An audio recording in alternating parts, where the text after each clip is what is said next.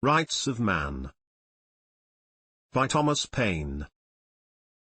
Secretary for Foreign Affairs to Congress in the American War, and author of the works entitled Common Sense and A Letter to Abbé Raynal. Dedication. George Washington, President of the United States of America. Sir, I present you a small treatise in defense of those principles of freedom which your exemplary virtue hath so eminently contributed to establish. That the rights of man may become as universal as your benevolence can wish, and that you may enjoy the happiness of seeing the new world regenerate the old, is the prayer of, Sir, your much obliged, and obedient humble servant, Thomas Paine. Paine's Preface to the English Edition.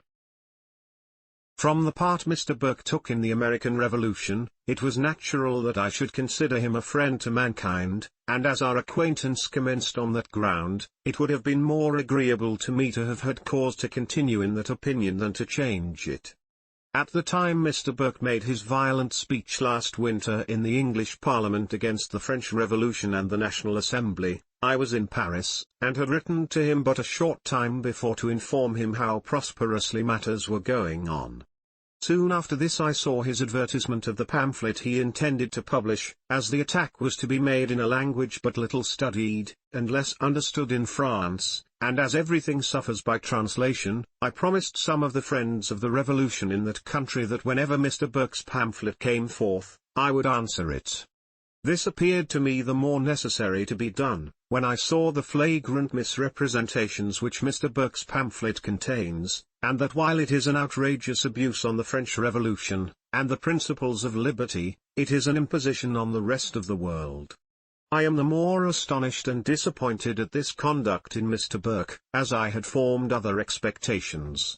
I had seen enough of the miseries of war, to wish it might never more have existence in the world, and that some other mode might be found out to settle the differences that should occasionally arise in the neighborhood of nations. This certainly might be done if courts were disposed to set honesty about it, or if countries were enlightened enough not to be made the dupes of courts. The people of America had been bred up in the same prejudices against France, which at that time characterized the people of England, but experience and an acquaintance with the French nation have most effectually shown to the Americans the falsehood of those prejudices, and I do not believe that a more cordial and confidential intercourse exists between any two countries than between America and France. When I came to France, in the spring of 1787, the Archbishop of Thoulouse was then minister, and at that time highly esteemed. I became much acquainted with the private secretary of that minister, a man of an enlarged benevolent heart, and found that his sentiments and my own perfectly agreed with respect to the madness of war, and the wretched impolicy of two nations, like England and France, continually worrying each other, to no other end than that of a mutual increase of burdens and taxes. That I might be assured I had not misunderstood him, nor he me, I put the substance of our opinions into writing and sent it to him, subjoining a request, that if I should see among the people of England, any disposition to cultivate a better understanding between the two nations than had hitherto prevailed, how far I might be authorized to say that the same disposition prevailed on the part of France.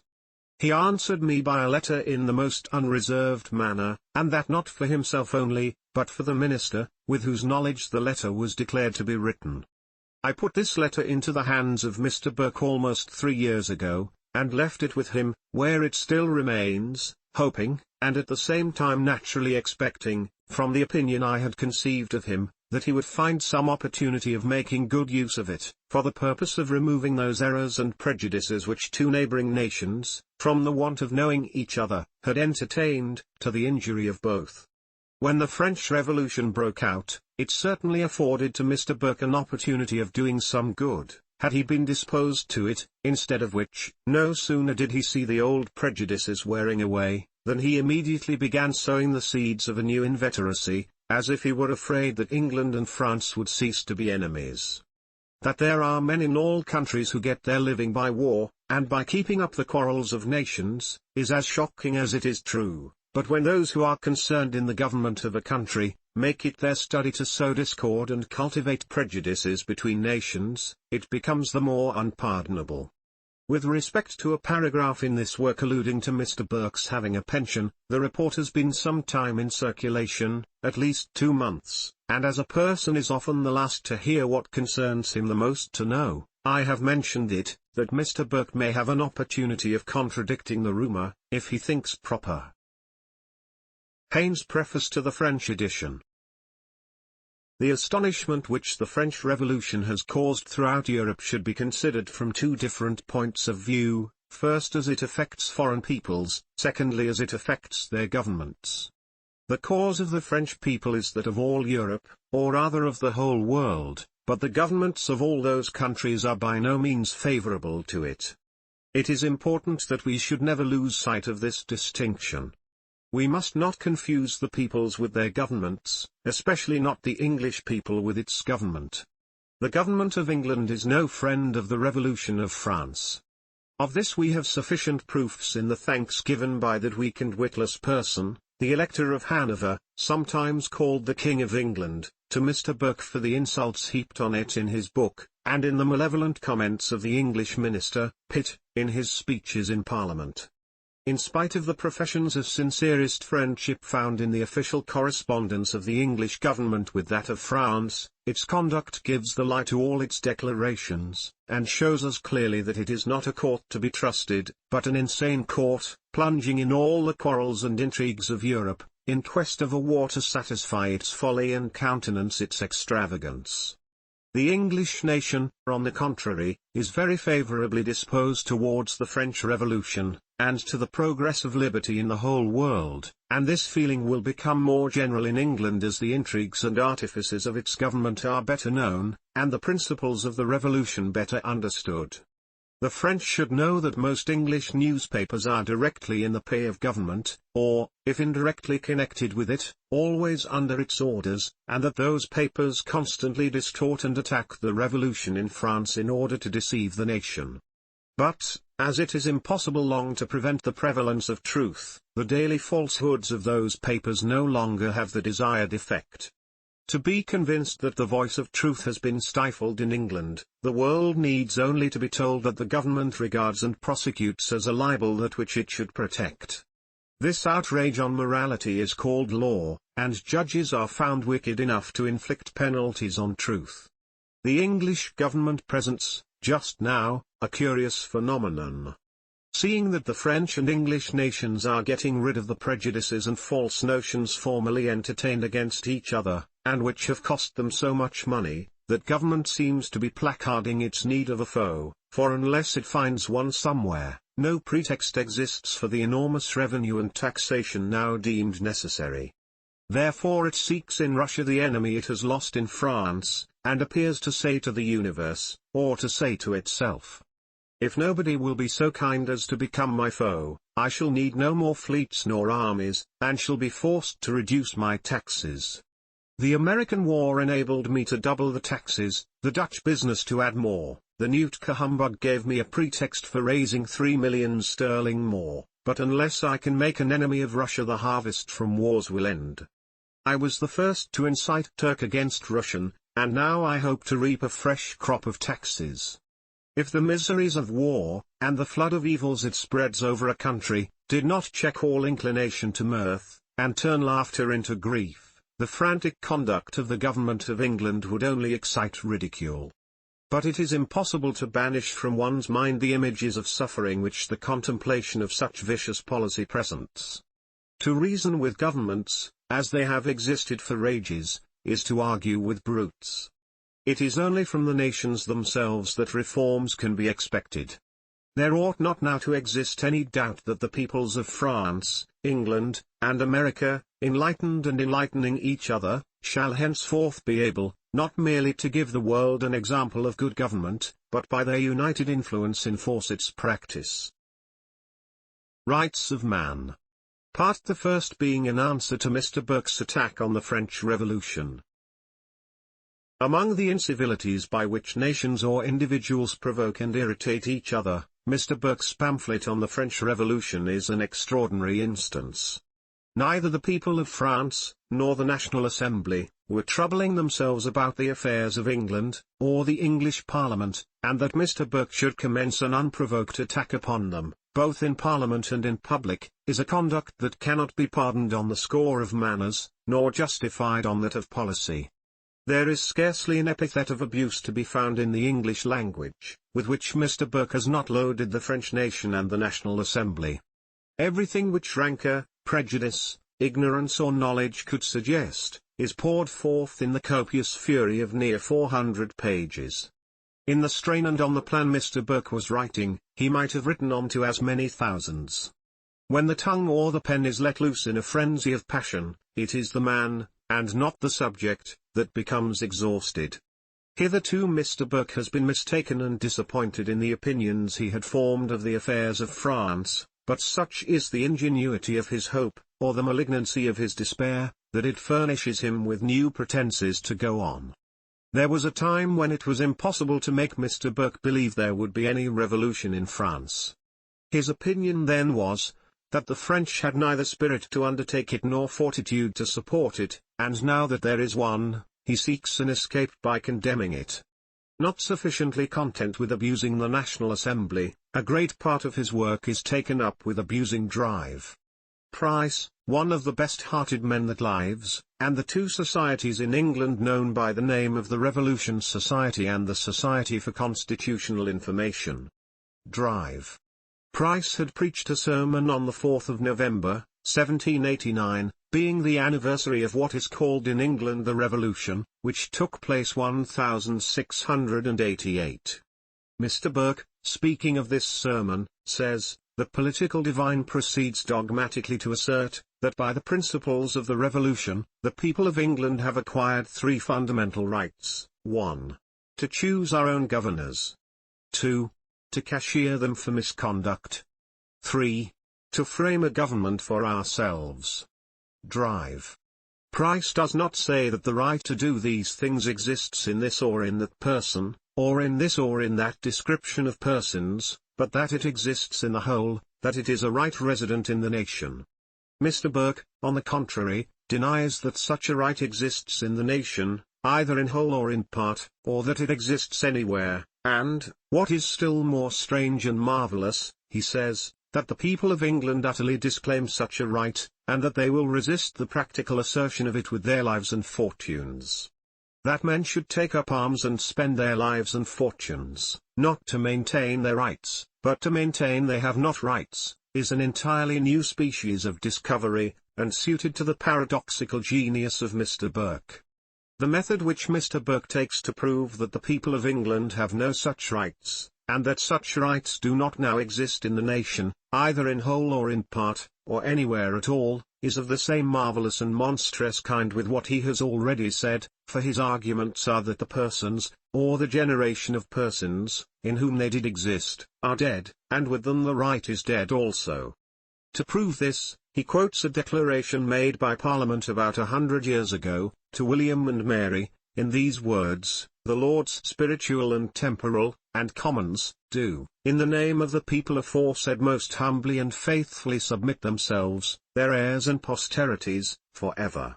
He quotes a clause of another Act of Parliament made in the same reign, the terms of which he says, "bind us our heirs and our posterity, to them, their heirs and posterity, to the end of time."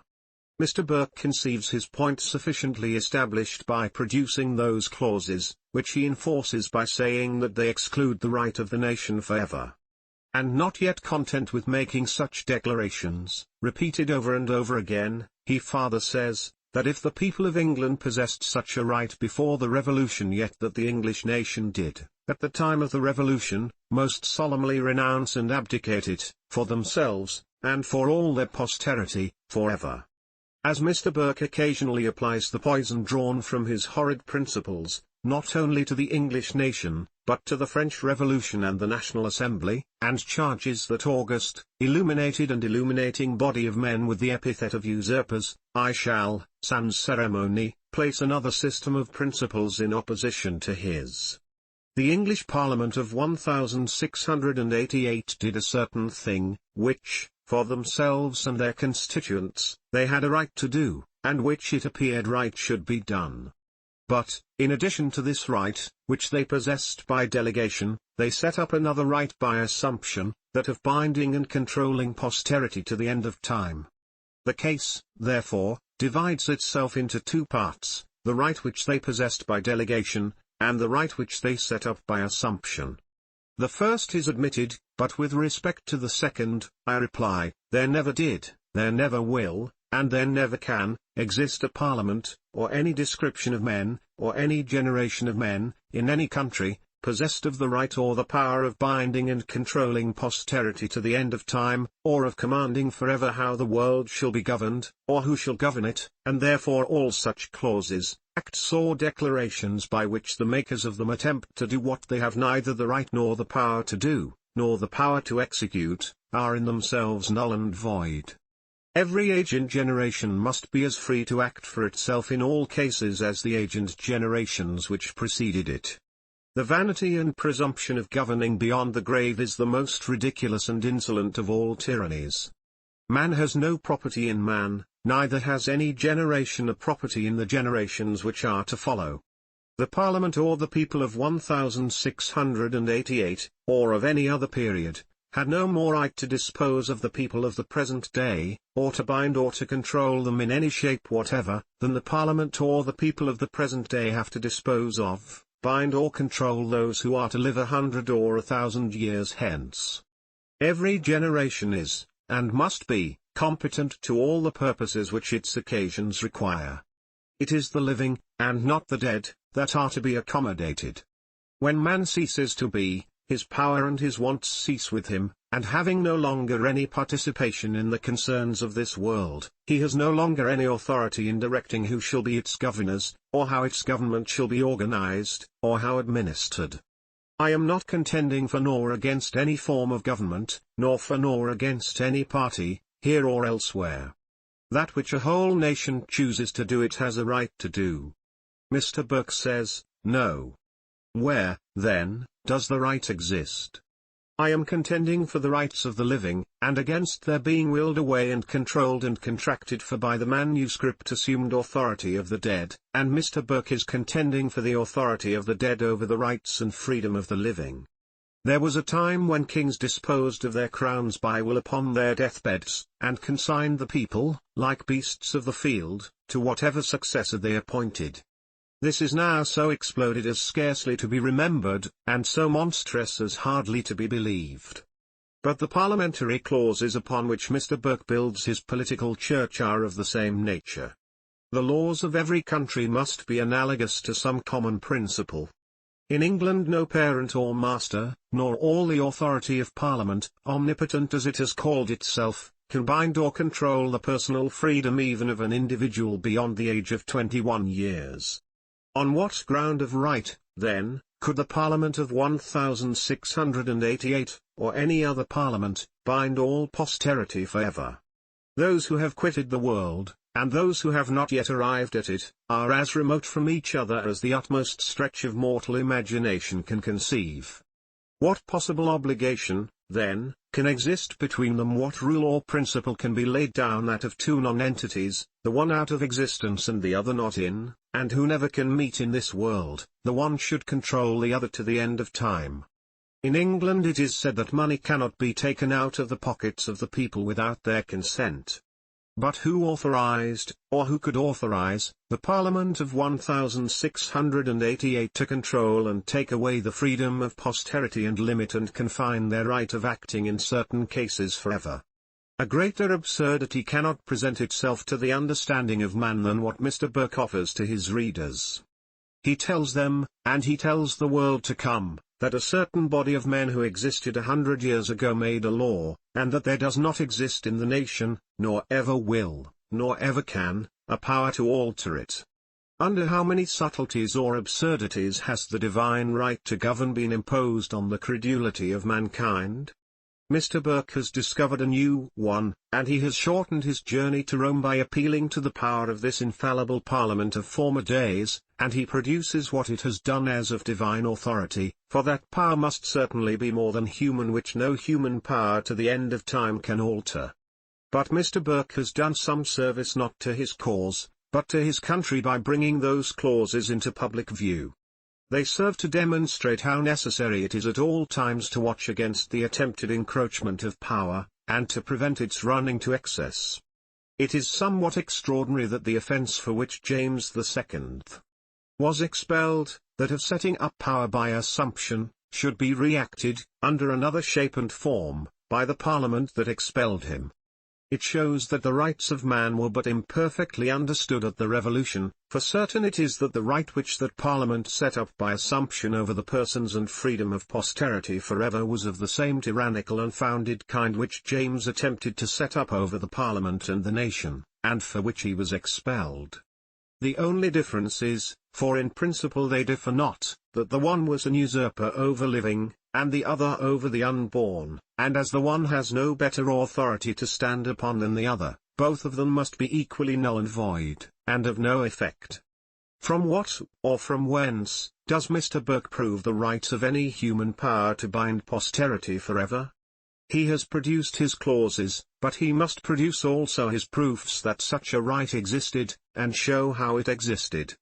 If it ever existed it must now exist, for whatever appertains to the nature of man cannot be annihilated by man. It is the nature of man to die, and he will continue to die as long as he continues to be born. But Mr. Burke has set up a sort of political Adam, in whom all posterity are bound forever. He must, therefore, prove that his Adam possessed such a power, or such a right. The weaker any cord is, the less will it bear to be stretched, and the worse is the policy to stretch it, unless it is intended to break it. Had anyone proposed the overthrow of Mr. Burke's positions, he would have proceeded as Mr. Burke has done. He would have magnified the authorities, on purpose to have called the right of them into question, and the instant the question of right was started, the authorities must have been given up. It requires but a very small glance of thought to perceive that although laws made in one generation often continue in force through succeeding generations, yet they continue to derive their force from the consent of the living. A law not repealed continues in force, not because it cannot be repealed, but because it is not repealed, and the non-repealing passes for consent. But Mr. Burke's clauses have not even this qualification in their favour. They become null, by attempting to become immortal. The nature of them precludes consent. They destroy the right which they might have, by grounding it on a right which they cannot have. Immortal power is not a human right, and therefore cannot be a right of Parliament. The Parliament of 1688 might as well have passed an act to have authorized themselves to live forever, as to make their authority live forever. All, therefore, that can be said of those clauses is that they are a formality of words, of as much import as if those who used them had addressed a congratulation to themselves, and in the Oriental style of antiquity had said, "O Parliament, live forever."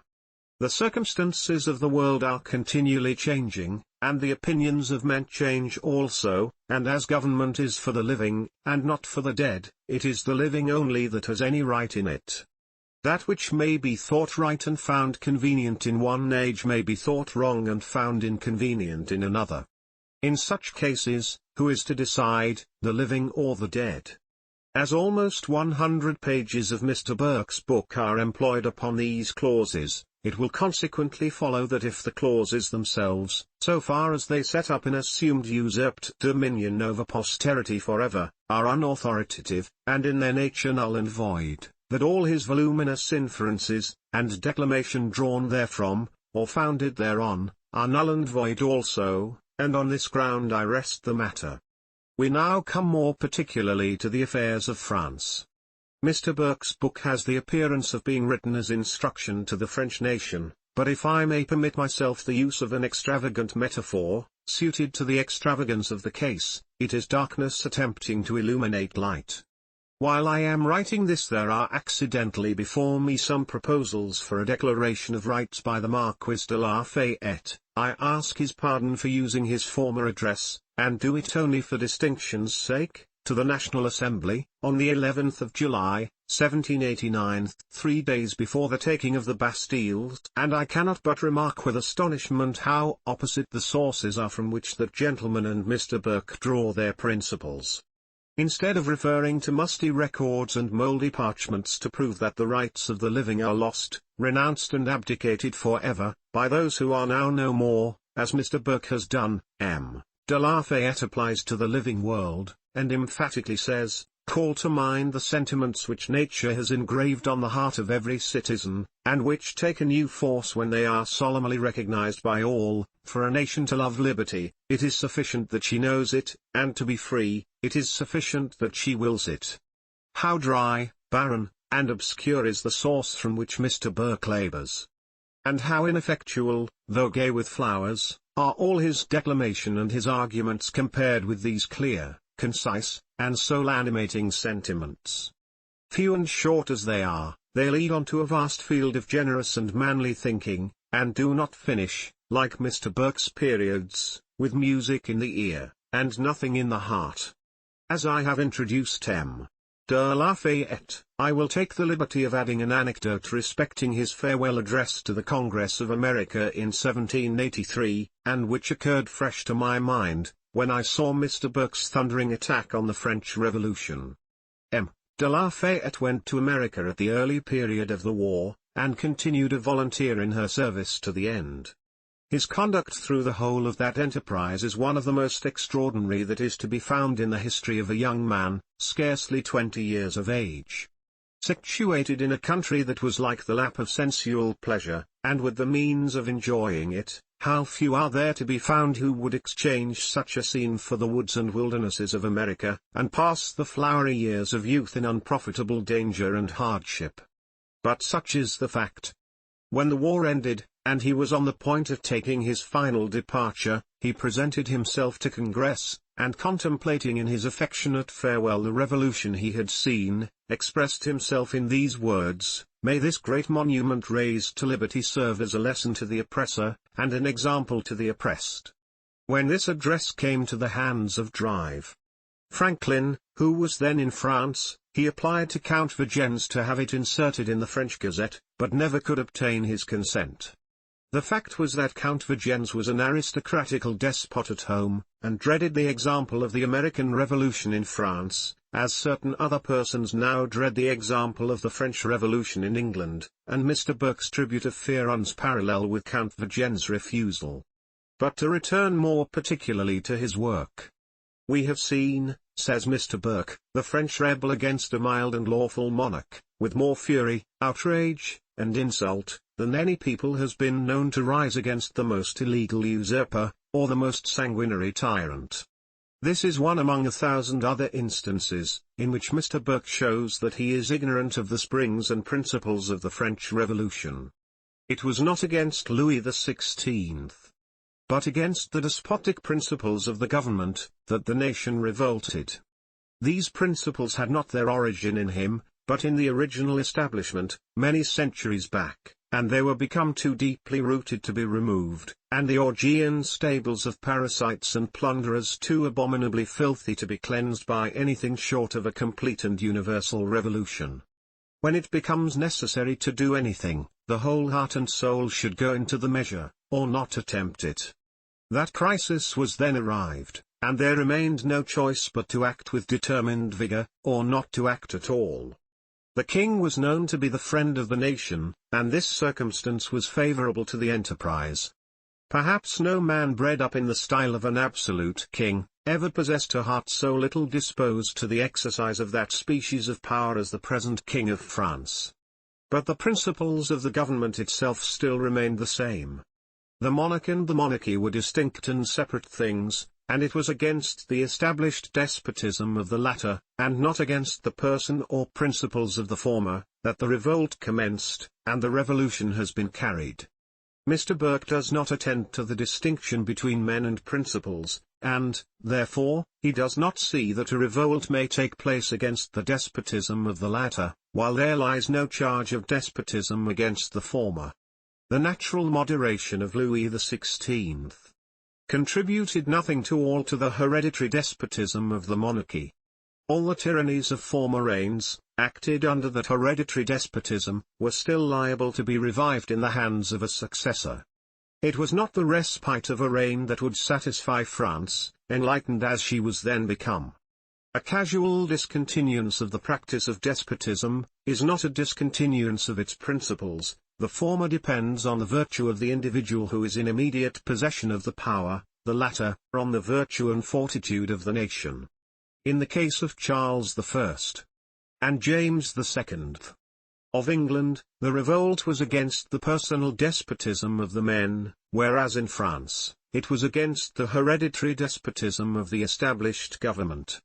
But men who can consign over the rights of posterity forever on the authority of a mouldy parchment, like Mr. Burke, are not qualified to judge of this revolution. It takes in a field too vast for their views to explore, and proceeds with a mightiness of reason they cannot keep pace with. But there are many points of view in which this revolution may be considered. When despotism has established itself for ages in a country, as in France, it is not in the person of the king only that it resides. It has the appearance of being so in show, and in nominal authority, but it is not so in practice and in fact. It has its standard everywhere. Every office and department has its despotism, founded upon custom and usage. Every place has its Bastilles, and every Bastille its despot. The original hereditary despotism resident in the person of the king, divides and subdivides itself into 1,000 shapes and forms, till at last the whole of it is acted by deputation. This was the case in France, and against this species of despotism, proceeding on through an endless labyrinth of office till the source of it is scarcely perceptible, there is no mode of redress. It strengthens itself by assuming the appearance of duty, and tyrannizes under the pretense of obeying.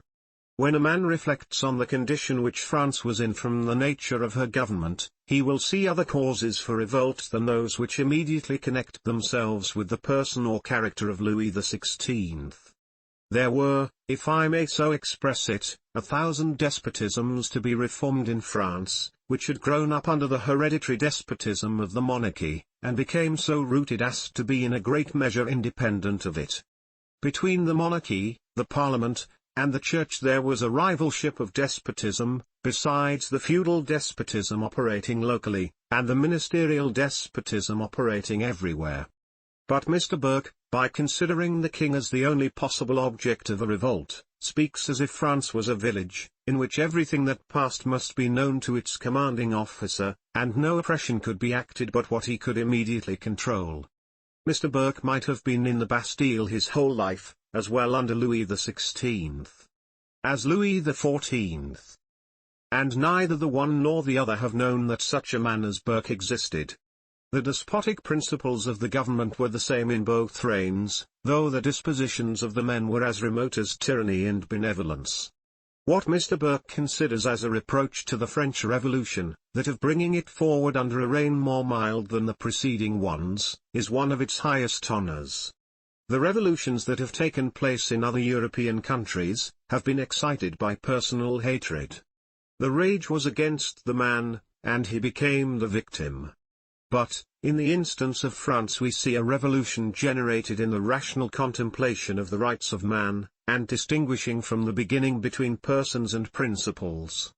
But Mr. Burke appears to have no idea of principles when he is contemplating governments.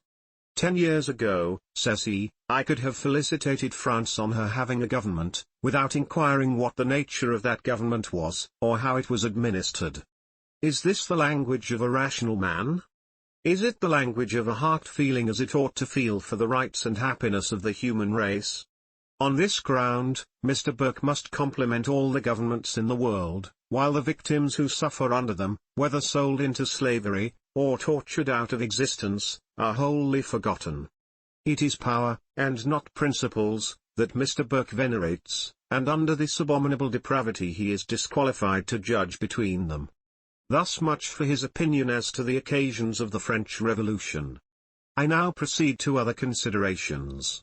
I know a place in America called Point No Point, because as you proceed along the shore, gay and flowery as Mr. Burke's language, it continually recedes and presents itself at a distance before you, but when you have got as far as you can go, there is no point at all. Just thus it is with Mr. Burke's 366 pages. It is therefore difficult to reply to him. But as the points he wishes to establish may be inferred from what he abuses, it is in his paradoxes that we must look for his arguments. As to the tragic paintings by which Mr. Burke has outraged his own imagination, and seeks to work upon that of his readers, they are very well calculated for theatrical representation, where facts are manufactured for the sake of show, and accommodated to produce, through the weakness of sympathy, a weeping effect. But Mr. Burke should recollect that he is writing history, and not plays, and that his readers will expect truth, and not the spouting rant of high-toned exclamation.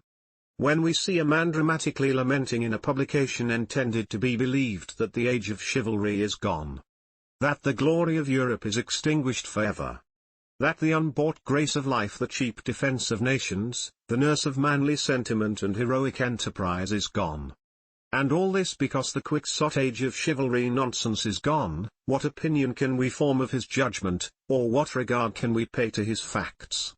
In the rhapsody of his imagination he has discovered a world of windmills, and his sorrows are that there are no quixotes to attack them. But if the age of aristocracy, like that of chivalry, should fall, Mr. Burke, the trumpeter of the order, may continue his parody to the end, and finish with exclaiming, "Othello's occupation's gone." Notwithstanding Mr. Burke's horrid paintings, when the French Revolution is compared with the revolutions of other countries, the astonishment will be that it is marked with so few sacrifices, but this astonishment will cease when we reflect that principles, and not persons, were the meditated objects of destruction. The mind of the nation was acted upon by a higher stimulus than what the consideration of persons could inspire, and sought a higher conquest than could be produced by the downfall of an enemy.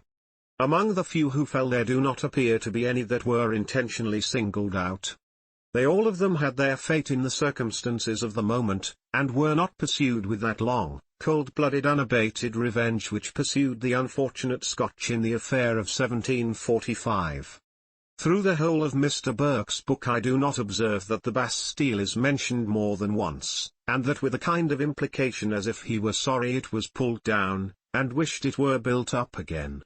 "We have rebuilt Newgate," says he, "and tenanted the mansion, and we have prisons almost as strong as the Bastille for those who dare to libel the queens of France." As to what a madman like the person called Lord George Gordon might say, and to whom Newgate is rather a bedlam than a prison, it is unworthy a rational consideration. It was a madman that libelled, and that is sufficient apology, and it afforded an opportunity for confining him, which was the thing that was wished for. But certain it is that Mr. Burke, who does not call himself a madman, has libelled in the most unprovoked manner, and in the grossest style of the most vulgar abuse, the whole representative authority of France, and yet Mr. Burke takes his seat in the British House of Commons. From his violence and his grief, his silence on some points and his excess on others, it is difficult not to believe that Mr. Burke is sorry, extremely sorry, that arbitrary power, the power of the Pope and the Bastille, are pulled down. Not one glance of compassion, not one commiserating reflection that I can find throughout his book, has he bestowed on those who lingered out the most wretched of lives, a life without hope in the most miserable of prisons. It is painful to behold a man employing his talents to corrupt himself. Nature has been kinder to Mr. Burke than he is to her. He is not affected by the reality of distress touching his heart, but by the showy resemblance of it striking his imagination. He pities the plumage, but forgets the dying bird. Accustomed to kiss the aristocratical hand that hath purloined him from himself, he degenerates into a composition of art, and the genuine soul of nature forsakes him. His hero or his heroine must be a tragedy victim expiring in show, and not the real prisoner of misery, sliding into death in the silence of a dungeon. As Mr. Burke has passed over the whole transaction of the Bastille and has entertained his readers with reflections on supposed facts distorted into real falsehoods, I will give, since he has not, some account of the circumstances which preceded that transaction. They will serve to show that less mischief could scarcely have accompanied such an event when considered with the treacherous and hostile aggravations of the enemies of the Revolution. The mind can hardly picture to itself a more tremendous scene than what the city of Paris exhibited at the time of taking the Bastille, and for 2 days before and after, nor perceive the possibility of its quieting so soon. At a distance this transaction has appeared only as an act of heroism standing on itself, and the close political connection it had with the revolution is lost in the brilliancy of the achievement. But we are to consider it as the strength of the parties brought man to man, and contending for the issue. The Bastille was to be either the prize or the prisoner of the assailants. The downfall of it included the idea of the downfall of despotism, and this compounded image was become as figuratively united as Bunyan's doubting castle and giant despair. The National Assembly, before and at the time of taking the Bastille, was sitting at Versailles, 12 miles distant from Paris. About a week before the rising of the partisans, and their taking the Bastille, it was discovered that a plot was forming, at the head of which was the Count d'Artois, the king's youngest brother, for demolishing the National Assembly, seizing its members, and thereby crushing, by a coup de main, all hopes and prospects of forming a free government. For the sake of humanity, as well as freedom, it is well this plan did not succeed. Examples are not wanting to show how dreadfully vindictive and cruel are all old governments, when they are successful against what they call a revolt. This plan must have been some time in contemplation, because, in order to carry it into execution, it was necessary to collect a large military force round Paris, and cut off the communication between that city and the National Assembly at Versailles. The troops destined for this service were chiefly the foreign troops in the pay of France, and who, for this particular purpose, were drawn from the distant provinces where they were then stationed.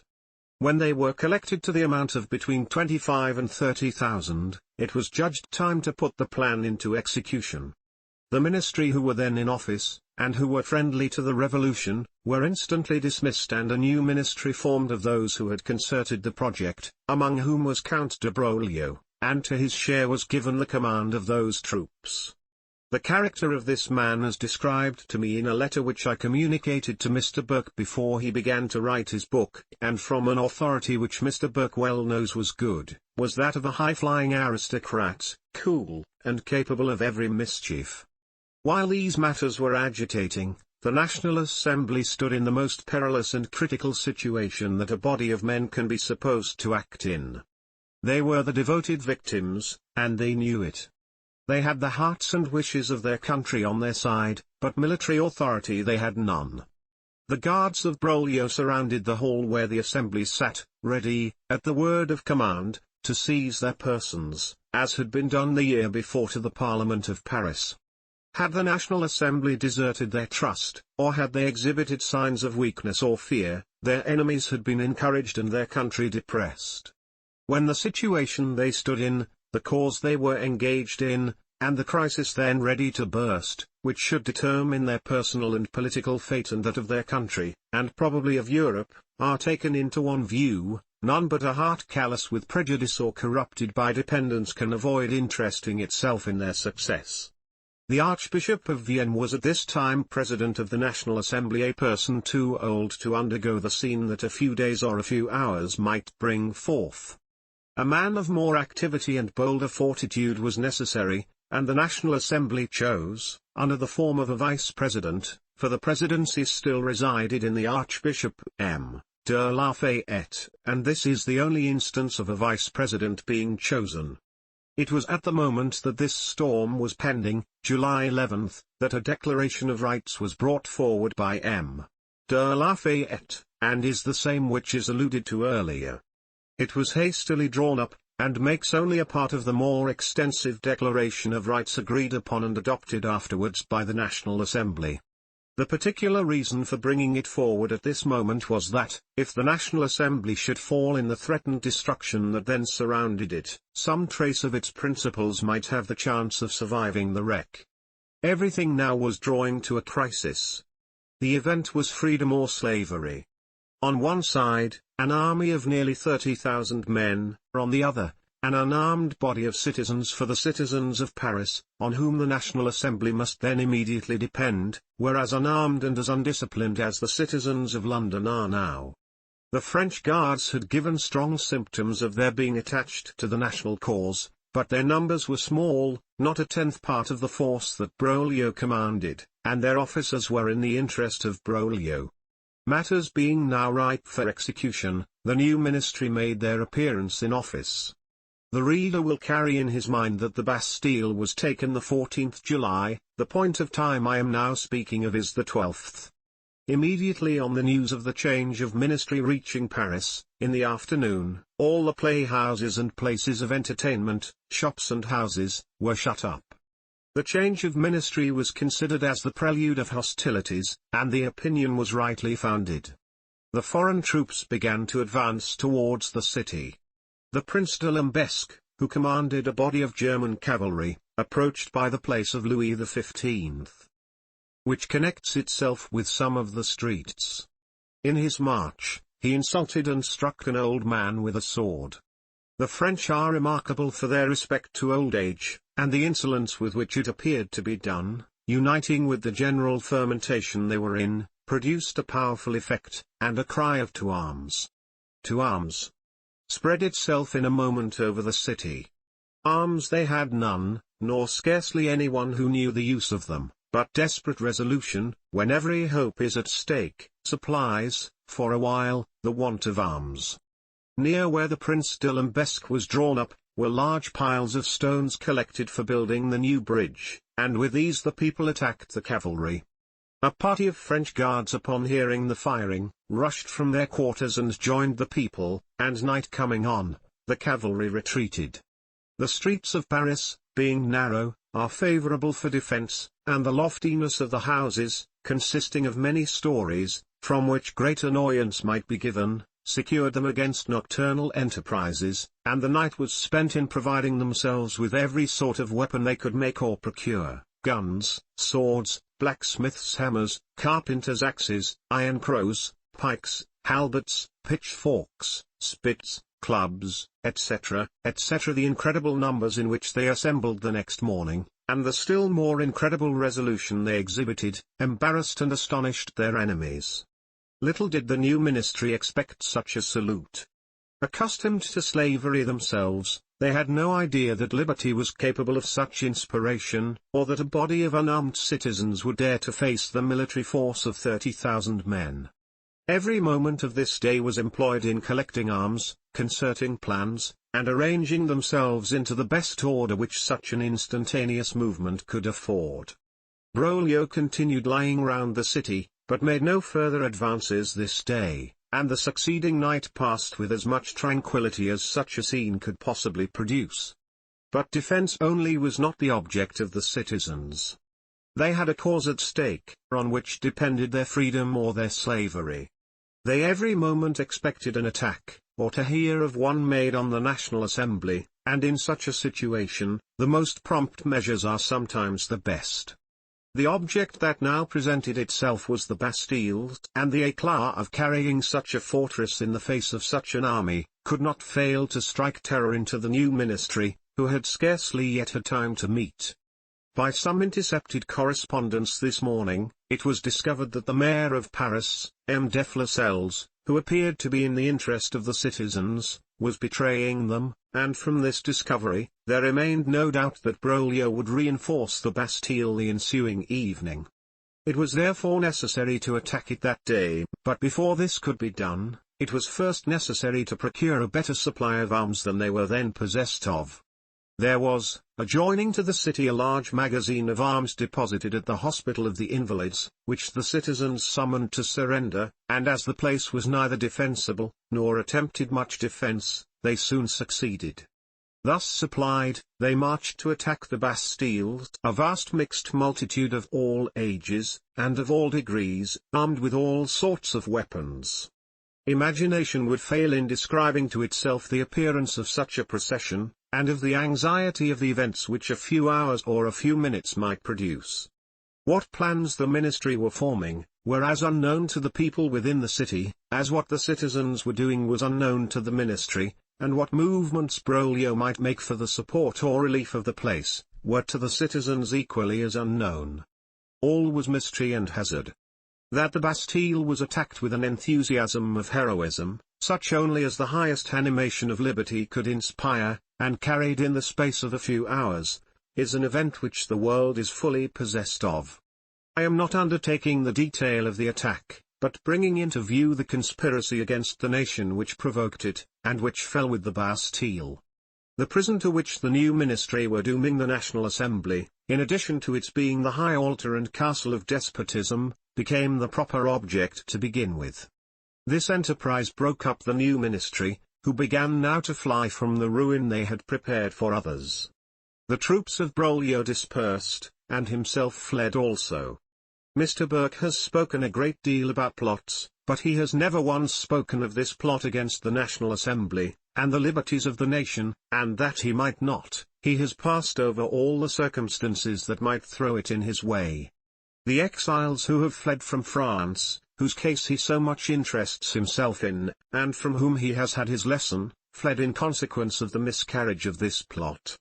No plot was formed against them, they were plotting against others, and those who fell, met, not unjustly, the punishment they were preparing to execute.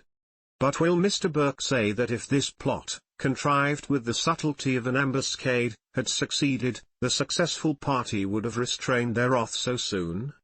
Let the history of all governments answer the question. Whom has the National Assembly brought to the scaffold? None. They were themselves the devoted victims of this plot, and they have not retaliated. Why, then, are they charged with revenge they have not acted?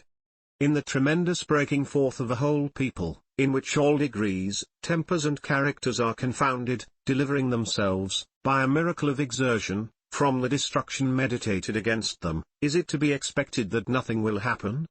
When men are sore with the sense of oppressions, and menaced with the prospects of new ones, is the calmness of philosophy or the palsy of insensibility to be looked for? Mr. Burke exclaims against outrage, yet the greatest is that which himself has committed. His book is a volume of outrage, not apologized for by the impulse of a moment, but cherished through a space of 10 months, yet Mr. Burke had no provocation, no life, no interest, at stake. More of the citizens fell in this struggle than of their opponents, but 4 or 5 persons were seized by the populace, and instantly put to death, the governor of the Bastille, and the mayor of Paris, who was detected in the act of betraying them, and afterwards Foulon, one of the new ministry, and Berthier, his son-in-law, who had accepted the office of intendant of Paris. Their heads were stuck upon spikes, and carried about the city, and it is upon this mode of punishment that Mr. Burke builds a great part of his tragic scene. Let us therefore examine how men came by the idea of punishing in this manner. They learn it from the governments they live under, and retaliate the punishments they have been accustomed to behold. The heads stuck upon spikes, which remained for years upon Temple Bar, differed nothing in the horror of the scene from those carried about upon spikes at Paris, yet this was done by the English government. It may perhaps be said that it signifies nothing to a man what is done to him after he is dead, but it signifies much to the living. It either tortures their feelings or hardens their hearts, and in either case it instructs them how to punish when power falls into their hands. Lay then the axe to the root, and teach governments humanity. It is their sanguinary punishments which corrupt mankind. In England the punishment in certain cases is by hanging, drawing and quartering. The heart of the sufferer is cut out and held up to the view of the populace. In France, under the former government, the punishments were not less barbarous. Who does not remember the execution of Damien, torn to pieces by horses? The effect of those cruel spectacles exhibited to the populace is to destroy tenderness or excite revenge, and by the base and false idea of governing men by terror, instead of reason, they become precedents.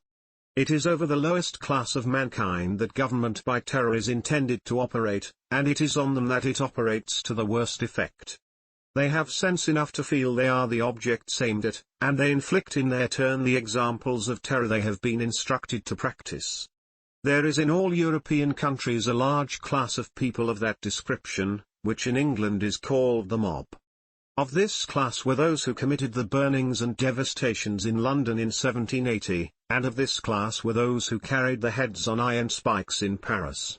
Foulon and Berthier were taken up in the country, and sent to Paris, to undergo their examination at the Hôtel de Ville, for the National Assembly, immediately on the new ministry coming into office, passed a decree, which they communicated to the king and cabinet, that they would hold the ministry, of which Foulon was one, responsible for the measures they were advising and pursuing, but the mob, incensed at the appearance of Foulon and Berthier, tore them from their conductors before they were carried to the Hôtel de Ville, and executed them on the spot.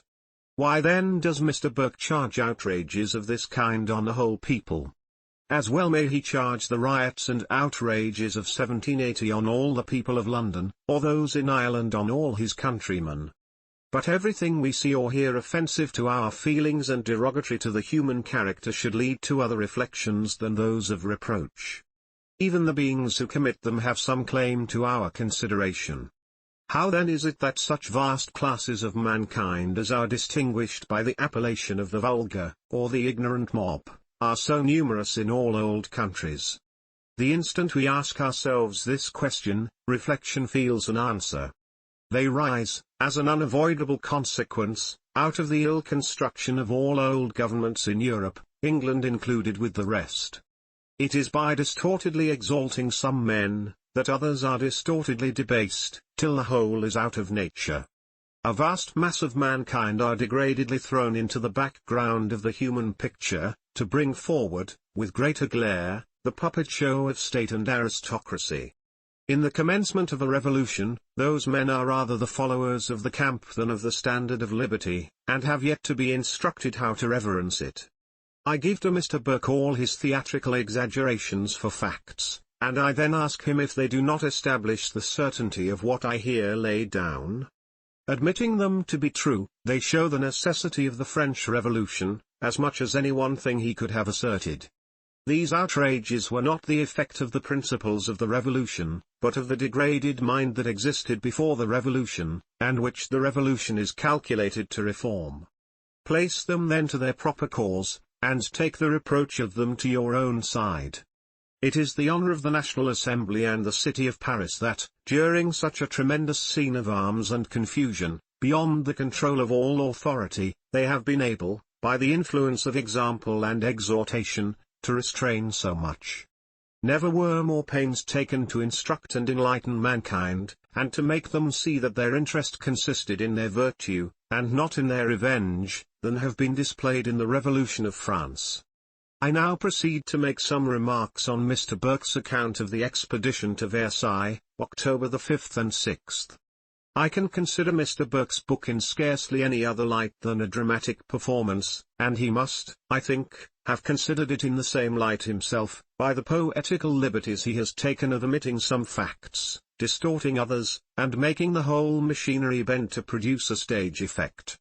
Of this kind is his account of the expedition to Versailles. He begins this account by omitting the only facts which as causes are known to be true. Everything beyond these is conjecture, even in Paris, and he then works up a tale accommodated to his own passions and prejudices. It is to be observed throughout Mr. Burke's book that he never speaks of plots against the revolution, and it is from those plots that all the mischiefs have arisen. It suits his purpose to exhibit the consequences without their causes. It is one of the arts of the drama to do so. If the crimes of men were exhibited with their sufferings, stage effect would sometimes be lost, and the audience would be inclined to approve where it was intended they should commiserate. After all the investigations that have been made into this intricate affair, it still remains enveloped in all that kind of mystery which ever accompanies events produced more from a concurrence of awkward circumstances than from fixed design. While the characters of men are forming, as is always the case in revolutions, there is a reciprocal suspicion, and a disposition to misinterpret each other, and even parties directly opposite in principle will sometimes concur in pushing forward the same movement with very different views, and with the hopes of its producing very different consequences. A great deal of this may be discovered in this embarrassed affair, and yet the issue of the whole was what nobody had in view.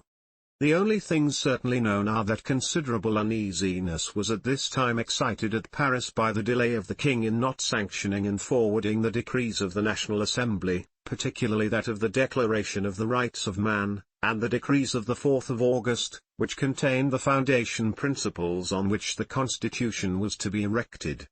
The kindest, and perhaps the fairest conjecture upon this matter is, that some of the ministers intended to make remarks and observations upon certain parts of them before they were finally sanctioned and sent to the provinces, but be this as it may, the enemies of the revolution derived hope from the delay, and the friends of the revolution uneasiness. During this state of suspense, the Garde du Corps, which was composed as such regiments generally are, of persons much connected with the court, gave an entertainment at Versailles, October 1st, to some foreign regiments then arrived, and when the entertainment was at the height, on a signal given, the Garde du Corps tore the national cockade from their hats, trampled it underfoot, and replaced it with a counter-cockade prepared for the purpose. An indignity of this kind amounted to defiance. It was like declaring war, and if men will give challenges they must expect consequences. But all this Mr. Burke has carefully kept out of sight. He begins his account by saying, "History will record that on the morning of the 6th of October, 1789, the King and Queen of France, after a day of confusion, alarm, dismay, and slaughter, lay down under the pledged security of public faith to indulge nature in a few hours of respite, and troubled melancholy repose." This is neither the sober style of history, nor the intention of it. It leaves everything to be guessed at and mistaken. One would at least think there had been a battle, and a battle there probably would have been had it not been for the moderating prudence of those whom Mr. Burke involves in his censures. By his keeping the Garde du Corps out of sight, Mr. Burke has afforded himself the dramatic license of putting the King and Queen in their places, as if the object of the expedition was against them. But to return to my account, this conduct of the Garde du Corps, as might well be expected, alarmed and enraged the partisans. The colours of the cause, and the cause itself, were become too united to mistake the intention of the insult, and the partisans were determined to call the Garde du Corps to an account. There was certainly nothing of the cowardice of assassination in marching in the face of the day to demand satisfaction, if such a phrase may be used, of a body of armed men who had voluntarily given defiance. But the circumstance which serves to throw this affair into embarrassment is, that the enemies of the revolution appear to have encouraged it as well as its friends. The one hoped to prevent a civil war by checking it in time, and the other to make one. The hopes of those opposed to the revolution rested in making the king of their party, and getting him from Versailles to Metz, where they expected to collect a force and set up a standard. We have, therefore, two different objects presenting themselves at the same time, and to be accomplished by the same means, the one to chastise the Garde du Corps, which was the object of the partisans, the other to render the confusion of such a scene an inducement to the king to set off for Metz. On the 5th of October a very numerous body of women, and men in the disguise of women, collected around the Hôtel de Ville or Town Hall at Paris, and set off for Versailles. Their professed object was the Garde du Corps, but prudent men readily recollect that mischief is more easily begun than ended, and this impressed itself with the more force from the suspicions already stated, and the irregularity of such a cavalcade.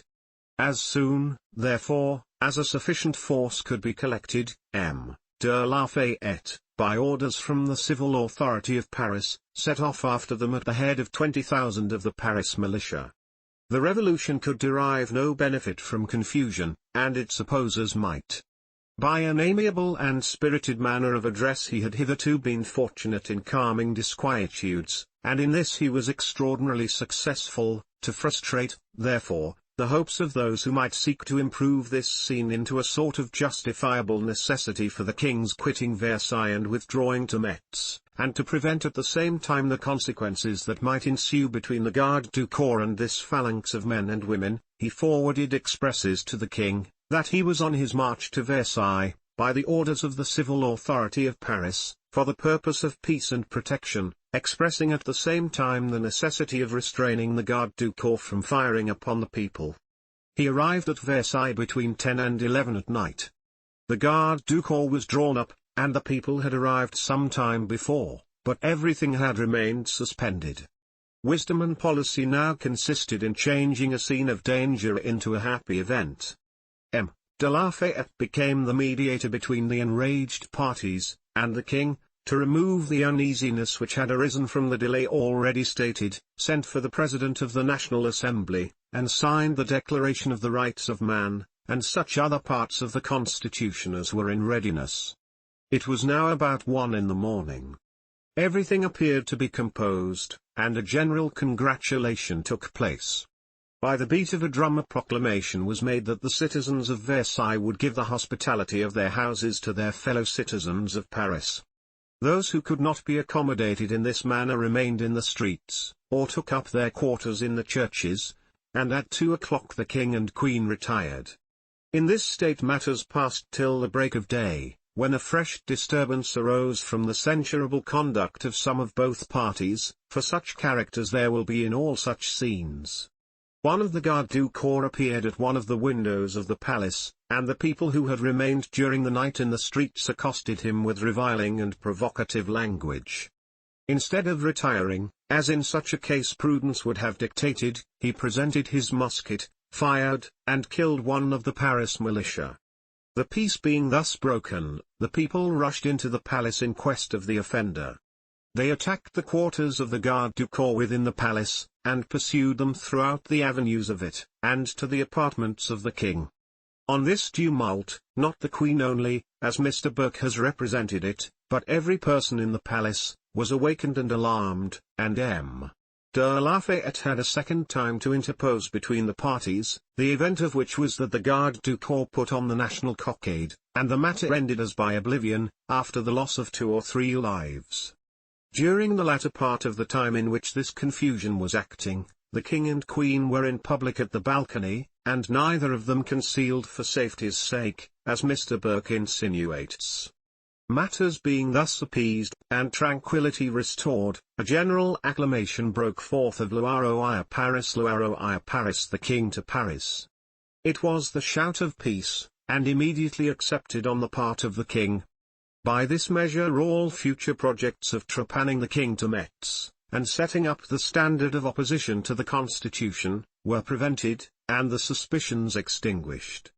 The king and his family reached Paris in the evening, and were congratulated on their arrival by M'Bally, the mayor of Paris, in the name of the citizens. Mr. Burke, who throughout his book confounds things, persons, and principles, as in his remarks on M'Bally's address, confounded time also. He censures M'Bally for calling it un bon jour, a good day. Mr. Burke should have informed himself that this scene took up the space of 2 days, the day on which it began with every appearance of danger and mischief, and the day on which it terminated without the mischiefs that threatened, and that it is to this peaceful termination that M'Bally alludes, and to the arrival of the king at Paris. Not less than 300,000 persons arranged themselves in the procession from Versailles to Paris, and not an act of molestation was committed during the whole march. Mr. Burke, on the authority of M. Lally Tollendal, a deserter from the National Assembly, says that on entering Paris, the people shouted "Tous les évêques à la lanterne." All bishops to be hanged at the lanthorn or lamp posts. It is surprising that nobody could hear this but Lally Tollendal, and that nobody should believe it but Mr. Burke. It has not the least connection with any part of the transaction, and is totally foreign to every circumstance of it. The bishops had never been introduced before into any scene of Mr. Burke's drama. Why then are they, all at once, and all together, tout à coup, et tout ensemble, introduced now? Mr. Burke brings forward his bishops and his lanthorn-like figures in a magic lanthorn, and raises his scenes by contrast instead of connection. But it serves to show, with the rest of his book, what little credit ought to be given where even probability is set at defiance, for the purpose of defaming, and with this reflection, instead of a soliloquy in praise of chivalry, as Mr. Burke has done, I close the account of the expedition to Versailles. I have now to follow Mr. Burke through a pathless wilderness of rhapsodies, and a sort of descant upon governments, in which he asserts whatever he pleases, on the presumption of its being believed, without offering either evidence or reasons for so doing. Before anything can be reasoned upon to a conclusion, certain facts, principles, or data, to reason from, must be established, admitted, or denied. Mr. Burke, with his usual outrage, abused the Declaration of the Rights of Man, published by the National Assembly of France, as the basis on which the Constitution of France is built. This he calls paltry and blurred sheets of paper about the rights of man. Does Mr. Burke mean to deny that man has any rights? If he does, then he must mean that there are no such things as rights anywhere, and that he has none himself, for who is there in the world but man?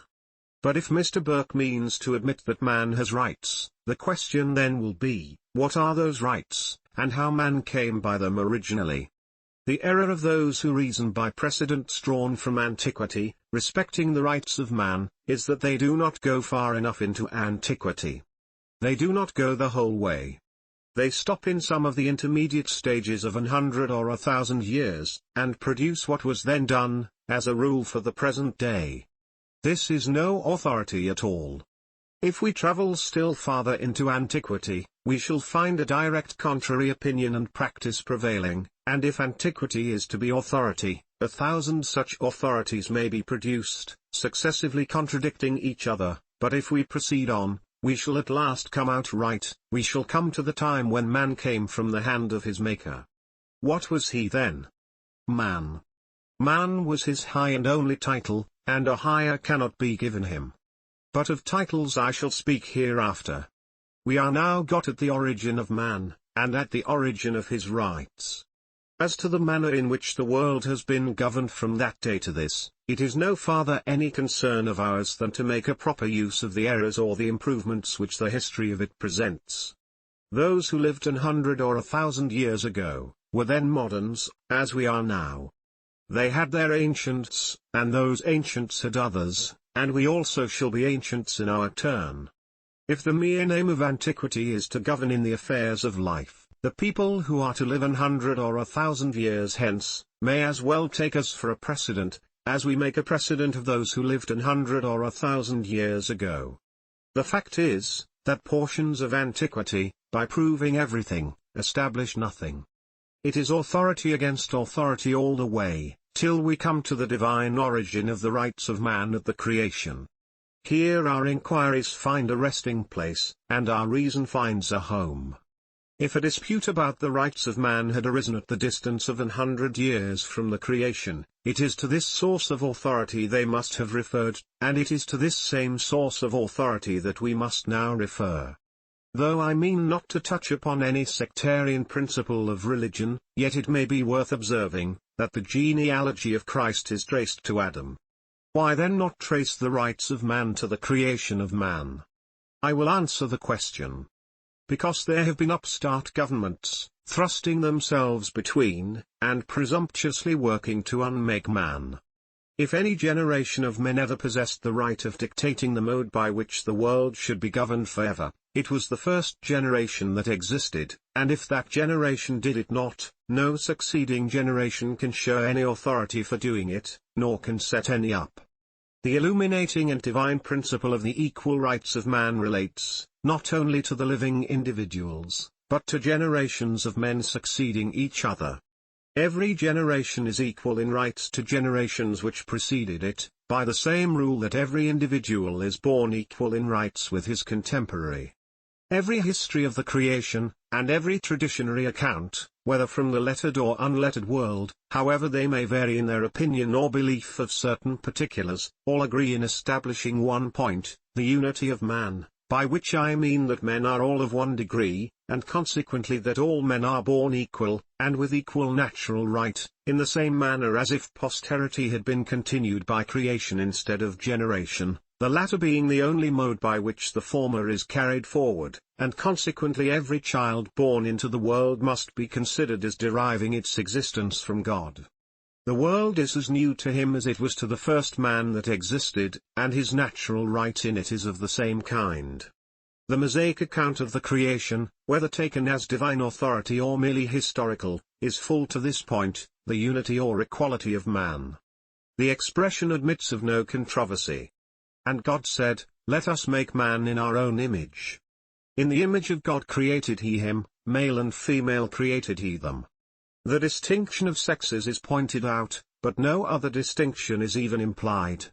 If this be not divine authority, it is at least historical authority, and shows that the equality of man, so far from being a modern doctrine, is the oldest upon record. It is also to be observed that all the religions known in the world are founded, so far as they relate to man, on the unity of man, as being all of one degree. Whether in heaven or in hell, or in whatever state man may be supposed to exist hereafter, the good and the bad are the only distinctions. Nay, even the laws of governments are obliged to slide into this principle, by making degrees to consist in crimes and not in persons. It is one of the greatest of all truths, and of the highest advantage to cultivate. By considering man in this light, and by instructing him to consider himself in this light, it places him in a close connection with all his duties, whether to his Creator or to the creation, of which he is a part, and it is only when he forgets his origin, or, to use a more fashionable phrase, his birth and family, that he becomes dissolute. It is not among the least of the evils of the present existing governments in all parts of Europe that man, considered as man, is thrown back to a vast distance from his Maker, and the artificial chasm filled up with a succession of barriers, or sort of turnpike gates, through which he has to pass. I will quote Mr. Burke's catalogue of barriers that he has set up between man and his Maker. Putting himself in the character of a herald, he says, "We fear God, we look with awe to kings, with affection to parliaments, with duty to magistrates, with reverence to priests, and with respect to nobility." Mr. Burke has forgotten to put in chivalry. He has also forgotten to put in Peter. The duty of man is not a wilderness of turnpike gates, through which he is to pass by tickets from one to the other. It is plain and simple, and consists but of 2 points. His duty to God, which every man must feel, and with respect to his neighbor, to do as he would be done by. If those to whom power is delegated do well, they will be respected; if not, they will be despised, and with regard to those to whom no power is delegated, but to assume it, the rational world can know nothing of them. Hitherto we have spoken only of the natural rights of man. We have now to consider the civil rights of man, and to show how the one originates from the other. Man did not enter into society to become worse than he was before, nor to have fewer rights than he had before, but to have those rights better secured. His natural rights are the foundation of all his civil rights. But in order to pursue this distinction with more precision, it will be necessary to mark the different qualities of natural and civil rights. A few words will explain this. Natural rights are those which appertain to man in right of his existence. Of this kind are all the intellectual rights, or rights of the mind, and also all those rights of acting as an individual for his own comfort and happiness, which are not injurious to the natural rights of others. Civil rights are those which appertain to man in right of his being a member of society. Every civil right has for its foundation some natural right pre-existing in the individual, but to the enjoyment of which his individual power is not, in all cases, sufficiently competent. Of this kind are all those which relate to security and protection. From this short review it will be easy to distinguish between that class of natural rights which man retains after entering into society and those which he throws into the common stock as a member of society. The natural rights which he retains are all those in which the power to execute is as perfect in the individual as the right itself. Among this class, as is before mentioned, are all the intellectual rights, or rights of the mind, consequently religion is one of those rights. The natural rights which are not retained, are all those in which, though the right is perfect in the individual, the power to execute them is defective. They answer not his purpose. A man, by natural right, has a right to judge in his own cause, and so far as the right of the mind is concerned, he never surrenders it. But what availeth it him to judge, if he has not power to redress? He therefore deposits this right in the common stock of society, and takes the an of society, of which he is a part, in preference and in addition to his own. Society grants him nothing. Every man is a proprietor in society, and draws on the capital as a matter of right. From these premises 2 or 3 certain conclusions will follow. First, that every civil right grows out of a natural right, or, in other words, is a natural right exchanged. Secondly, that civil power properly considered as such is made up of the aggregate of that class of the natural rights of man, which becomes defective in the individual in point of power, and answers not his purpose, but when collected to a focus becomes competent to the purpose of every one. Thirdly, that the power produced from the aggregate of natural rights, imperfect in power in the individual, cannot be applied to invade the natural rights which are retained in the individual, and in which the power to execute is as perfect as the right itself. We have now, in a few words, traced man from a natural individual to a member of society, and shown, or endeavored to show, the quality of the natural rights retained, and of those which are exchanged for civil rights. Let us now apply these principles to governments. In casting our eyes over the world, it is extremely easy to distinguish the governments which have arisen out of society, or out of the social compact, from those which have not, but to place this in a clearer light than what a single glance may afford, it will be proper to take a review of the several sources from which governments have arisen and on which they have been founded. They may be all comprehended under three heads. First, superstition. Secondly, power. Thirdly, the common interest of society and the common rights of man. The first was a government of priestcraft, the second of conquerors, and the third of reason. When a set of artful men pretended, through the medium of oracles, to hold intercourse with the deity, as familiarly as they now march up the back stairs in European courts, the world was completely under the government of superstition. The oracles were consulted, and whatever they were made to say became the law, and this sort of government lasted as long as this sort of superstition lasted. After these a race of conquerors arose, whose government, like that of William the Conqueror, was founded in power, and the sword assumed the name of a scepter. Governments thus established last as long as the power to support them lasts, but that they might avail themselves of every engine in their favor, they united fraud to force, and set up an idol which they called divine right, and which, in imitation of the Pope, who affects to be spiritual and temporal, and in contradiction to the founder of the Christian religion, twisted itself afterwards into an idol of another shape, called Church and State. The key of Street Peter and the key of the Treasury became quartered on one another, and the wandering cheated multitude worshipped the invention.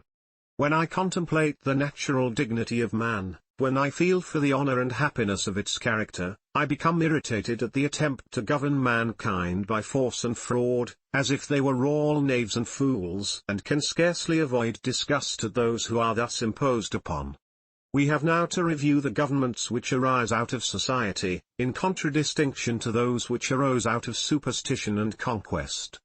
It has been thought a considerable advance towards establishing the principles of freedom to say that government is a compact between those who govern and those who are governed, but this cannot be true, because it is putting the effect before the cause, for as man must have existed before governments existed, there necessarily was a time when governments did not exist, and consequently there could originally exist no governors to form such a compact with.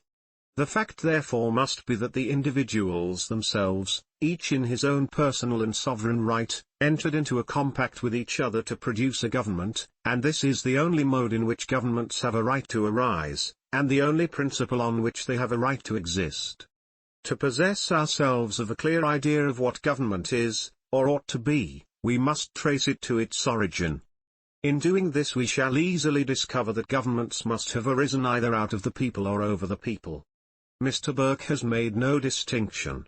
He investigates nothing to its source, and therefore he confounds everything, but he has signified his intention of undertaking, at some future opportunity, a comparison between the Constitution of England and France.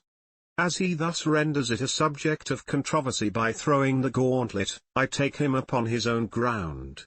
It is in high challenges that high truths have the right of appearing, and I accept it with the more readiness because it affords me, at the same time, an opportunity of pursuing the subject with respect to governments arising out of society.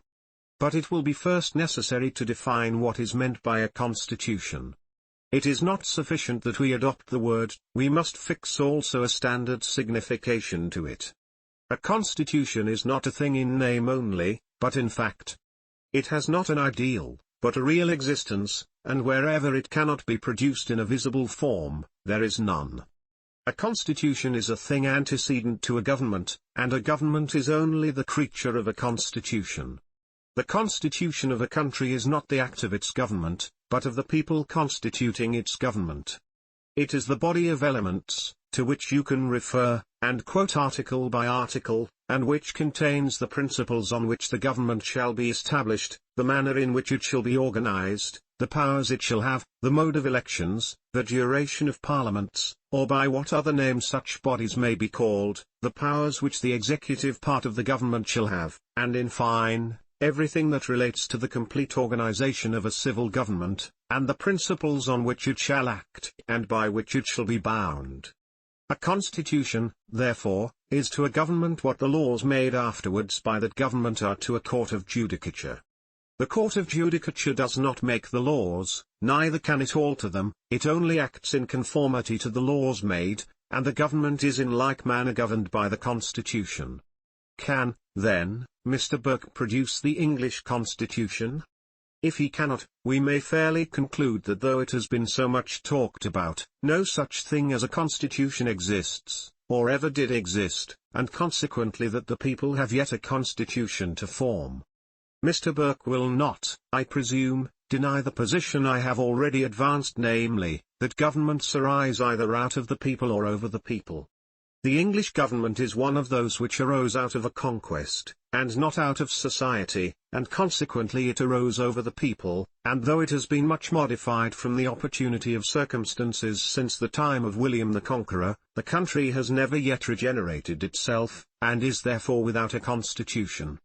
I readily perceive the reason why Mr. Burke declined going into the comparison between the English and French constitutions, because he could not but perceive, when he sat down to the task, that no such a thing as a constitution existed on his side the question. His book is certainly bulky enough to have contained all he could say on this subject, and it would have been the best manner in which people could have judged of their separate merits. Why then has he declined the only thing that was worth while to write upon? It was the strongest ground he could take, if the advantages were on his side, but the weakest if they were not, and his declining to take it is either a sign that he could not possess it or could not maintain it. Mr. Burke said, in a speech last winter in Parliament, that when the National Assembly first met in 3 orders, France had then a good constitution. This shows, among numerous other instances, that Mr. Burke does not understand what a constitution is. The persons so met were not a constitution, but a convention, to make a constitution. The present National Assembly of France is, strictly speaking, the personal social compact. The members of it are the delegates of the nation in its original character, future assemblies will be the delegates of the nation in its organized character. The authority of the present assembly is different from what the authority of future assemblies will be. The authority of the present one is to form a constitution, the authority of future assemblies will be to legislate according to the principles and forms prescribed in that constitution, and if experience should hereafter show that alterations, amendments, or additions are necessary, the constitution will point out the mode by which such things shall be done, and not leave it to the discretionary power of the future government. A government on the principles on which constitutional governments arising out of society are established, cannot have the right of altering itself. If it had, it would be arbitrary. It might make itself what it pleased, and wherever such a right is set up, it shows there is no constitution. The act by which the English Parliament empowered itself to sit 7 years, shows there is no constitution in England. It might, by the same self-authority, have sat any great number of years, or for life. The bill which the present Mr. Pitt brought into Parliament some years ago, to reform Parliament, was on the same erroneous principle. The right of reform is in the nation in its original character, and the constitutional method would be by a general convention elected for the purpose. There is, moreover, a paradox in the idea of vitiated bodies reforming themselves. From these preliminaries I proceed to draw some comparisons. I have already spoken of the Declaration of Rights, and as I mean to be as concise as possible, I shall proceed to other parts of the French Constitution. The Constitution of France says that every man who pays a tax of 60 sous per annum is an elector. What article will Mr. Burke place against this? Can anything be more limited, and at the same time more capricious, than the qualification of electors is in England? Limited because not one man in 100 is admitted to vote. Capricious because the lowest character that can be supposed to exist, and who has not so much as the visible means of an honest livelihood, is an elector in some places, while in other places, the man who pays very large taxes, and has a known fair character, and the farmer who rents to the amount of £300 or £400 a year, with a property on that farm to 3 or 4 times that amount, is not admitted to be an elector. Everything is out of nature, as Mr. Burke says on another occasion, in this strange chaos, and all sorts of follies are blended with all sorts of crimes. William the Conqueror and his descendants parcelled out the country in this manner, and bribed some parts of it by what they call charters to hold the other parts of it the better subjected to their will.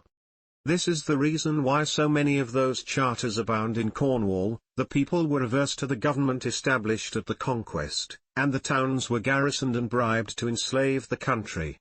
All the old charters are the badges of this conquest, and it is from this source that the capriciousness of election arises.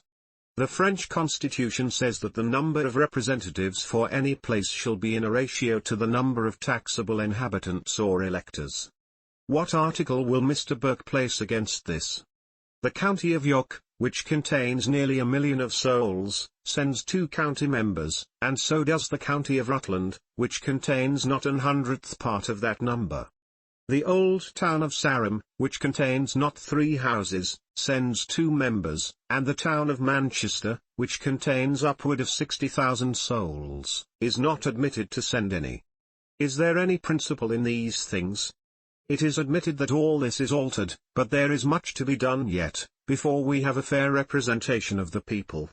Is there anything by which you can trace the marks of freedom, or discover those of wisdom? No wonder then Mr. Burke has declined the comparison, and endeavoured to lead his readers from the point by a wild, unsystematical display of paradoxical rhapsodies. The French Constitution says that the National Assembly shall be elected every 2 years. What article will Mr. Burke place against this? Why, that the nation has no right at all in the case, that the government is perfectly arbitrary with respect to this point, and he can quote for his authority the precedent of a former parliament. The French Constitution says there shall be no game laws, that the farmer on whose lands wild game shall be found shall have a right to what he can take, that there shall be no monopolies of any kind, that all trades shall be free and every man free to follow any occupation by which he can procure an honest livelihood, and in any place, town, or city throughout the nation. What will Mr. Burke say to this? In England, game is made the property of those at whose expense it is not fed, and with respect to monopolies, the country is cut up into monopolies. Every chartered town is an aristocratical monopoly in itself, and the qualification of electors proceeds out of those chartered monopolies. Is this freedom? Is this what Mr. Burke means by a constitution? In these chartered monopolies, a man coming from another part of the country is hunted from them as if he were a foreign enemy. An Englishman is not free of his own country. Every one of those places presents a barrier in his way, and tells him he is not a freeman, that he has no rights. Within these monopolies are other monopolies. In a city, such for instance as Bath, which contains between 20 and 30,000 inhabitants, the right of electing representatives to Parliament is monopolized by about 31 persons. And within these monopolies are still others. A man even of the same town, whose parents were not in circumstances to give him an occupation, is debarred, in many cases, from the natural right of acquiring one, be his genius or industry what it may. Are these things examples to hold out to a country regenerating itself from slavery, like France? Certainly they are not, and certain am I, that when the people of England come to reflect upon them they will, like France, annihilate those badges of ancient oppression, those traces of a conquered nation.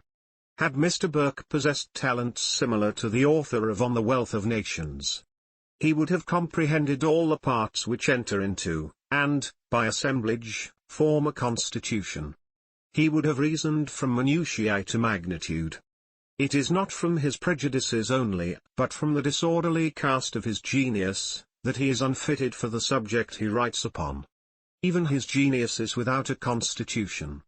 It is a genius at random, and not a genius constituted.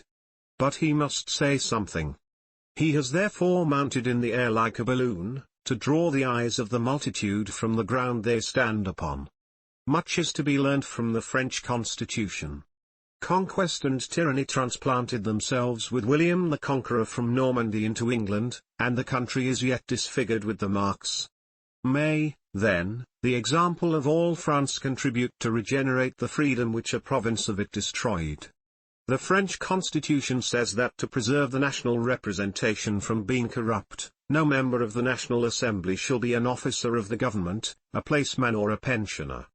What will Mr. Burke place against this? I will whisper his answer: loaves and fishes. Ah! This government of loaves and fishes has more mischief in it than people have yet reflected on. The National Assembly has made the discovery, and it holds out the example to the world. Had governments agreed to quarrel on purpose to fleece their countries by taxes, they could not have succeeded better than they have done. Everything in the English government appears to me the reverse of what it ought to be, and of what it is said to be. The Parliament, imperfectly and capriciously elected as it is nevertheless supposed to hold the national purse in trust for the nation, but in the manner in which an English Parliament is constructed it is like a man being both mortgager and mortgagee, and in the case of misapplication of trust it is the criminal sitting in judgment upon himself.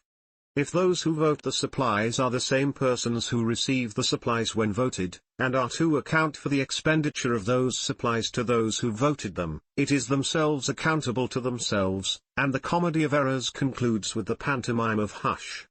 Neither the ministerial party nor the opposition will touch upon this case. The national purse is the common hack which each mounts upon. It is like what the country people call ride and tie. You ride a little way, and then They order these things better in France. The French Constitution says that the right of war and peace is in the nation.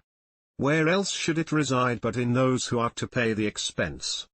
In England this right is said to reside in a metaphor shown at the Tower for sixpence or a shilling apiece, so are the lions, and it would be a step nearer to reason to say it resided in them, for any inanimate metaphor is no more than a hat or a cap. We can all see the absurdity of worshipping Aaron's molten calf, or Nebuchadnezzar's golden image, but why do men continue to practice themselves the absurdities they despise in others? It may with reason be said that in the manner the English nation is represented it signifies not where the right resides, whether in the Crown or in the Parliament. War is the common harvest of all those who participate in the division and expenditure of public money, in all countries. It is the art of conquering at home, the object of it is an increase of revenue, and as revenue cannot be increased without taxes, a pretense must be made for expenditure. In reviewing the history of the English government, its wars and its taxes, a bystander, not blinded by prejudice nor warped by interest, would declare that taxes were not raised to carry on wars, but that wars were raised to carry on taxes. Mr. Burke, as a member of the House of Commons, is a part of the English government, and though he professes himself an enemy to war, he abuses the French Constitution, which seeks to explode it. He holds up the English government as a model, in all its parts, to France, but he should first know the remarks which the French make upon it. They contend in favour of their own, that the portion of liberty enjoyed in England is just enough to enslave a country more productively than by despotism, and that as the real object of all despotism is revenue, a government so formed obtains more than it could do either by direct despotism, or in a full state of freedom, and is, therefore on the ground of interest, opposed to both. They account also for the readiness which always appears in such governments for engaging in wars by remarking on the different motives which produced them. In despotic governments wars are the effect of pride, but in those governments in which they become the means of taxation, they acquire thereby a more permanent promptitude.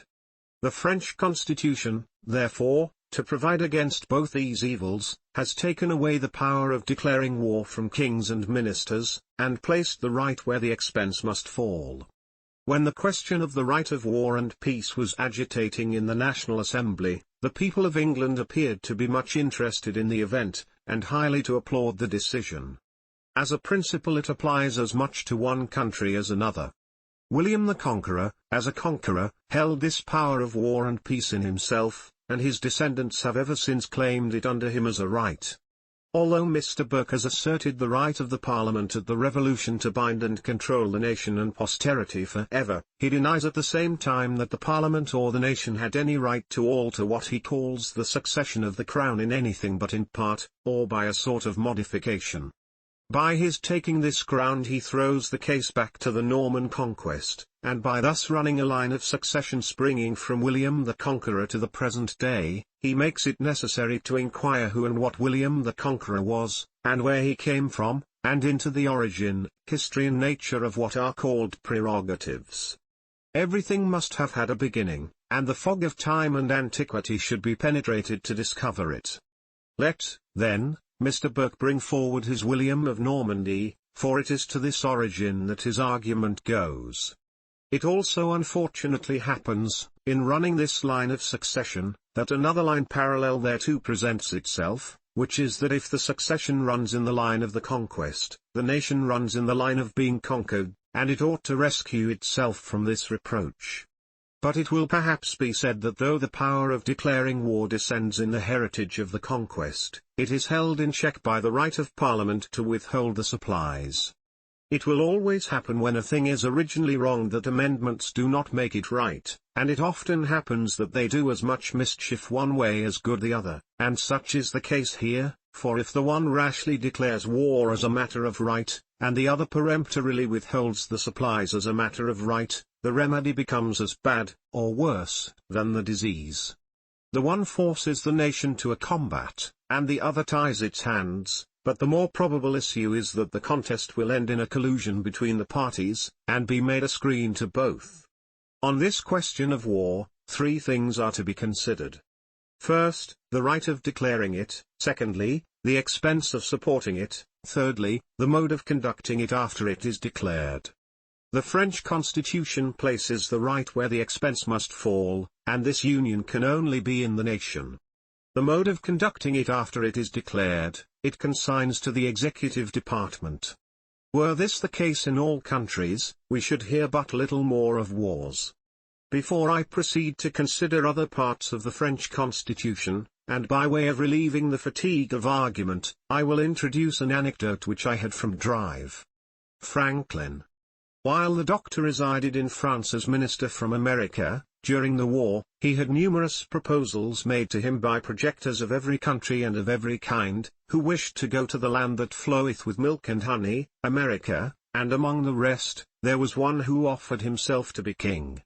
He introduced his proposal to the doctor by letter, which is now in the hands of M. Beaumarchais, of Paris, stating, first, that as the Americans had dismissed or sent away their king, that they would want another.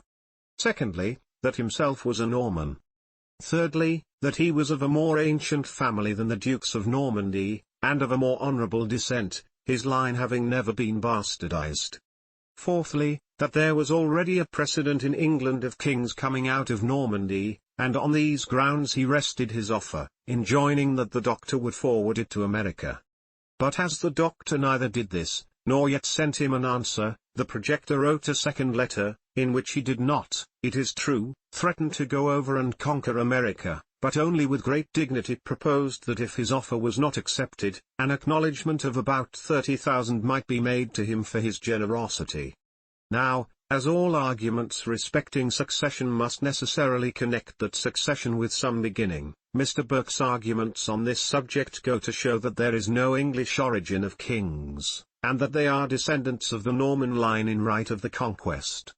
It may, therefore, be of service to his doctrine to make this story known, and to inform him, that in case of that natural extinction to which all mortality is subject, kings may again be had from Normandy, on more reasonable terms than William the Conqueror, and consequently, that the good people of England, at the Revolution of 1688, might have done much better, had such a generous Norman as this known their wants, and they had known his.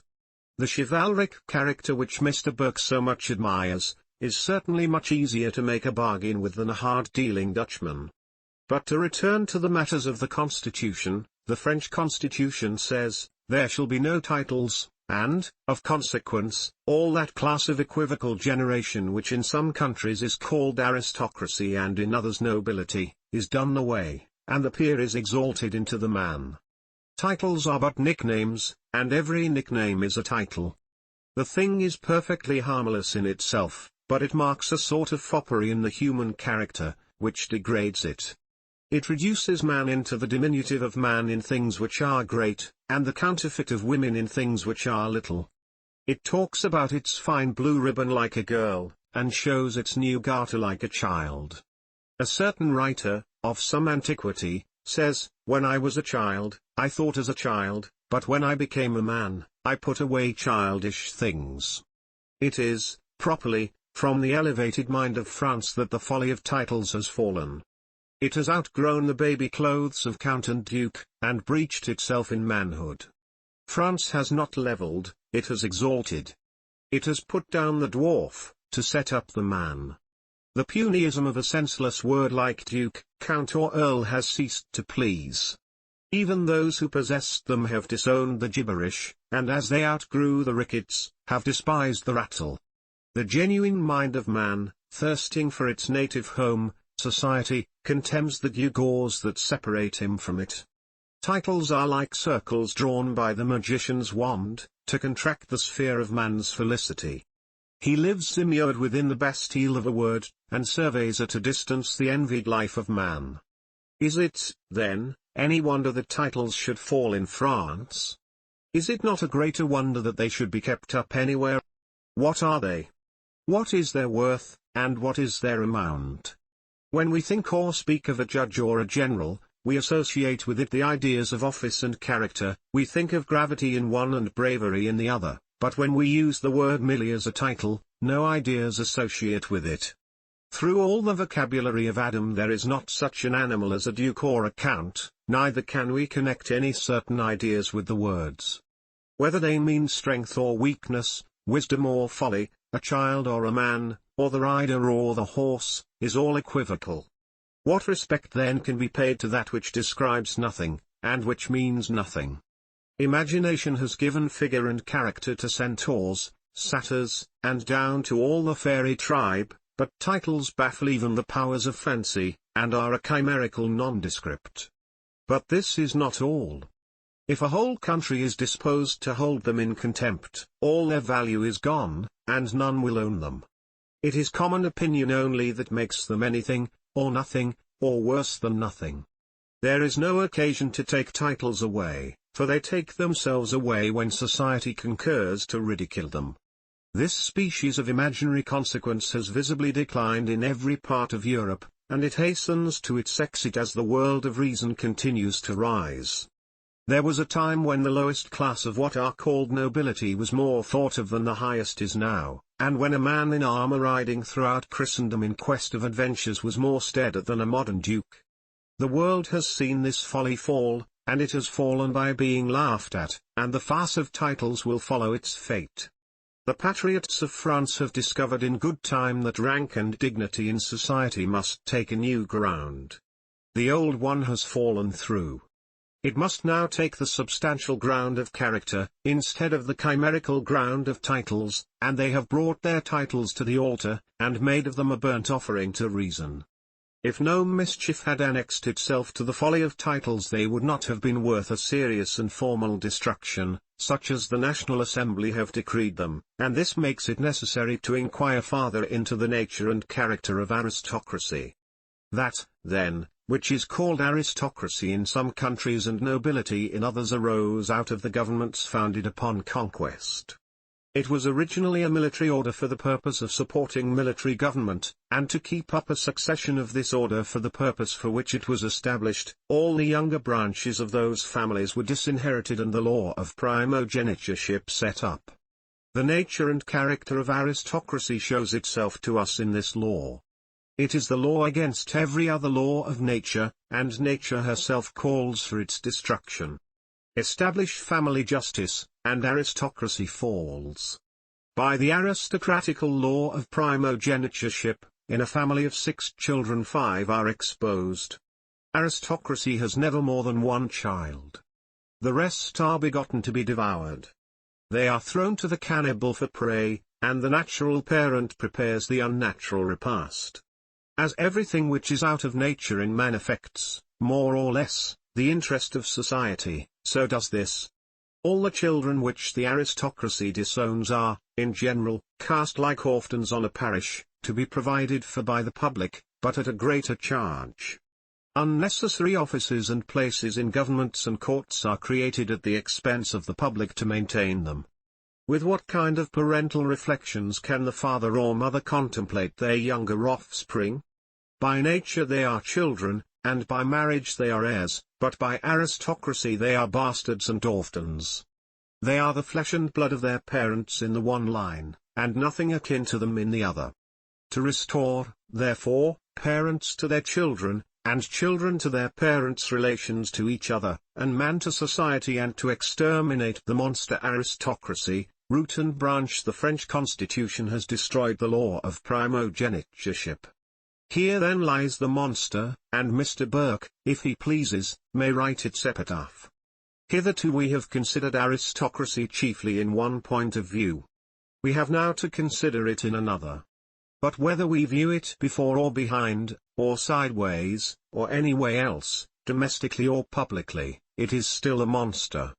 In France aristocracy had one feature less in its countenance than what it has in some other countries.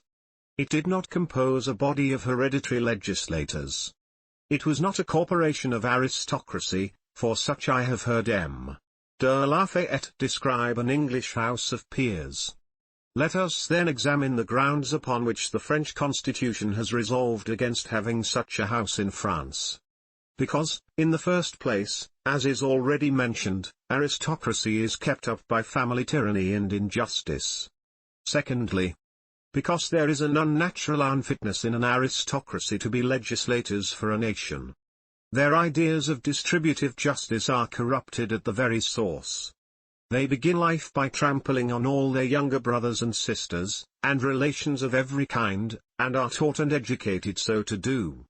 With what ideas of justice or honor can that man enter a house of legislation, who absorbs in his own person the inheritance of a whole family of children, or doles out to them some pitiful portion with the insolence of a gift? Thirdly, because the idea of hereditary legislators is as inconsistent as that of hereditary judges, or hereditary juries, and as absurd as an hereditary mathematician, or an hereditary wise man, and as ridiculous as an hereditary poet laureate. Fourthly, because a body of men, holding themselves accountable to nobody, ought not to be trusted by anybody. Fifthly, because it is continuing the uncivilized principle of governments founded in conquest, and the base idea of man having property in man, and governing him by personal right. Sixthly, because aristocracy has a tendency to deteriorate the human species. By the universal economy of nature it is known, and by the instance of the Jews it is proved, that the human species has a tendency to degenerate, in any small number of persons, when separated from the general stock of society, and intermarrying constantly with each other. It defeats even its pretended end, and becomes in time the opposite of what is noble in man. Mr. Burke talks of nobility, let him show what it is. The greatest characters the world have known have arisen on the democratic floor. Aristocracy has not been able to keep a proportionate pace with democracy. The artificial noble shrinks into a dwarf before the noble of nature, and in the few instances of those in whom nature, as by a miracle, has survived in aristocracy, those men despise it. But it is time to proceed to a new subject. The French Constitution has reformed the condition of the clergy. It has raised the income of the lower and middle classes, and taken from the higher. None are now less than 1,200 livres nor any higher than £2,000 or £3,000. What will Mr. Burke place against this? Hear what he says. He says, that the people of England can see without pain or grudging, an archbishop precede a duke, they can see a bishop of Durham, or a bishop of Winchester in possession of 10,000 a year, and cannot see why it is in worse hands than estates to a like amount, in the hands of this earl or that squire. And Mr. Burke offers this as an example to France. As to the first part, whether the archbishop precedes the duke, or the duke the bishop, it is, I believe, to the people in general, somewhat like Sternhold and Hopkins, or Hopkins and Sternhold. You may put which you please first, and as I confess that I do not understand the merits of this case, I will not contest it with Mr. Burke. But with respect to the latter, I have something to say. Mr. Burke has not put the case right. The comparison is out of order, by being put between the bishop and the earl or the squire. It ought to be put between the bishop and the curate, and then it will stand thus: the people of England can see without pain or grudging, a bishop of Durham, or a bishop of Winchester, in possession of £10,000 a year, and a curate on £30 or £40 a year, or less. No, sir, they certainly do not see those things without great pain or grudging. It is a case that applies itself to every man's sense of justice, and is one among many that calls aloud for a constitution. In France the cry of the Church, was repeated as often as in Mr. Burke's book, and as loudly as when the Dissenters' Bill was before the English Parliament, but the generality of the French clergy were not to be deceived by this cry any longer. They knew that whatever the pretence might be, it was they who were one of the principal objects of it. It was the cry of the high-beneficed clergy, to prevent any regulation of income taking place between those of £10,000 a year and the parish priest. They therefore joined their case to those of every other oppressed class of men, and by this union obtained redress. The French Constitution has abolished tithes, that source of perpetual discontent between the tithe-holder and the parishioner. When land is held on tithe, it is in the condition of an estate held between two parties, the one receiving 1/10, and the other 9/10 of the produce, and consequently, on principles of equity, if the estate can be improved, and made to produce by that improvement double or treble what it did before, or in any other ratio, the expense of such improvement ought to be borne in like proportion between the parties who are to share the produce. But this is not the case in tithes. The farmer bears the whole expense, and the tithe-holder takes 1/10 of the improvement, in addition to the original 1/10, and by this means gets the value of 2/10 instead of 1. This is another case that calls for a constitution.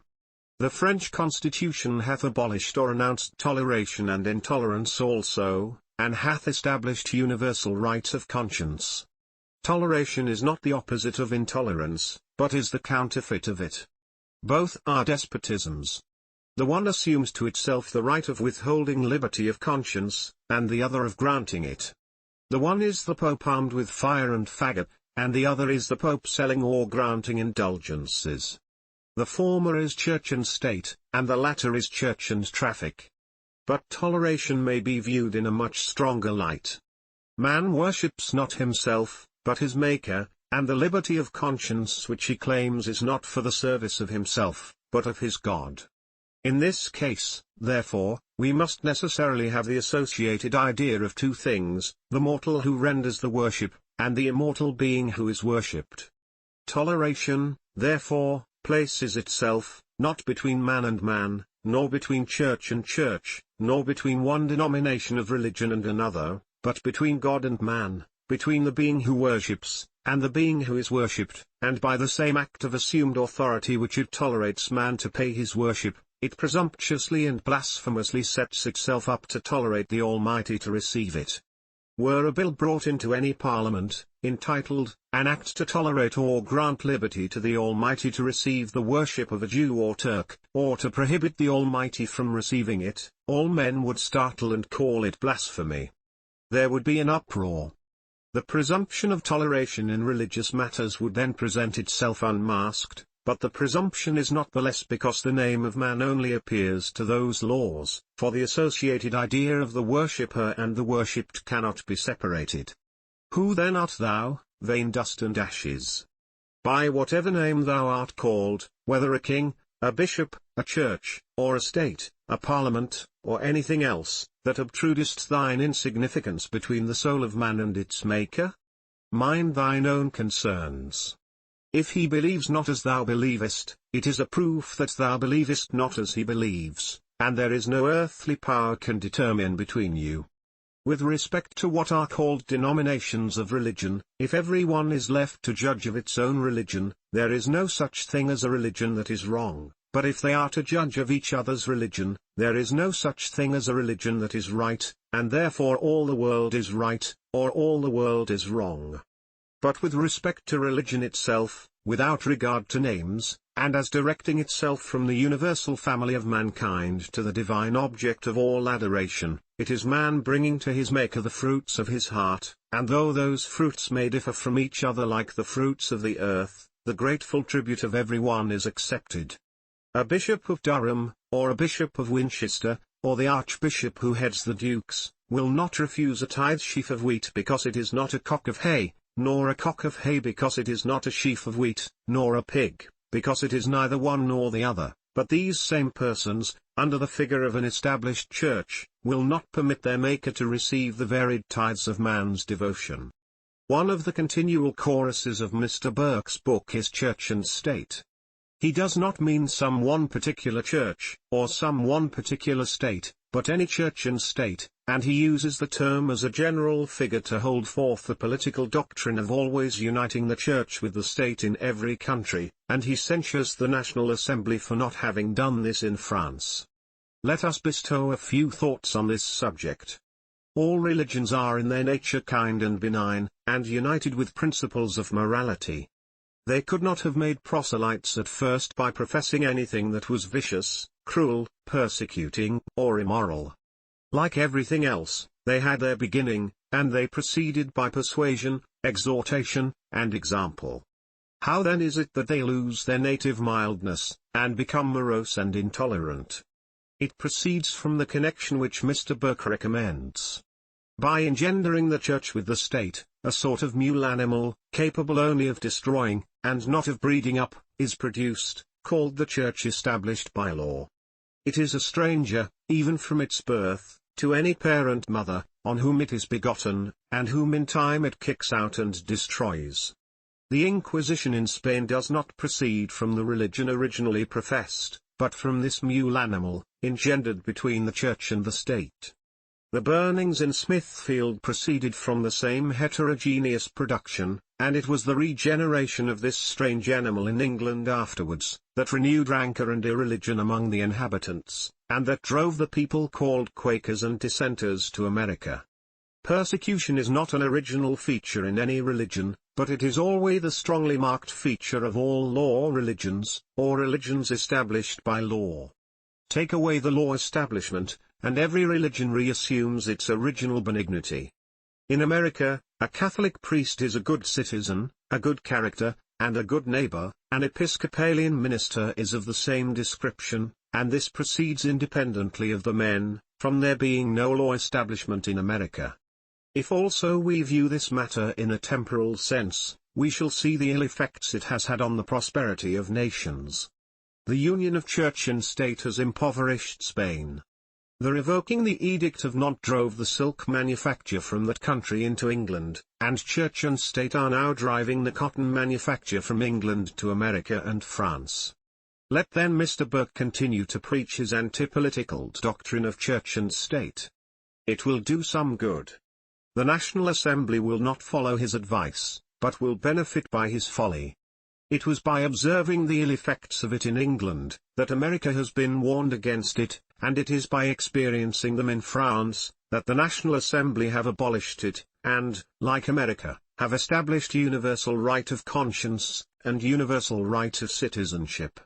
I will here cease the comparison with respect to the principles of the French Constitution, and conclude this part of the subject with a few observations on the organization of the formal parts of the French and English governments. The executive power in each country is in the hands of a person styled the king, but the French Constitution distinguishes between the king and the sovereign. It considers the station of king as official, and places sovereignty in the nation. The representatives of the nation, who compose the National Assembly, and who are the legislative power, originate in and from the people by election, as an inherent right in the people. In England it is otherwise, and this arises from the original establishment of what is called its monarchy, for, as by the conquest all the rights of the people or the nation were absorbed into the hands of the conqueror, and who added the title of king to that of conqueror, those same matters which in France are now held as rights in the people, or in the nation, are held in England as grants from what is called the Crown. The Parliament in England, in both its branches, was erected by patents from the descendants of the conqueror. The House of Commons did not originate as a matter of right in the people to delegate or elect, but as a grant or boon. By the French Constitution the nation is always named before the king. The third article of the Declaration of Rights says, "The nation is essentially the source of all sovereignty." Mr. Burke argues that in England a king is the fountain, that he is the fountain of all honour. But as this idea is evidently descended from the conquest, I shall make no other remark upon it, than that it is the nature of conquest to turn everything upside down, and as Mr. Burke will not be refused the privilege of speaking twice, and as there are but two parts in the figure, the fountain and the spout, he will be right the second time. The French Constitution puts the legislative before the executive, the law before the king, la loi, loi. This also is in the natural order of things, because laws must have existence before they can have execution.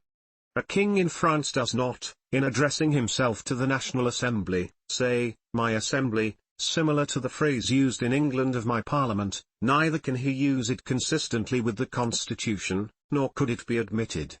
There may be propriety in the use of it in England, because as is before mentioned, both Houses of Parliament originated from what is called the Crown by patent or boon and not from the inherent rights of the people, as the National Assembly does in France, and whose name designates its origin. The President of the National Assembly does not ask the King to grant to the Assembly liberty of speech, as is the case with the English House of Commons. The constitutional dignity of the National Assembly cannot debase itself.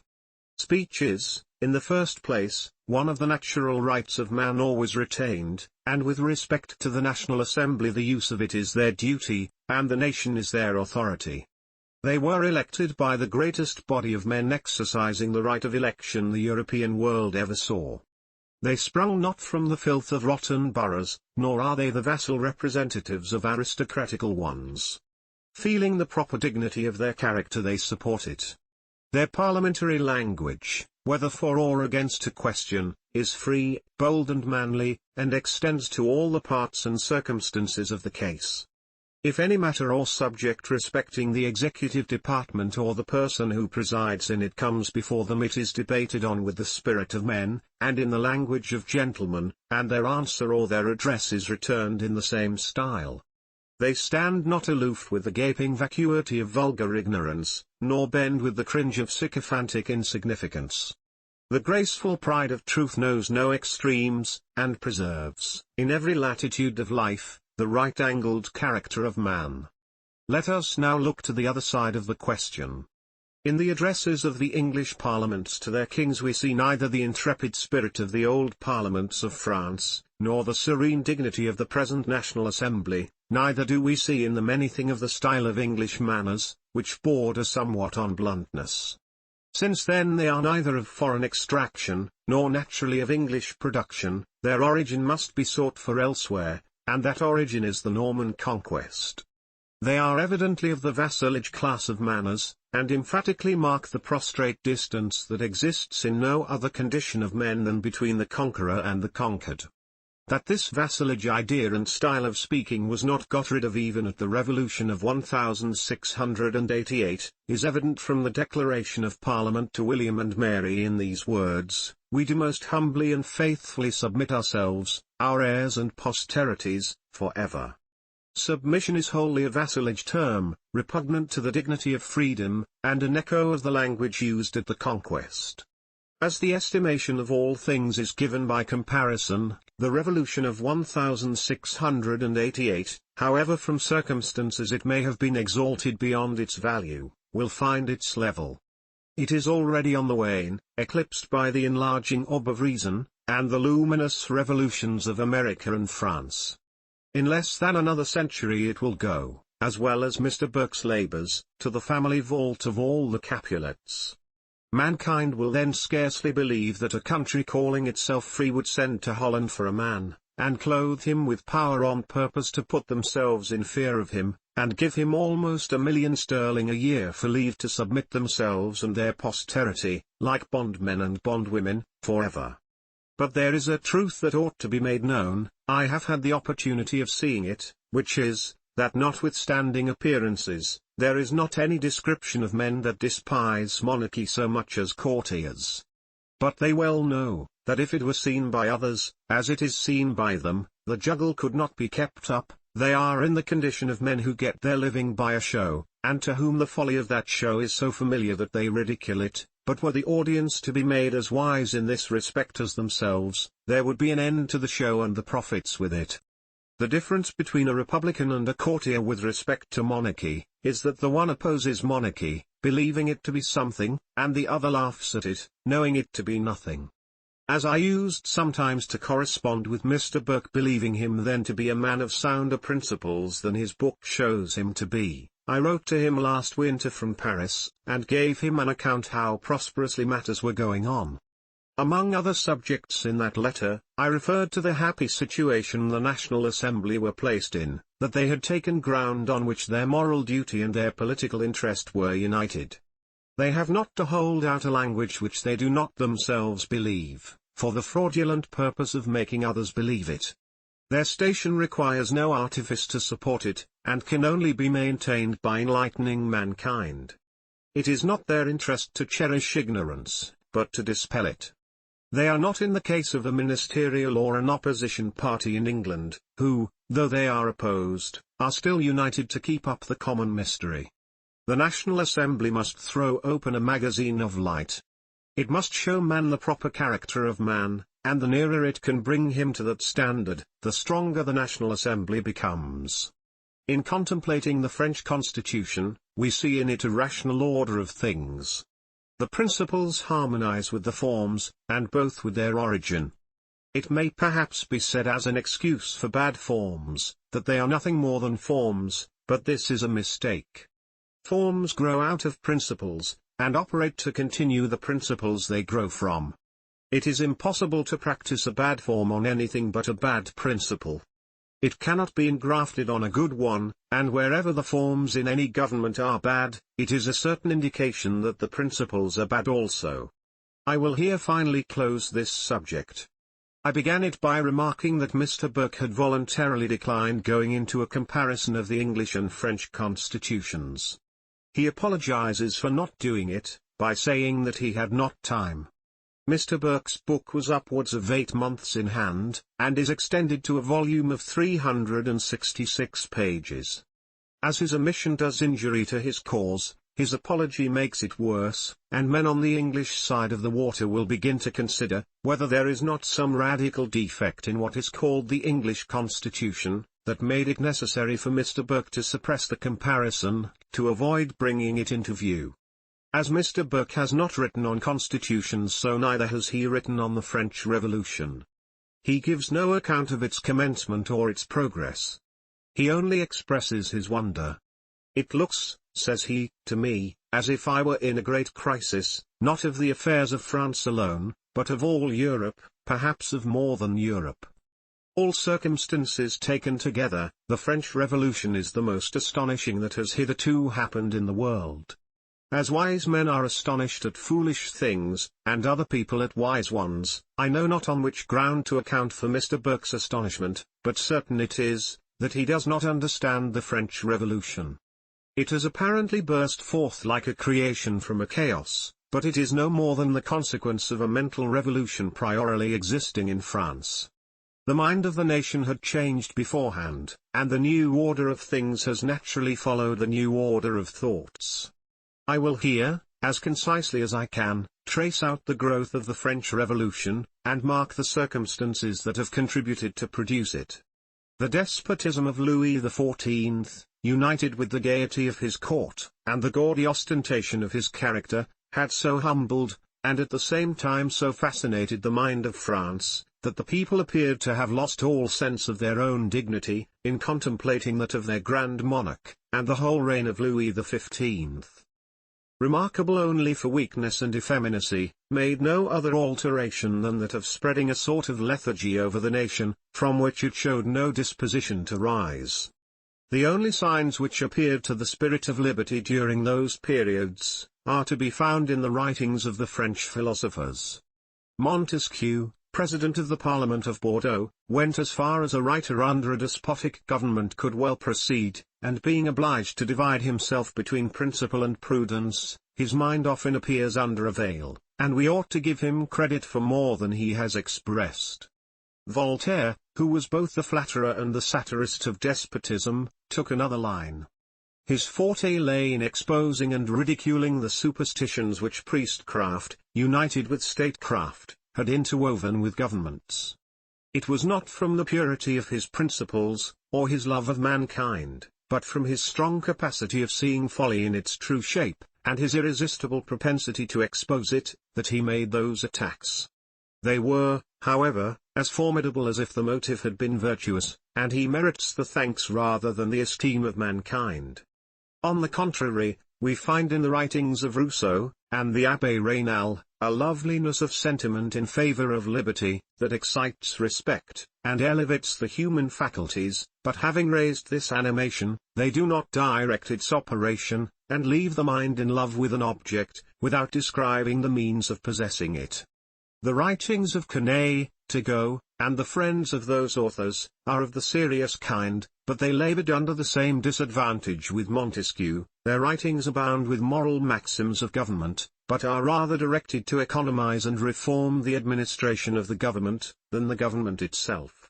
But all those writings and many others had their weight, and by the different manner in which they treated the subject of government, Montesquieu by his judgment and knowledge of laws, Voltaire by his wit, Rousseau and Raynal by their animation, and Corneille and Turgot by their moral maxims and systems of economy, readers of every class met with something to their taste, and a spirit of political inquiry began to diffuse itself through the nation at the time the dispute between England and the then colonies of America broke out. In the war which France afterwards engaged in, it is very well known that the nation appeared to be beforehand with the French ministry. Each of them had its view, but those views were directed to different objects, the one sought liberty, and the other retaliation on England. The French officers and soldiers who after this went to America, were eventually placed in the school of freedom, and learned the practice as well as the principles of it by heart. As it was impossible to separate the military events which took place in America from the principles of the American Revolution, the publication of those events in France necessarily connected themselves with the principles which produced them. Many of the facts were in themselves principles, such as the Declaration of American Independence, and the Treaty of Alliance between France and America, which recognized the natural rights of man, and justified resistance to oppression. The then Minister of France, Count Vergennes, was not the friend of America, and it is both justice and gratitude to say, that it was the Queen of France who gave the cause of America a fashion at the French court. Count Vergennes was the personal and social friend of Drive. Franklin, and the doctor had obtained, by his sensible gracefulness, a sort of influence over him, but with respect to principles Count Vergennes was a despot. The situation of Drive. Franklin, as minister from America to France, should be taken into the chain of circumstances. The diplomatic character is of itself the narrowest sphere of society that man can act in. It forbids intercourse by the reciprocity of suspicion, and a diplomatic is a sort of unconnected atom, continually repelling and repelled. But this was not the case with Drive. Franklin. He was not the diplomatic of a court, but of man. His character as a philosopher had been long established, and his circle of society in France was universal. Count Vergennes resisted for a considerable time the publication in France of American constitutions, translated into the French language, but even in this he was obliged to give way to public opinion, and a sort of propriety in admitting to appear what he had undertaken to defend. The American constitutions were to liberty what a grammar is to language. They define its parts of speech, and practically construct them into syntax. The peculiar situation of the then Marquis de Lafayette is another link in the great chain. He served in America as an American officer under a commission of Congress, and by the universality of his acquaintance was in close friendship with the civil government of America, as well as with the military line. He spoke the language of the country, entered into the discussions on the principles of government, and was always a welcome friend at any election. When the war closed, a vast reinforcement to the cause of liberty spread itself over France, by the return of the French officers and soldiers. A knowledge of the practice was then joined to the theory, and all that was wanting to give it real existence was opportunity. Man cannot, properly speaking, make circumstances for his purpose, but he always has it in his power to improve them when they occur, and this was the case in France. Necker was displaced in May 1781, and by the ill management of the finances afterwards, and particularly during the extravagant administration of Calonne, the revenue of France, which was nearly 24 millions sterling per year, was become unequal to the expenditure, not because the revenue had decreased, but because the expenses had increased, and this was a circumstance which the nation laid hold of to bring forward a revolution. The English minister, Mr. Pitt, has frequently alluded to the state of the French finances in his budgets, without understanding the subject. Had the French parliaments been as ready to register edicts for new taxes as an English parliament is to grant them, there had been no derangement in the finances, nor yet any revolution, but this will better explain itself as I proceed. It will be necessary here to show how taxes were formerly raised in France. The king, or rather the court or ministry acting under the use of that name, framed the edicts for taxes at their own discretion, and sent them to the parliaments to be registered, for until they were registered by the parliaments they were not operative. Disputes had long existed between the court and the parliaments with respect to the extent of the parliament's authority on this head. The court insisted that the authority of parliaments went no farther than to remonstrate or show reasons against the tax, reserving to itself the right of determining whether the reasons were well or ill-founded, and in consequence thereof, either to withdraw the edict as a matter of choice, or to order it to be unregistered as a matter of authority. The parliaments on their part insisted that they had not only a right to remonstrate, but to reject, and on this ground they were always supported by the nation. But to return to the order of my narrative. Calonne wanted money, and as he knew the sturdy disposition of the parliaments with respect to new taxes, he ingeniously sought either to approach them by a more gentle means than that of direct authority, or to get over their heads by a manoeuvre, and for this purpose he revived the project of assembling a body of men from the several provinces, under the style of an assembly of the notables, or men of note, who met in 1787, and who were either to recommend taxes to the parliaments, or to act as a parliament themselves. An assembly under this name had been called in 1617. As we are to view this as the first practical step towards the revolution, it will be proper to enter into some particulars respecting it. The Assembly of the Notables has in some places been mistaken for the States General, but was wholly a different body, the States General being always by election. The persons who composed the Assembly of the Notables were all nominated by the King, and consisted of 140 members. But as Calonne could not depend upon a majority of this assembly in his favour, he very ingeniously arranged them in such a manner as to make 44 a majority of 140, to effect this he disposed of them into 7 separate committees, of 20 members each. Every general question was to be decided, not by a majority of persons, but by a majority of committee, and as 11 votes would make a majority in a committee, and 4 committees a majority of 7, Calonne had good reason to conclude that as 44 would determine any general question he could not be outvoted. But all his plans deceived him, and in the event became his overthrow. The then Marquis de Lafayette was placed in the second committee, of which the Count d'Artois was president, and as money matters were the object, it naturally brought into view every circumstance connected with it. De Lafayette made a verbal charge against Calonne for selling crown lands to the amount of 2 millions of livres, in a manner that appeared to be unknown to the king. The Count d'Artois asked the Marquis if he would render the charge in writing. He replied that he would. The Count d'Artois did not demand it, but brought a message from the king to that purport. de Lafayette then delivered in his charge in writing, to be given to the king, undertaking to support it. No farther proceedings were had upon this affair, but M. Calonne was soon after dismissed by the king and set off to England. As M. de Lafayette, from the experience of what he had seen in America, was better acquainted with the science of civil government than the generality of the members who composed the Assembly of the Notables could then be, the brunt of the business fell considerably to his share. The plan of those who had a constitution in view was to contend with the court on the ground of taxes, and some of them openly professed their object. Disputes frequently arose between Count d'Artois and M. de Lafayette upon various subjects. With respect to the arrears already incurred, the latter proposed to remedy them by accommodating the expenses to the revenue instead of the revenue to the expenses, and as objects of reform he proposed to abolish the Bastille and all the state prisons throughout the nation, and to suppress lettres de cachet, but those matters were not then much attended to, and with respect to lettres de cachet, a majority of the nobles appeared to be in favor of them. On the subject of supplying the treasury by new taxes, the Assembly declined taking the matter on themselves, concurring in the opinion that they had not authority. In a debate on this subject, M. de Lafayette said that raising money by taxes could only be done by a National Assembly, freely elected by the people, and acting as their representatives. "Do you mean," said the Count d'Artois, "the States General?" M. de Lafayette replied that he did.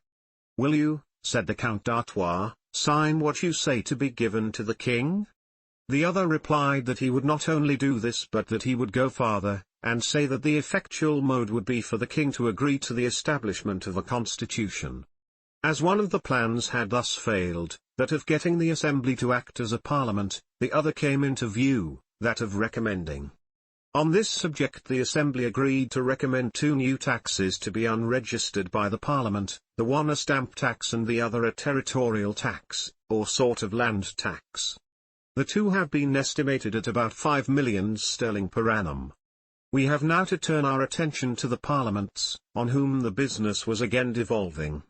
The Archbishop of Toulouse was appointed to the administration of the finances soon after the dismission of Calonne. He was also made Prime Minister, an office that did not always exist in France. When this office did not exist, the chief of each of the principal departments transacted business immediately with the king, but when a Prime Minister was appointed they did business only with him. The Archbishop arrived to more state authority than any minister since the Duc de Choiseul, and the nation was strongly disposed in his favor, but by a line of conduct scarcely to be accounted for he perverted every opportunity, turned out a despot, and sunk into disgrace, and a cardinal. The Assembly of the Notables having broken up, the minister sent the edicts for the two new taxes recommended by the Assembly to the parliaments to be unregistered. They of course came first before the Parliament of Paris, who returned for answer, that with such a revenue as the nation then supported the name of taxes ought not to be mentioned but for the purpose of reducing them, and threw both the edicts out.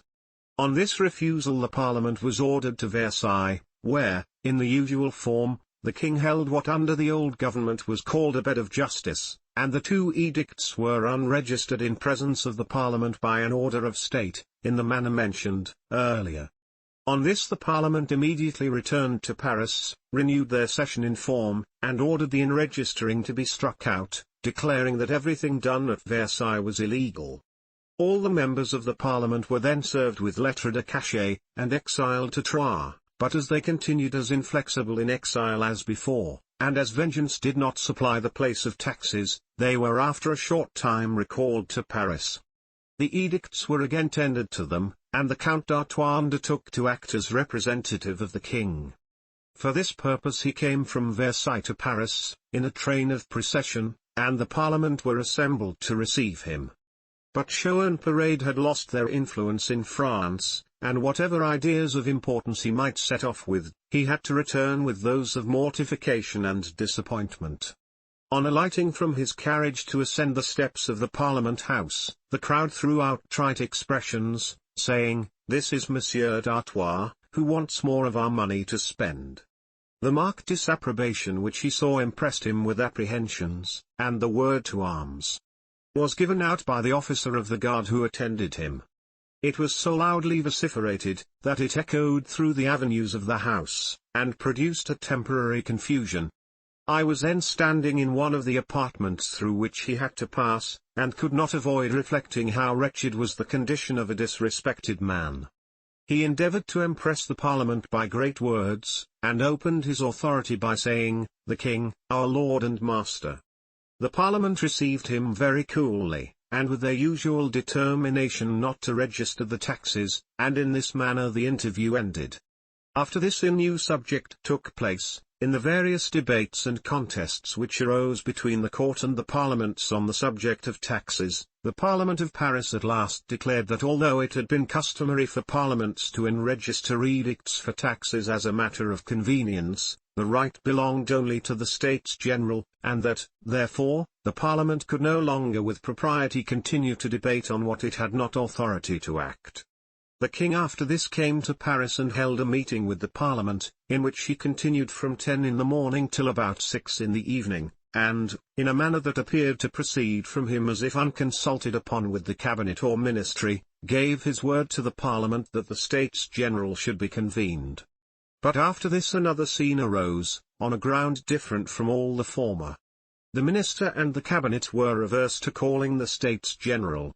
They well knew that if the States General were assembled, themselves must fall, and as the King had not mentioned any time, they hit on a project calculated to elude, without appearing to oppose. For this purpose, the court set about making a sort of constitution itself. It was principally the work of M. Lamoignon, the keeper of the seals, who afterwards shot himself. This new arrangement consisted in establishing a body under the name of a Kerplenia, or full court, in which were invested all the powers that the government might have occasion to make use of. The persons composing this court were to be nominated by the King, the contended right of taxation was given up on the part of the King, and a new criminal code of laws and law proceedings was substituted in the room of the former. The thing, in many points, contained better principles than those upon which the government had hitherto been administered, but with respect to the Kerplenia, it was no other than a medium through which despotism was to pass, without appearing to act directly from itself. The Cabinet had high expectations from their new contrivance. The people who were to compose the Kerplenia were already nominated, and as it was necessary to carry a fair appearance, many of the best characters in the nation were appointed among the number. It was to commence on May 8, 1788, but an opposition arose to it on two grounds, the one as to principle, the other as to form. On the ground of principle it was contended that government had not a right to alter itself, and that if the practice was once admitted it would grow into a principle and be made a precedent for any future alterations the government might wish to establish, that the right of altering the government was a national right, and not a right of government. And on the ground of form it was contended that the Kerplenia was nothing more than a larger cabinet. The then Duc de la Rochefoucauld, Luxembourg, de Nouailles, and many others, refused to accept the nomination, and strenuously opposed the whole plan. When the edict for establishing this new court was sent to the parliaments to be unregistered and put into execution, they resisted also. The Parliament of Paris not only refused, but denied the authority, and the contest renewed itself between the Parliament and the Cabinet more strongly than ever. While the Parliament were sitting in debate on this subject, the Ministry ordered a regiment of soldiers to surround the house and form a blockade. The members sent out for beds and provisions, and lived as in a besieged citadel, and as this had no effect, the commanding officer was ordered to enter the Parliament House and seize them, which he did, and some of the principal members were shut up in different prisons. About the same time a deputation of persons arrived from the province of Brittany to remonstrate against the establishment of the Kerplenia, and those the Archbishop sent to the Bastille. But the spirit of the nation was not to be overcome, and it was so fully sensible of the strong ground it had taken that of withholding taxes that it contented itself with keeping up a sort of quiet resistance, which effectually overthrew all the plans at that time formed against it. The project of the Kerplenia was at last obliged to be given up, and the Prime Minister not long afterwards followed its fate, and M. Necker was recalled into office. The attempt to establish the Cirplinia had an effect upon the nation which itself did not perceive. It was a sort of new form of government that insensibly served to put the old one out of sight and to unhinge it from the superstitious authority of antiquity. It was government dethroning government, and the old one, by attempting to make a new one, made a chasm. The failure of this scheme renewed the subject of convening the State General, and this gave rise to a new series of politics.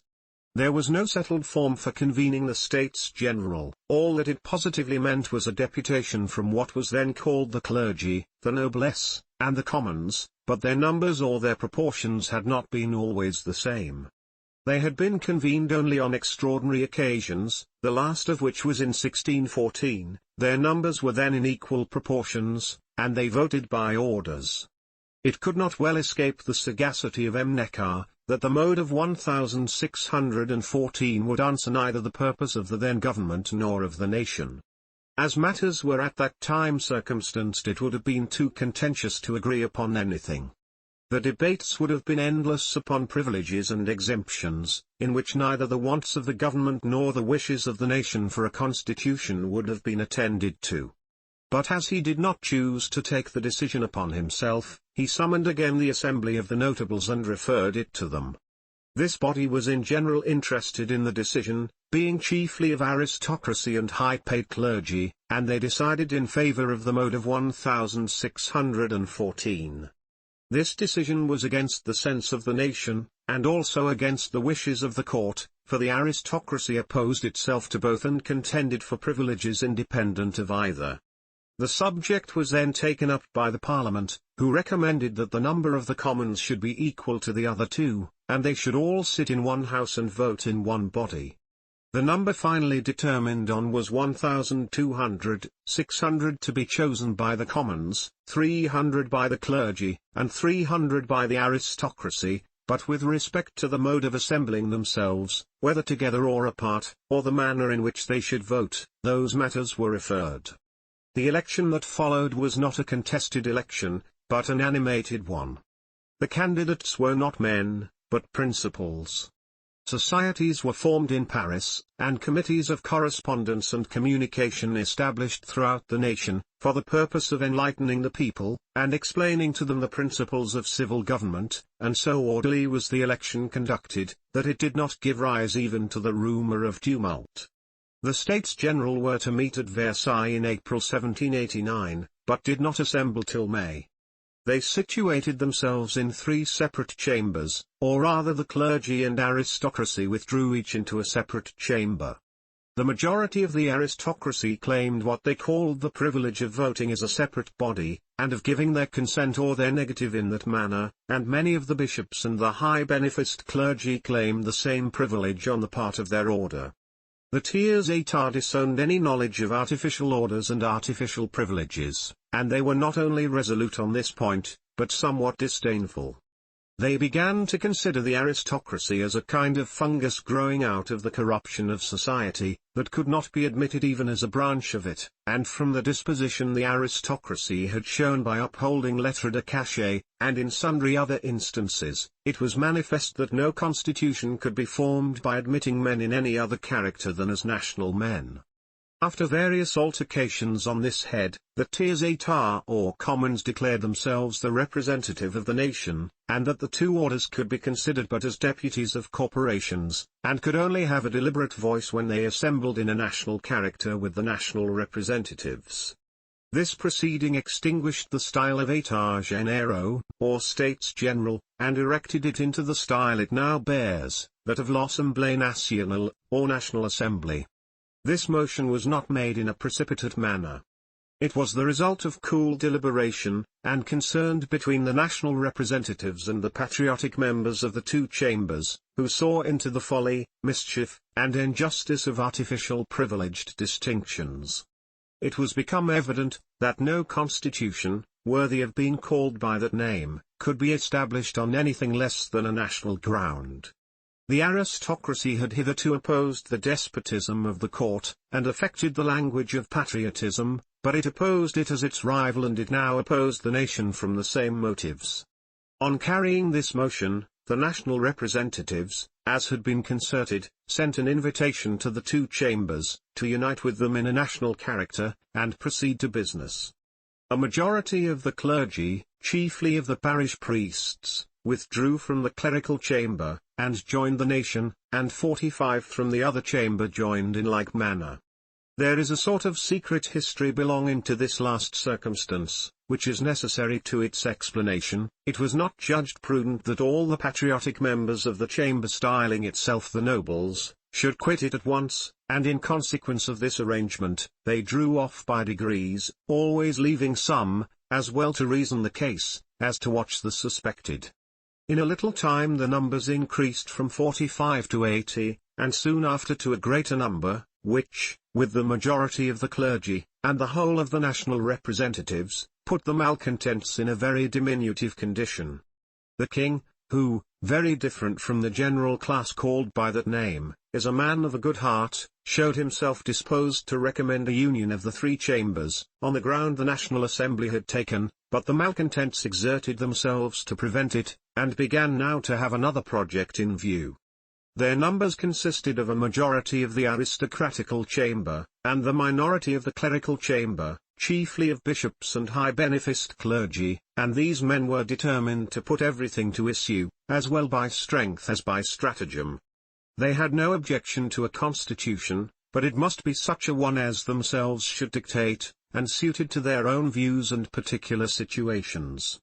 On the other hand, the nation disowned knowing anything of them but as citizens, and was determined to shut out all such upstart pretensions. The more aristocracy appeared, the more it was despised. There was a visible imbecility and want of intellects in the majority, a sort of je ne sais quoi, that while it affected to be more than citizen, was less than man. It lost ground from contempt more than from hatred, and was rather jeered at as an ass, than dreaded as a lion. This is the general character of aristocracy, or what are called nobles or nobility, or rather nobility, in all countries. The plan of the malcontents consisted now of two things, either to deliberate and vote by chambers, more especially on all questions respecting a constitution, or, in case they could not accomplish this object, to overthrow the National Assembly entirely. To effect one or other of these objects they began to cultivate a friendship with the despotism they had hitherto attempted to rival, and the Count d'Artois became their chief.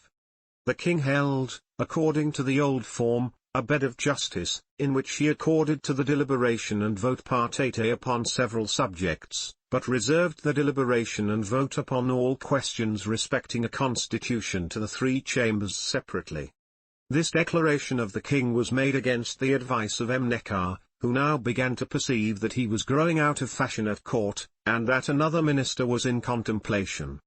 As the form of sitting in separate chambers was yet apparently kept up, though essentially destroyed, the national representatives immediately after this declaration of the king resorted to their own chambers to consult on a protest against it, and the minority of the chamber, who had joined the national cause, retired to a private house to consult in like manner.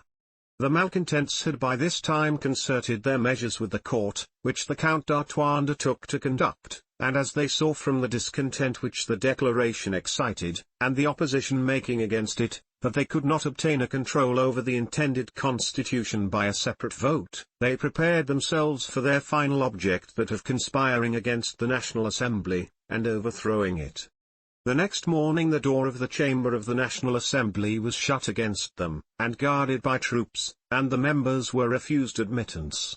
On this they withdrew to a tennis ground in the neighborhood of Versailles, as the most convenient place they could find, and, after renewing their session, took an oath never to separate from each other, under any circumstance whatever, death excepted, until they had established a constitution. As the experiment of shutting up the House had no other effect than that of producing a closer connection in the members, it was opened again the next day, and the public business recommenced in the usual place. We are now to have in view the forming of the new ministry, which was to accomplish the overthrow of the National Assembly. But as force would be necessary, orders were issued to assemble 30,000 troops, the command of which was given to Broglio, one of the intended new ministry, who was recalled from the country for this purpose. But as some management was necessary to keep this plan concealed till the moment it should be ready for execution, it is to this policy that a declaration made by Count d'Artois must be attributed, and which is here proper to be introduced. It could not but occur while the malcontents continued to resort to their chambers separate from the National Assembly, more jealousy would be excited than if they were mixed with it, and that the plot might be suspected. But as they had taken their ground, and now wanted a pretence for quitting it, it was necessary that one should be devised. This was effectually accomplished by a declaration made by the Count d'Artois, that if they took not a part in the National Assembly, the life of the king would be endangered, on which they quitted their chambers, and mixed with the Assembly, in one body. At the time this declaration was made, it was generally treated as a piece of absurdity in Count d'Artois calculated merely to relieve the outstanding members of the two chambers from the diminutive situation they were put in, and if nothing more had followed, this conclusion would have been good. But as things best explain themselves by their events, this apparent union was only a cover to the machinations which were secretly going on, and the declaration accommodated itself to answer that purpose. In a little time the National Assembly found itself surrounded by troops, and thousands more were daily arriving. On this a very strong declaration was made by the National Assembly to the king, remonstrating on the impropriety of the measure, and demanding the reason. The king, who was not in the secret of this business, as himself afterwards declared, gave substantially for answer, that he had no other object in view than to preserve the public tranquillity, which appeared to be much disturbed. But in a few days from this time the plot unravelled itself. Necker and the ministry were displaced, and a new one formed of the enemies of the revolution, and Broglio, with between 25 and 30,000 foreign troops, was arrived to support them. The mask was now thrown off, and matters were come to a crisis. The event was that in a space of 3 days the new ministry and their abettors found it prudent to fly the nation, the Bastille was taken, and Broglio and his foreign troops dispersed, as is already related in the former part of this work. There are some curious circumstances in the history of this short-lived ministry, and this short-lived attempt at a counter-revolution. The palace of Versailles, where the court was sitting, was not more than 400 yards distant from the hall where the National Assembly was sitting. The two places were at this moment like the separate headquarters of two combatant armies, yet the court was as perfectly ignorant of the information which had arrived from Paris to the National Assembly, as if it had resided at 100 miles distance. The then Marquis de Lafayette, who was chosen to preside in the National Assembly on this particular occasion, named by order of the Assembly 3 successive deputations to the king, on the day and up to the evening on which the Bastille was taken, to inform and confer with him on the state of affairs, but the ministry, who knew not so much as that it was attacked, precluded all communication, and were solacing themselves how dexterously they had succeeded. But in a few hours the accounts arrived so thick and fast that they had to start from their desks and run. Some set off in one disguise, and some in another, and none in their own character. Their anxiety now was to outride the news, lest they should be stopped, which, though it flew fast, flew not so fast as themselves. It is worth remarking that the National Assembly neither pursued those fugitive conspirators, nor took any notice of them, nor sought to retaliate in any shape whatever. Occupied with establishing a constitution founded on the rights of man and the authority of the people, the only authority on which government has a right to exist in any country, the National Assembly felt none of those mean passions which mark the character of impertinent governments, founding themselves on their own authority, or on the absurdity of hereditary succession. It is the faculty of the human mind to become what it contemplates, and to act in unison with its object. The conspiracy being thus dispersed, one of the first works of the National Assembly, instead of vindictive proclamations, as has been the case with other governments, was to publish a declaration of the rights of man, as the basis on which the new constitution was to be built, and which is here subjoined: Declaration of the Rights of Man and of Citizens by the National Assembly of France. The representatives of the people of France, formed into a National Assembly, considering that ignorance, neglect, or contempt of human rights, are the sole causes of public misfortunes and corruptions of government, have resolved to set forth in a solemn declaration, these natural, imprescriptible, and inalienable rights, that this declaration being constantly present to the minds of the members of the body social, they may be forever kept attentive to their rights and their duties, that the acts of the legislative and executive powers of government, being capable of being every moment compared with the end of political institutions, may be more respected, and also, that the future claims of the citizens, being directed by simple and incontestable principles, may always tend to the maintenance of the Constitution, and the general happiness. For these reasons the National Assembly doth recognize and declare, in the presence of the Supreme Being, and with the hope of his blessing and favor, the following sacred rights of men and of citizens. 1. Men are born, and always continue, free and equal in respect of their rights. Civil distinctions, therefore, can be founded only on public utility. 2. The end of all political associations is the preservation of the natural and imprescriptible rights of man, and these rights are liberty, property, security, and resistance of oppression. 3. The nation is essentially the source of all sovereignty, nor can any individual, or any body of men, be entitled to any authority which is not expressly derived from it. 4. Political liberty consists in the power of doing whatever does not injure another.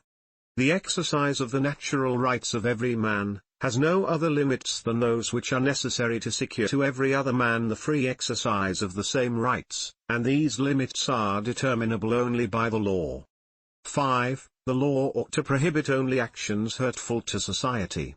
What is not prohibited by the law should not be hindered, nor should anyone be compelled to that which the law does not require. 6. The law is an expression of the will of the community. All citizens have a right to concur, either personally or by their representatives, in its formation. It should be the same to all, whether it protects or punishes, and all being equal in its sight, are equally eligible to all honors, places, and employments, according to their different abilities, without any other distinction than that created by their virtues and talents. 7. No man should be accused, arrested, or held in confinement, except in cases determined by the law, and according to the forms which it has prescribed. All who promote, solicit, execute, or cause to be executed, arbitrary orders, ought to be punished, and every citizen called upon, or apprehended by virtue of the law, ought immediately to obey, and renders himself culpable by resistance. 8. The law ought to impose no other penalties but such as are absolutely and evidently necessary, and no one ought to be punished, but in virtue of the law promulgated before the offence, and legally applied. 9. Every man being presumed innocent till he has been convicted, whenever his detention becomes indispensable, or rigor to him, more than is necessary to secure his person, ought to be provided against by the law. 10. No man ought to be molested on account of his opinions, not even on account of his religious opinions, provided his avowal of them does not disturb the public order established by the law. 11. The unrestrained communication of thoughts and opinions being one of the most precious rights of man, every citizen may speak, write, and publish freely, provided he is responsible for the abuse of this liberty, in cases determined by the law. 12. A public force being necessary to give security to the rights of men and of citizens, that force is instituted for the benefit of the community and not for the particular benefit of the persons to whom it is entrusted. 13. A common contribution being necessary for the support of the public force, and for defraying the other expenses of government, it ought to be divided equally among the members of the community, according to their abilities. 14. Every citizen has a right, either by himself or his representative, to a free voice in determining the necessity of public contributions, the appropriation of them, and their amount, mode of assessment, and duration. 15. Every community has a right to demand of all its agents an account of their conduct. 16. Every community in which a separation of powers and a security of rights is not provided for, wants a constitution. 17. the right to property being inviolable and sacred, no one ought to be deprived of it, except in cases of evident public necessity, legally ascertained, and on condition of a previous just indemnity. Observations on the Declaration of Rights. The first three articles comprehend in general terms the whole of a Declaration of Rights. All the succeeding articles either originate from them or follow as elucidations. The fourth, fifth, and sixth define more particularly what is only generally expressed in the first, second, and third. The seventh, eighth, ninth, 10th, and 11th articles are declaratory of principles upon which laws shall be constructed, conformable to rights already declared. But it is questioned by some very good people in France, as well as in other countries, whether the 10th article sufficiently guarantees the right it is intended to accord with, besides which it takes off from the divine dignity of religion, and weakens its operative force upon the mind, to make it a subject of human laws. It then presents itself to man like light intercepted by a cloudy medium, in which the source of it is obscured from his sight, and he sees nothing to reverence in the dusky ray. The remaining articles, beginning with the 12th, are substantially contained in the principles of the preceding articles, but in the particular situation in which France then was, having to undo what was wrong, as well as to set up what was right, it was proper to be more particular than what in another condition of things would be necessary. While the Declaration of Rights was before the National Assembly, some of its members remarked that if a Declaration of Rights were published it should be accompanied by a Declaration of Duties. The observation discovered a mind that reflected, and it only erred by not reflecting far enough. A Declaration of Rights is, by reciprocity, a Declaration of Duties also. Whatever is my right as a man is also the right of another, and it becomes my duty to guarantee as well as to possess. The three first articles are the base of liberty, as well individual as national, nor can any country be called free whose government does not take its beginning from the principles they contain, and continue to preserve them pure, and the whole of the Declaration of Rights is of more value to the world, and will do more good, than all the laws and statutes that have yet been promulgated. In the declaratory exordium which prefaces the Declaration of Rights we see the solemn and majestic spectacle of a nation opening its commission, under the auspices of its creator, to establish a government, a scene so new, and so transcendently unequalled by anything in the European world, that the name of a revolution is diminutive of its character, and it rises into a regeneration of man. What are the present governments of Europe but a scene of iniquity and oppression? What is that of England? Do not its own inhabitants say it is a market where every man has his price, and where corruption is common traffic at the expense of a deluded people? No wonder, then, that the French Revolution is traduced. Had it confined itself merely to the destruction of flagrant despotism, perhaps Mr. Burke and some others had been silent. Their cry now is, it has gone too far, that is, it has gone too far for them. It stares corruption in the face, and the venal tribe are all alarmed. Their fear discovers itself in their outrage, and they are but publishing the groans of a wounded vice. But from such opposition the French Revolution, instead of suffering, receives an homage. The more it is struck the more sparks it will emit, and the fear is it will not be struck enough. It has nothing to dread from attacks, truth has given it an establishment, and time will record it with a name as lasting as his own. Having now traced the progress of the French Revolution through most of its principal stages, from its commencement to the taking of the Bastille, and its establishment by the Declaration of Rights, I will close the subject with the energetic apostrophe of M. de Lafayette: may this great monument, raised to liberty, serve as a lesson to the oppressor, and an example to the oppressed. Miscellaneous chapter. To prevent interrupting the argument in the preceding part of this work, or the narrative that follows it, I reserved some observations to be thrown together in a miscellaneous chapter, by which variety might not be censured for confusion. Mr. Burke's book is all miscellany. His intention was to make an attack on the French Revolution, but instead of proceeding with an orderly arrangement, he has stormed it with a mob of ideas tumbling over and destroying one another. But this confusion and contradiction in Mr. Burke's book is easily accounted for. When a man in a wrong cause attempts to steer his course by anything else than some polar truth or principle, he is sure to be lost. It is beyond the compass of his capacity to keep all the parts of an argument together, and make them unite in one issue, by any other means than having this guide always in view. Neither memory nor invention will supply the want of it. The former fails him, and the latter betrays him. Notwithstanding the nonsense, for it deserves no better name, that Mr. Burke has asserted about hereditary rights, and hereditary succession, and that a nation has not a right to form a government of itself, it happened to fall in his way to give some account of what government is. Government, says he, is a contrivance of human wisdom. Admitting that government is a contrivance of human wisdom, it must necessarily follow, that hereditary succession, and hereditary rights, can make no part of it, because it is impossible to make wisdom hereditary, and on the other hand, that cannot be a wise contrivance, which in its operation may commit the government of a nation to the wisdom of an idiot. The ground which Mr. Burke now takes is fatal to every part of his cause. The argument changes from hereditary rights to hereditary wisdom, and the question is, who is the wisest man? He must now show that every one in the line of hereditary succession was a Solomon, or his title is not good to be a king. What a stroke has Mr. Burke now made!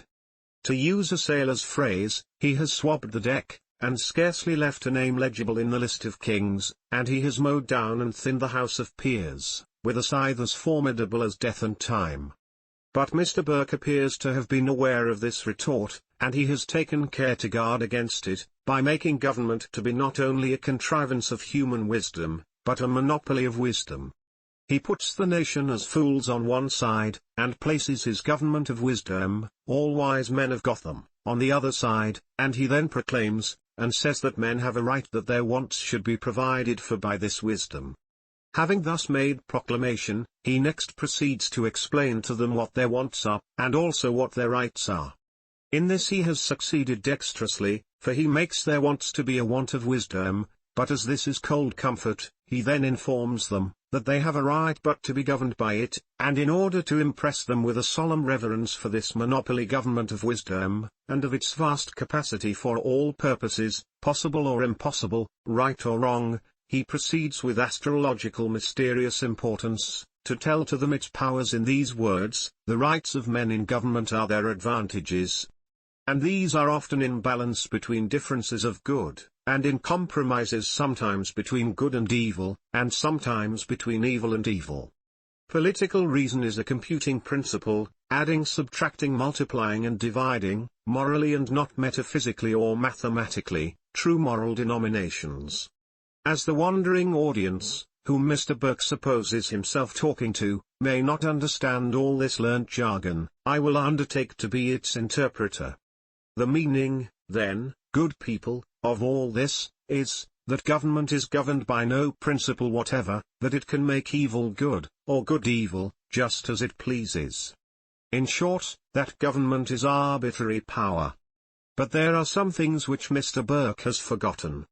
First, he has not shown where the wisdom originally came from, and secondly, he has not shown by what authority it first began to act. In the manner he introduces the matter, it is either government stealing wisdom, or wisdom stealing government. It is without an origin, and its powers without authority. In short, it is usurpation. Whether it be from a sense of shame, or from a consciousness of some radical defect in a government necessary to be kept out of sight, or from both, or from any other cause, I undertake not to determine, but so it is, that a monarchical reasoner never traces government to its source, or from its source. It is one of the shibboleths by which he may be known. 1,000 years hence, those who shall live in America or France, will look back with contemplative pride on the origin of their government, and say, this was the work of our glorious ancestors. But what can a monarchical talker say? What has he to exult in? Alas, he has nothing. A certain something forbids him to look back to a beginning, lest some robber, or some Robin Hood, should rise from the long obscurity of time and say, I am the origin. Hard as Mr. Burke laboured at the Regency Bill and Hereditary Succession 2 years ago, and much as he dived for precedents, he still had not boldness enough to bring up William of Normandy, and say, there is the head of the list. There is the fountain of honour. The son of a prostitute, and the plunderer of the English nation. The opinions of men with respect to government are changing fast in all countries. The revolutions of America and France have thrown a beam of light over the world, which reaches into man. The enormous expense of governments has provoked people to think, by making them feel, and when once the veil begins to rend, it admits not of repair. Ignorance is of a peculiar nature; once dispelled, it is impossible to re-establish it. It is not originally a thing of itself, but is only the absence of knowledge, and though man may be kept ignorant, he cannot be made ignorant. The mind, in discovering truth, acts in the same manner as it acts through the eye in discovering objects. When once any object has been seen, it is impossible to put the mind back to the same condition it was in before it saw it. Those who talk of a counter-revolution in France, show how little they understand of man. There does not exist in the compass of language an arrangement of words to express so much as the means of effecting a counter-revolution. The means must be an obliteration of knowledge, and it has never yet been discovered how to make man unknow his knowledge, or unthink his thoughts. Mr. Burke is labouring in vain to stop the progress of knowledge, and it comes with the worse grace from him, as there is a certain transaction known in the city which renders him suspected of being a pensioner in a fictitious name. This may account for some strange doctrine he has advanced in his book, which though he points it at the Revolution Society, is effectually directed against the whole nation. The King of England, says he, holds his crown in contempt of the choice of the Revolution Society, who have not a single vote for a king among them either individually or collectively, and his Majesty's heirs each in their time and order, will come to the crown with the same contempt of their choice, with which his Majesty has succeeded to that which he now wears. As to who is king in England, or elsewhere, or whether there is any king at all, or whether the people choose a Cherokee chief, or a Hessian hussar for a king, it is not a matter that I trouble myself about, be that to themselves, but with respect to the doctrine, so far as it relates to the rights of men and nations, it is as abominable as anything ever uttered in the most enslaved country under heaven.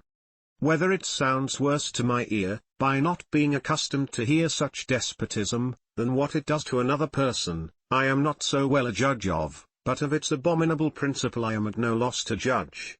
It is not the Revolution Society that Mr. Burke means, it is the nation, as well in its original as in its representative character, and he has taken care to make himself understood, by saying that they have not a vote either collectively or individually.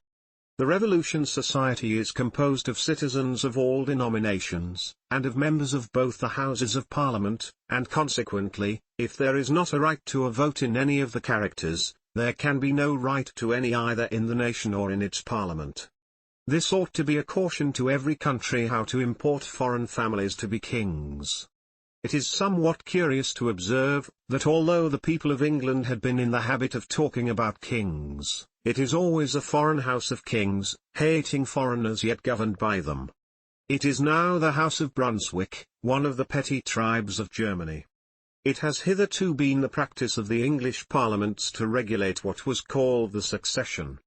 And this must be the utmost limit to which Parliament can go upon this case, but the right of the nation goes to the whole case, because it has the right of changing its whole form of government. The right of a Parliament is only a right in trust, a right by delegation, and that but from a very small part of the nation, and one of its houses has not even this. But the right of the nation is an original right, as universal as taxation. The nation is the paymaster of everything, and everything must conform to its general will.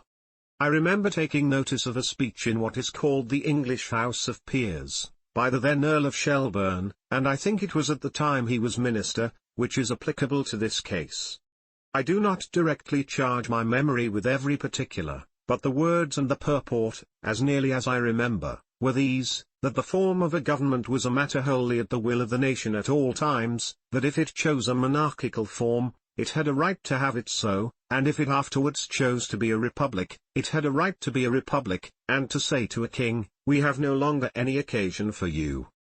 When Mr. Burke says that His Majesty's heirs and successors, each in their time and order, will come to the crown with the same content of their choice with which His Majesty had succeeded to that he wears, it is saying too much even to the humblest individual in the country, part of whose daily labour goes towards making up the £1,000,000 a year, which the country gives the person it styles a king. Government with insolence is despotism, but when contempt is added it becomes worse, and to pay for contempt is the excess of slavery. This species of government comes from Germany, and reminds me of what one of the Brunswick soldiers told me, who was taken prisoner by the Americans in the late war. Said he, "America is a fine free country, it is worth the people's fighting for. I know the difference by knowing my own. In my country, if the prince says eat straw, we eat straw."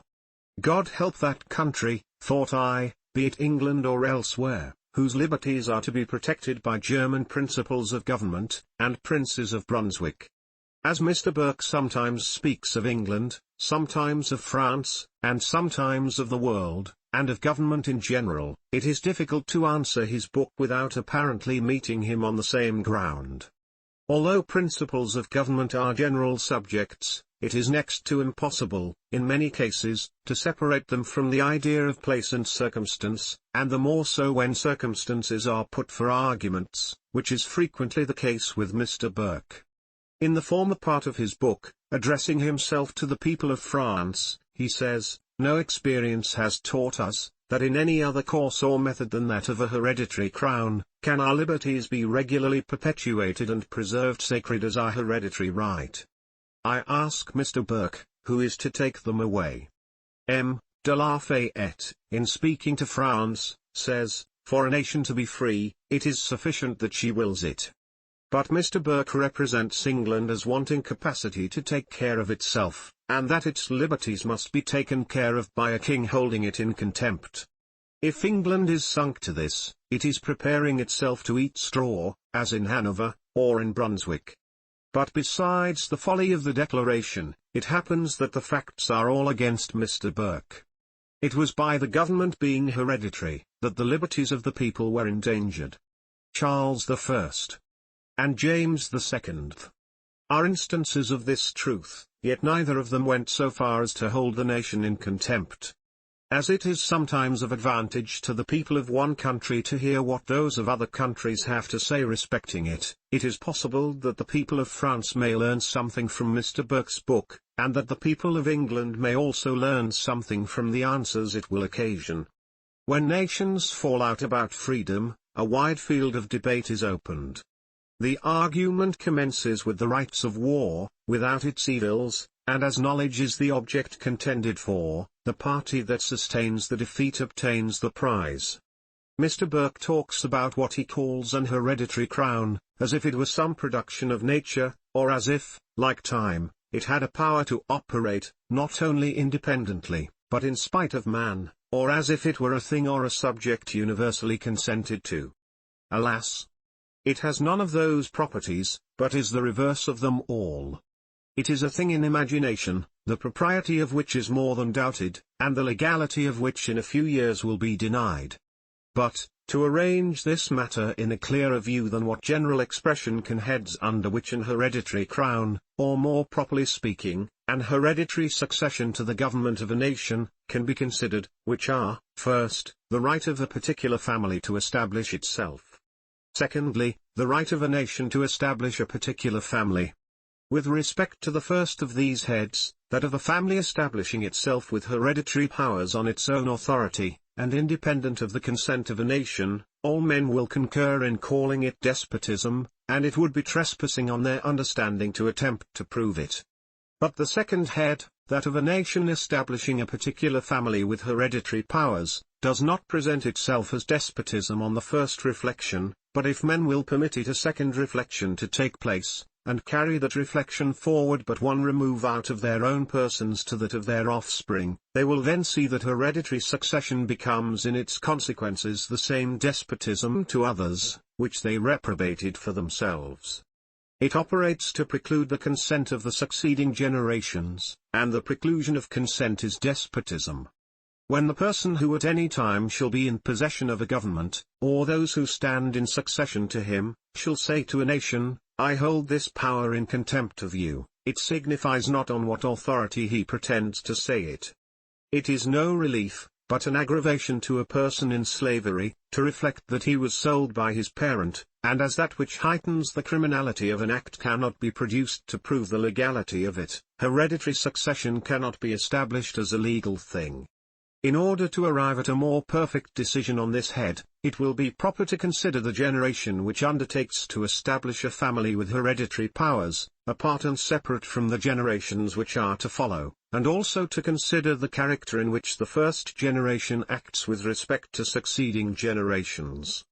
The generation which first selects a person, and puts him at the head of its government, either with the title of king, or any other distinction, acts on its own choice, be it wise or foolish. As a free agent for itself, the person so set up is not hereditary, but selected and appointed, and the generation who sets him up, does not live under a hereditary government, but under a government of its own choice and establishment.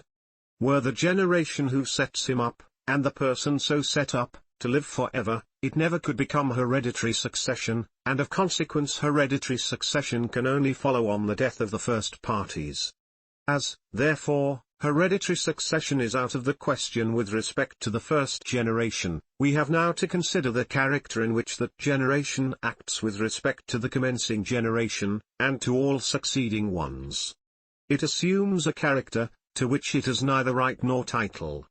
It changes itself from a legislator to a testator, and effects to make its will, which is to have operation after the demise of the makers, to bequeath the government, and it not only attempts to bequeath, but to establish on the succeeding generation, a new and different form of government under which itself lived. Itself, as already observed, lived not under a hereditary government but under a government of its own choice and establishment, and it now attempts, by virtue of a will and testament, to take from the commencing generation, and all future ones, the rights and free agency by which itself acted. But, exclusive of the right which any generation has to act collectively as a testator, the objects to which it applies itself in this case, are not within the compass of any law, or of any will or testament. The rights of men in society, are neither divisible or transferable, nor annihilable, but are descendable only, and it is not in the power of any generation to intercept finally, and cut off the descent. If the present generation, or any other, are disposed to be slaves, it does not lessen the right of the succeeding generation to be free. Wrongs cannot have a legal descent. When Mr. Burke attempts to maintain that the English nation did at the Revolution of 1688, most solemnly renounce and abdicate their rights for themselves, and for all their posterity forever, he speaks a language that merits not reply, and which can only excite contempt for his prostitute principles, or pity for his ignorance. In whatever light hereditary succession, as growing out of the will and testament of some former generation, presents itself, it is an absurdity. I cannot make a will to take from B the property of B, and give it to C, yet this is the manner in which, what is called, hereditary succession by law operates. A certain former generation made a will, to take away the rights of the commencing generation, and all future ones, and convey those rights to a third person, who afterwards comes forward, and tells them, in Mr. Burke's language, that they have no rights, that their rights are already bequeathed to him and that he will govern in contempt of them. From such principles, and such ignorance, good Lord deliver the world. But, after all, what is this metaphor called a crown, or rather what is monarchy? Is it a thing, or is it a name, or is it a fraud? Is it a contrivance of human wisdom, or of human craft to obtain money from a nation under specious pretenses? Is it a thing necessary to a nation? If it is, in what does that necessity consist, what service does it perform, what is its business, and what are its merits? Does the virtue consist in the metaphor, or in the man? Doth the goldsmith that makes the crown, make the virtue also? Doth it operate like Fortunatus's wishing cap, or Harlequin's wooden sword? Doth it make a man a conjurer? In fine, what is it? It appears to be something going much out of fashion, falling into ridicule, and rejected in some countries, both as unnecessary and expensive. In America it is considered as an absurdity, and in France it has so far declined, that the goodness of the man, and the respect for his personal character, are the only things that preserve the appearance of its existence. If government be what Mr. Burke describes it, a contrivance of human wisdom, I might ask him, if wisdom was at such a low ebb in England, that it was become necessary to import it from Holland and from Hanover? But I will do the country the justice to say, that was not the case, and even if it was, it mistook the cargo. The wisdom of every country, when properly exerted, is sufficient for all its purposes, and there could exist no more real occasion in England to have sent for a Dutch stateholder, or a German elector, than there was in America to have done a similar thing. If a country does not understand its own affairs, how is a foreigner to understand them, who knows neither its laws, its manners, nor its language? If there existed a man so transcendently wise above all others, that his wisdom was necessary to instruct a nation, some reason might be offered for monarchy, but when we cast our eyes about a country, and observe how every part understands its own affairs, and when we look around the world, and see that of all men in it, the race of kings are the most insignificant in capacity, our reason cannot fail to ask us what are those men kept for. If there is anything in monarchy which we people of America do not understand, I wish Mr. Burke would be so kind as to inform us. I see in America, a government extending over a country 10 times as large as England, and conducted with regularity, for a 40th part of the expense which government costs in England. If I ask a man in America if he wants a king, he retorts, and asks me if I take him for an idiot. How is it that this difference happens? Are we more or less wise than others? I see in America the generality of people living in a style of plenty unknown in monarchical countries, and I see that the principle of its government, which is that of the equal rights of man, is making a rapid progress in the world. If monarchy is a useless thing, why is it kept up anywhere? And if a necessary thing, how can it be dispensed with? That civil government is necessary, all civilized nations will agree, but civil government is republican government. All that part of the government of England which begins with the office of constable, and proceeds through the department of magistrate, quarter sessions, and general assize, including trial by jury, is republican government. Nothing of monarchy appears in any part of it, except in the name which William the Conqueror imposed upon the English, that of obliging them to call him their sovereign lord the king. It is easy to conceive that a band of interested men, such as placemen, pensioners, lords of the bedchamber, lords of the kitchen, lords of the necessary house, and the Lord knows what besides, can find as many reasons for monarchy as their salaries, paid at the expense of the country, amount to. But if I ask the farmer, the manufacturer, the merchant, the tradesman, and down through all the occupations of life to the common laborer, what service monarchy is to him, he can give me no answer. If I ask him what monarchy is, he believes it is something like a sinecure. Notwithstanding the taxes of England amount to almost 17 millions a year, said to be for the expenses of government, it is still evident that the sense of the nation is left to govern itself, and does govern itself, by magistrates and juries, almost at its own charge, on republican principles, exclusive of the expense of taxes. The salaries of the judges are almost the only charge that is paid out of the revenue. Considering that all the internal government is executed by the people, the taxes of England ought to be the lightest of any nation in Europe, instead of which, they are the contrary. As this cannot be accounted for on the score of civil government, the subject necessarily extends itself to the monarchical part. When the people of England sent for George I, they ought at least to have conditioned for the abandonment of Hanover. Besides the endless German intrigues that must follow from a German elector being King of England, there is a natural impossibility of uniting in the same person the principles of freedom and the principles of despotism, or as it is usually called in England, arbitrary power. A German elector is in his electorate a despot. How then could it be expected that he should be attached to principles of liberty in one country, while his interest in another was to be supported by despotism? The union cannot exist, and it might easily have been foreseen that German electors would make German kings, or in Mr. Burke's words, would assume government with contempt. The English have been in the habit of considering a King of England only in the character in which he appears to them, whereas the same person, while the connection lasts, has a home seat in another country, the interest of which is different to their own, and the principles of the governments in opposition to each other. To such a person England will appear as a town residence, and the electorate as the estate. The English may wish, as I believe they do, success to the principles of liberty in France, or in Germany, but a German elector trembles for the fate of despotism in his electorate, and the Duchy of Mecklenburg, where the present Queen's family governs, is under the same wretched state of arbitrary power, and the people in slavish vassalage. There never was a time when it became the English to watch continental intrigues more circumspectly than at the present moment, and to distinguish the politics of the electorate from the politics of the nation. The Revolution of France has entirely changed the ground with respect to England and France, as nations, but the German despots, with Prussia at their head, are combining against liberty, and the fondness of Mr. Pitt for office, and the interest which all his family connections have obtained, do not give sufficient security against this intrigue.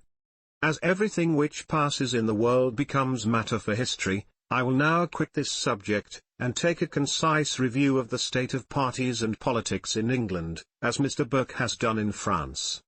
Whether the present reign commenced with contempt, I leave to Mr. Burke. Certain, however, it is, that it had strongly that appearance.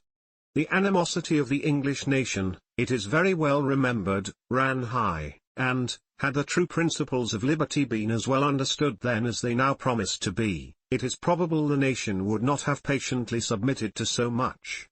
George I and II were sensible of a rival in the remains of the Stuarts, and as they could not but consider themselves as standing on their good behaviour, they had prudence to keep their German principles of government to themselves, but as the Stuart family wore away, the prudence became less necessary. The contest between rights, and what were called prerogatives, continued to heat the nation till some time after the conclusion of the American War, when all at once it fell a calm execration exchanged itself for applause, and court popularity sprung up like a mushroom in a night.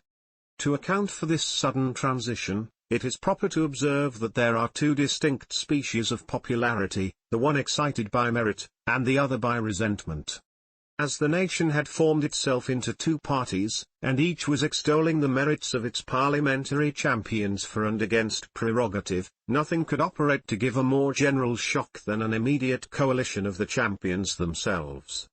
The partisans of each being thus suddenly left in the lurch, and mutually heated with disgust at the measure, felt no other relief than uniting in a common execration against both.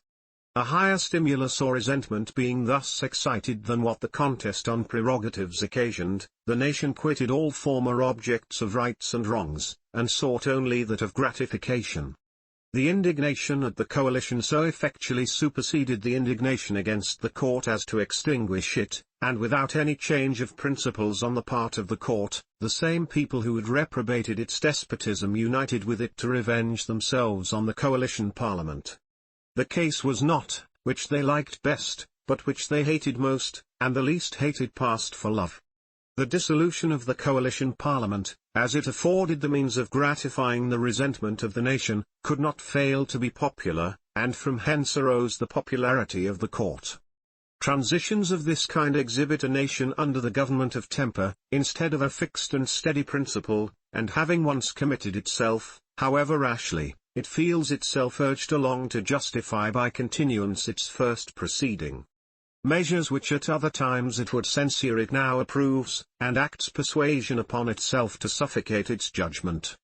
On the return of a new parliament, the new minister, Mr. Pitt, found himself in a secure majority, and the nation gave him credit, not out of regard to himself, but because it had resolved to do it out of resentment to another. He introduced himself to public notice by a proposed reform of Parliament, which in its operation would have amounted to a public justification of corruption. The nation was to be at the expense of buying up the rotten boroughs, whereas it ought to punish the persons who deal in the traffic. Passing over the two bubbles of the Dutch business and the million a year to sink the national debt, the matter which most presents itself, is the affair of the Regency. Never, in the course of my observation, was delusion more successfully acted, nor a nation more completely deceived.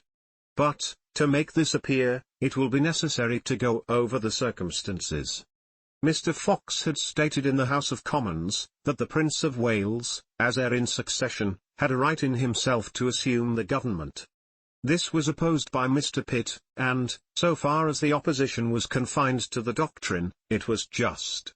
But the principles which Mr. Pitt maintained on the contrary side were as bad, or worse in their extent, than those of Mr. Fox, because they went to establish an aristocracy over the nation, and over the small representation it has in the House of Commons. Whether the English form of government be good or bad, is not in this case the question, but, taking it as it stands, without regard to its merits or demerits, Mr. Pitt was farther from the point than Mr. Fox. It is supposed to consist of three parts, while therefore the nation is disposed to continue this form. The parts have a national standing, independent of each other, and are not the creatures of each other. Had Mr. Fox passed through Parliament, and said that the person alluded to claimed on the ground of the nation, Mr. Pitt must then have contended what he called the right of the Parliament against the right of the nation. By the appearance which the contest made, Mr. Fox took the hereditary ground, and Mr. Pitt the parliamentary ground, but the fact is, they both took hereditary ground, and Mr. Pitt took the worst of the two. What is called the Parliament is made up of two houses, one of which is more hereditary, and more beyond the control of the nation than what the Crown is supposed to be. It is an hereditary aristocracy, assuming and asserting indefeasible, irrevocable rights and authority, wholly independent of the nation. Where, then, was the merited popularity of exalting this hereditary power over another hereditary power less independent of the nation than what itself assumed to be, and of absorbing the rights of the nation into a house over which it has neither election nor control? The general impulse of the nation was right, but it acted without reflection. It approved the opposition made to the right set up by Mr. Fox, without perceiving that Mr. Pitt was supporting another indefeasible right more remote from the nation, in opposition to it. With respect to the House of Commons, it is elected but by a small part of the nation, but were the election as universal as taxation, which it ought to be, it would still be only the organ of the nation, and cannot possess inherent rights. When the National Assembly of France resolves a matter, the resolve is made in right of the nation, but Mr. Pitt, on all national questions, so far as they refer to the House of Commons, absorbs the rights of the nation into the organ, and makes the organ into a nation, and the nation itself into a cipher. In a few words, the question on the Regency was a question of £1 million a year, which is appropriated to the executive department, and Mr. Pitt could not possess himself of any management of this sum, without setting up the supremacy of Parliament, and when this was accomplished, it was indifferent who should be regent, as he must be regent at his own cost. Among the curiosities which this contentious debate afforded, was that of making the Great Seal into a king, the affixing of which to an act was to be royal authority. If, therefore, royal authority is a Great Seal, it consequently is in itself nothing, and a good constitution would be of infinitely more value to the nation than what the three nominal powers, as they now stand, are worth. The continual use of the word constitution in the English Parliament shows there is none, and that the whole is merely a form of government without a constitution, and constituting itself with what powers it pleases. If there were a constitution, it certainly could be referred to, and the debate on any constitutional point would terminate by producing the constitution. One member says this is constitution, and another says that is constitution. Today it is one thing, and tomorrow something else, while the maintaining of the debate proves there is none. Constitution is now the cant word of Parliament, tuning itself to the ear of the nation. Formerly it was the universal supremacy of Parliament, the omnipotence of Parliament, but since the progress of liberty in France, those phrases have a despotic harshness in their note, and the English Parliament have catched the fashion from the National Assembly, but without the substance, of speaking of constitution. As the present generation of the people in England did not make the government, they are not accountable for any of its defects, but that sooner or later, it must come into their hands to undergo a constitutional reformation, is as certain as that the same thing has happened in France. If France, with a revenue of nearly 24 millions sterling, with an extent of rich and fertile country above 4 times larger than England, with a population of 24 millions of inhabitants to support taxation, with upwards of 90 millions sterling of gold and silver circulating in the nation, and with a debt less than the present debt of England, still found it necessary, from whatever cause, to come to a settlement of its affairs, it solves the problem of funding for both countries. It is out of the question to say how long what is called the English Constitution has lasted, and to argue from thence how long it is to last. The question is, how long can the funding system last?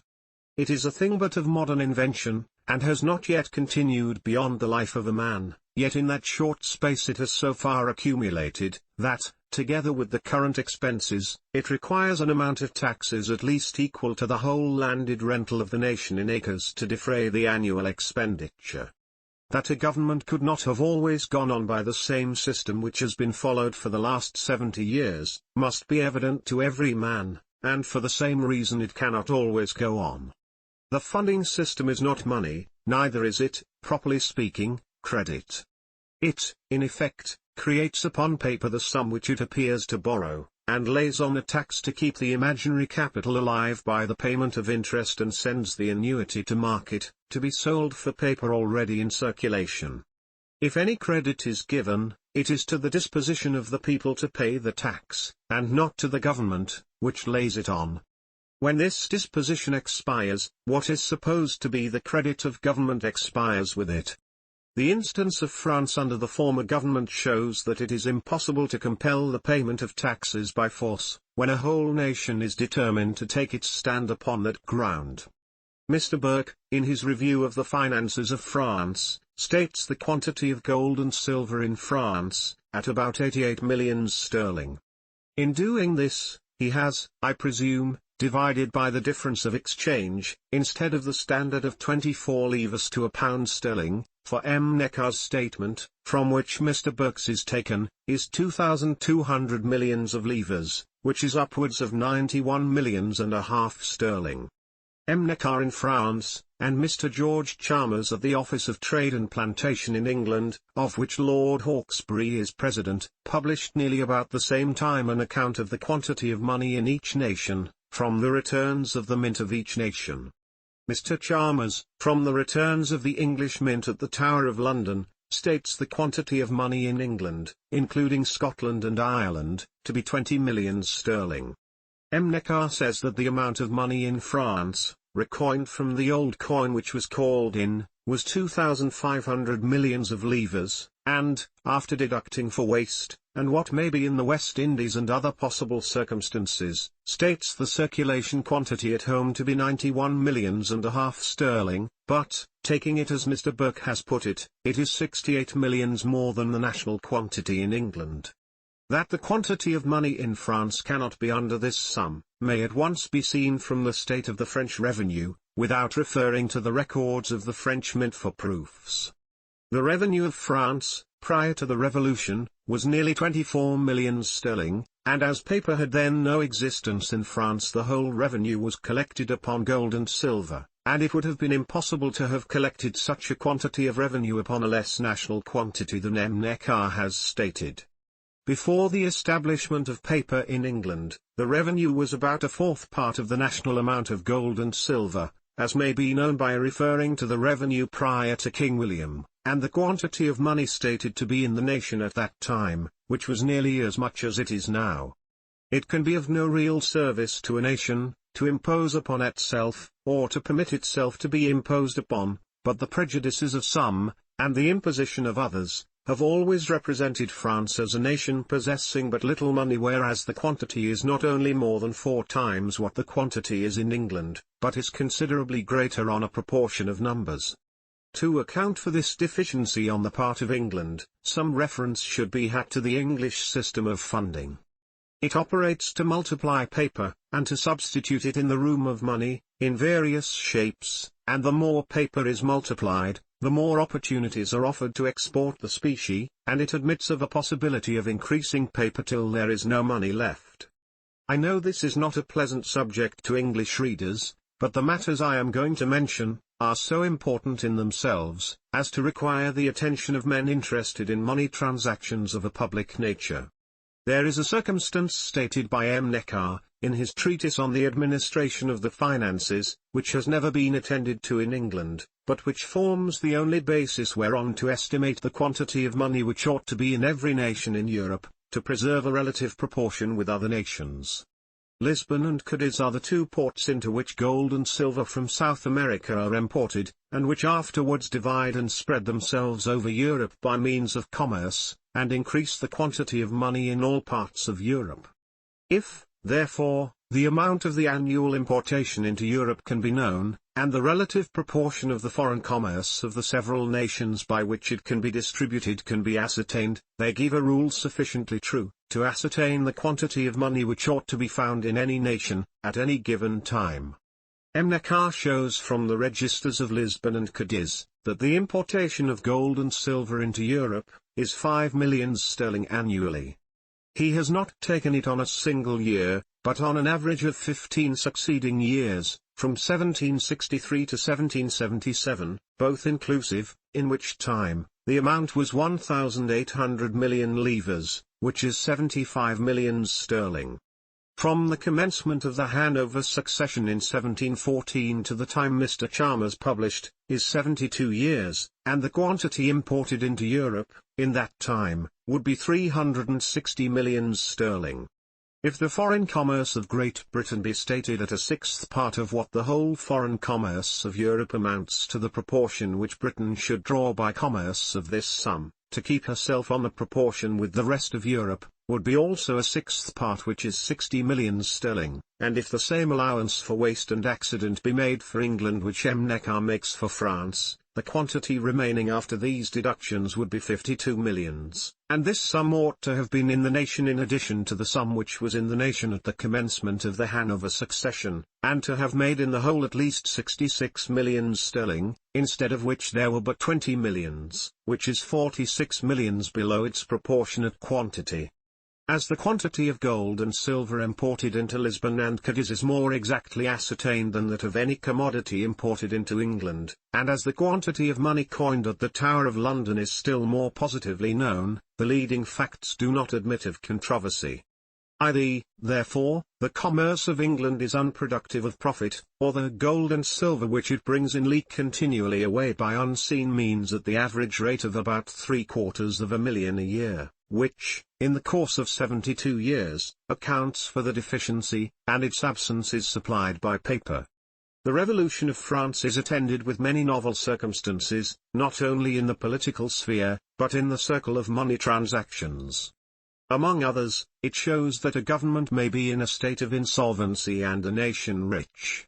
So far as the fact is confined to the late government of France, it was insolvent, because the nation would no longer support its extravagance, and therefore it could no longer support itself, but with respect to the nation all the means existed. A government may be said to be insolvent every time it applies to the nation to discharge its arrears. The insolvency of the late government of France and the present of England differed in no other respect than as the dispositions of the people differ. The people of France refused their aid to the old government, and the people of England submit to taxation without inquiry. What is called the Crown in England has been insolvent several times, the last of which, publicly known, was in May, 1777, when it applied to the nation to discharge upwards of 600,000 private debts, which otherwise it could not pay. It was the error of Mr. Pitt, Mr. Burke, and all those who were unacquainted with the affairs of France to confound the French nation with the French government. The French nation, in effect, endeavored to render the late government insolvent for the purpose of taking government into its own hands, and it reserved its means for the support of the new government. In a country of such vast extent and population as France, the natural means cannot be wanting, and the political means appear the instant the nation is disposed to permit them. When Mr. Burke, in a speech last winter in the British Parliament, cast his eyes over the map of Europe, and saw a chasm that once was France, he talked like a dreamer of dreams. The same natural France existed as before, and all the natural means existed with it. The only chasm was that the extinction of despotism had left, and which was to be filled up with the constitution more formidable in resources than the power which had expired. Although the French nation rendered the late government insolvent, it did not permit the insolvency to act towards the creditors, and the creditors, considering the nation as the real paymaster, and the government only as the agent, rested themselves on the nation, in preference to the government. This appears greatly to disturb Mr. Burke, as the precedent is fatal to the policy by which governments have supposed themselves secure. They have contracted debts, with a view of attaching what is called the moneyed interest of a nation to their support, but the example in France shows that the permanent security of the creditor is in the nation, and not in the government, and that in all possible revolutions that may happen in governments, the means are always with the nation, and the nation always in existence. Mr. Burke argues that the creditors ought to have abided the fate of the government which they trusted, but the National Assembly considered them as the creditors of the nation, and not of the government of the master, and not of the steward. Notwithstanding the late government could not discharge the current expenses, the present government has paid off a great part of the capital. This has been accomplished by two means, the one by lessening the expenses of government, and the other by the sale of the monastic and ecclesiastical landed estates. The devotees and penitent debauchees, extortioners and misers of former days, to ensure themselves a better world than that they were about to leave, had bequeathed immense property in trust to the priesthood for pious uses, and the priesthood kept it for themselves. The National Assembly has ordered it to be sold for the good of the whole nation, and the priesthood to be decently provided for. In consequence of the revolution, the annual interest of the debt of France will be reduced at least 6 millions sterling, by paying off upwards of 100 millions of the capital, which, with lessening the former expenses of government at least 3 millions, will place France in a situation worthy the imitation of Europe. Upon a whole review of the subject, how vast is the contrast! While Mr. Burke has been talking of a general bankruptcy in France, the National Assembly has been paying off the capital of its debt, and while taxes have increased near $1 million a year in England, they have lowered several millions a year in France. Not a word has either Mr. Burke or Mr. Pitt said about the French affairs, or the state of the French finances, in the present session of Parliament. The subject begins to be too well understood, and imposition serves no longer. There is a general enigma running through the whole of Mr. Burke's book. He writes in a rage against the National Assembly, but what is he enraged about? If his assertions were as true as they are groundless, and that France by her revolution, had annihilated her power, and become what he calls a chasm, it might excite the grief of a Frenchman and provoke his rage against the National Assembly, but why should it excite the rage of Mr. Burke? Alas! It is not the nation of France that Mr. Burke means, but the court, and every court in Europe, dreading the same fate, is in mourning. He writes neither in the character of a Frenchman nor an Englishman, but in the fawning character of that creature known in all countries, and a friend to none, a courtier. Whether it be the court of Versailles, or the court of Street James, or Carlton House, or the court in expectation, signifies not, for the caterpillar principle of all courts and courtiers are alike. They form a common policy throughout Europe, detached and separate from the interest of nations, and while they appear to quarrel, they agree to plunder. Nothing can be more terrible to a court or courtier than the Revolution of France. That which is a blessing to nations is bitterness to them, and as their existence depends on the duplicity of a country, they tremble at the approach of principles, and dread the precedent that threatens their overthrow. Conclusion. Reason and ignorance, the opposites of each other, influence the great bulk of mankind. If either of these can be rendered sufficiently extensive in a country, the machinery of government goes easily on. Reason obeys itself, and ignorance submits to whatever is dictated to it. The two modes of the government which prevail in the world, are, first, government by election and representation. Secondly, government by hereditary succession. The former is generally known by the name of republic, the latter by that of monarchy and aristocracy. Those two distinct and opposite forms erect themselves on the two distinct and opposite bases of reason and ignorance. As the exercise of government requires talents and abilities, and as talents and abilities cannot have hereditary descent, it is evident that hereditary succession requires a belief from man to which his reason cannot subscribe, and which can only be established upon his ignorance, and the more ignorant any country is, the better it is fitted for this species of government. On the contrary, government, in a well-constituted republic, requires no belief from man beyond what his reason can give. He sees the rationale of the whole system, its origin and its operation, and as it is best supported when best understood, the human faculties act with boldness, and acquire, under this form of government, a gigantic manliness. As, therefore, each of those forms acts on a different base, the one moving freely by the aid of reason, the other by ignorance, we have next to consider, what it is that gives motion to that species of government which is called mixed government, or, as it is sometimes ludicrously styled, a government of this, that and t'other. The moving power in this species of government is, of necessity, corruption. However imperfect election and representation may be in mixed governments, they still give exercise to a greater portion of reason than is convenient to the hereditary part, and therefore it becomes necessary to buy the reason up. A mixed government is an imperfect everything, cementing and soldering the discordant parts together by corruption, to act as a whole. Mr. Burke appears highly disgusted that France, since she had resolved on a revolution, did not adopt what he calls a British constitution, and the regretful manner in which he expresses himself on this occasion implies a suspicion that the British constitution needed something to keep its defects in countenance. In mixed governments there is no responsibility, the parts cover each other till responsibility is lost, and the corruption which moves the machine, contrives at the same time its own escape.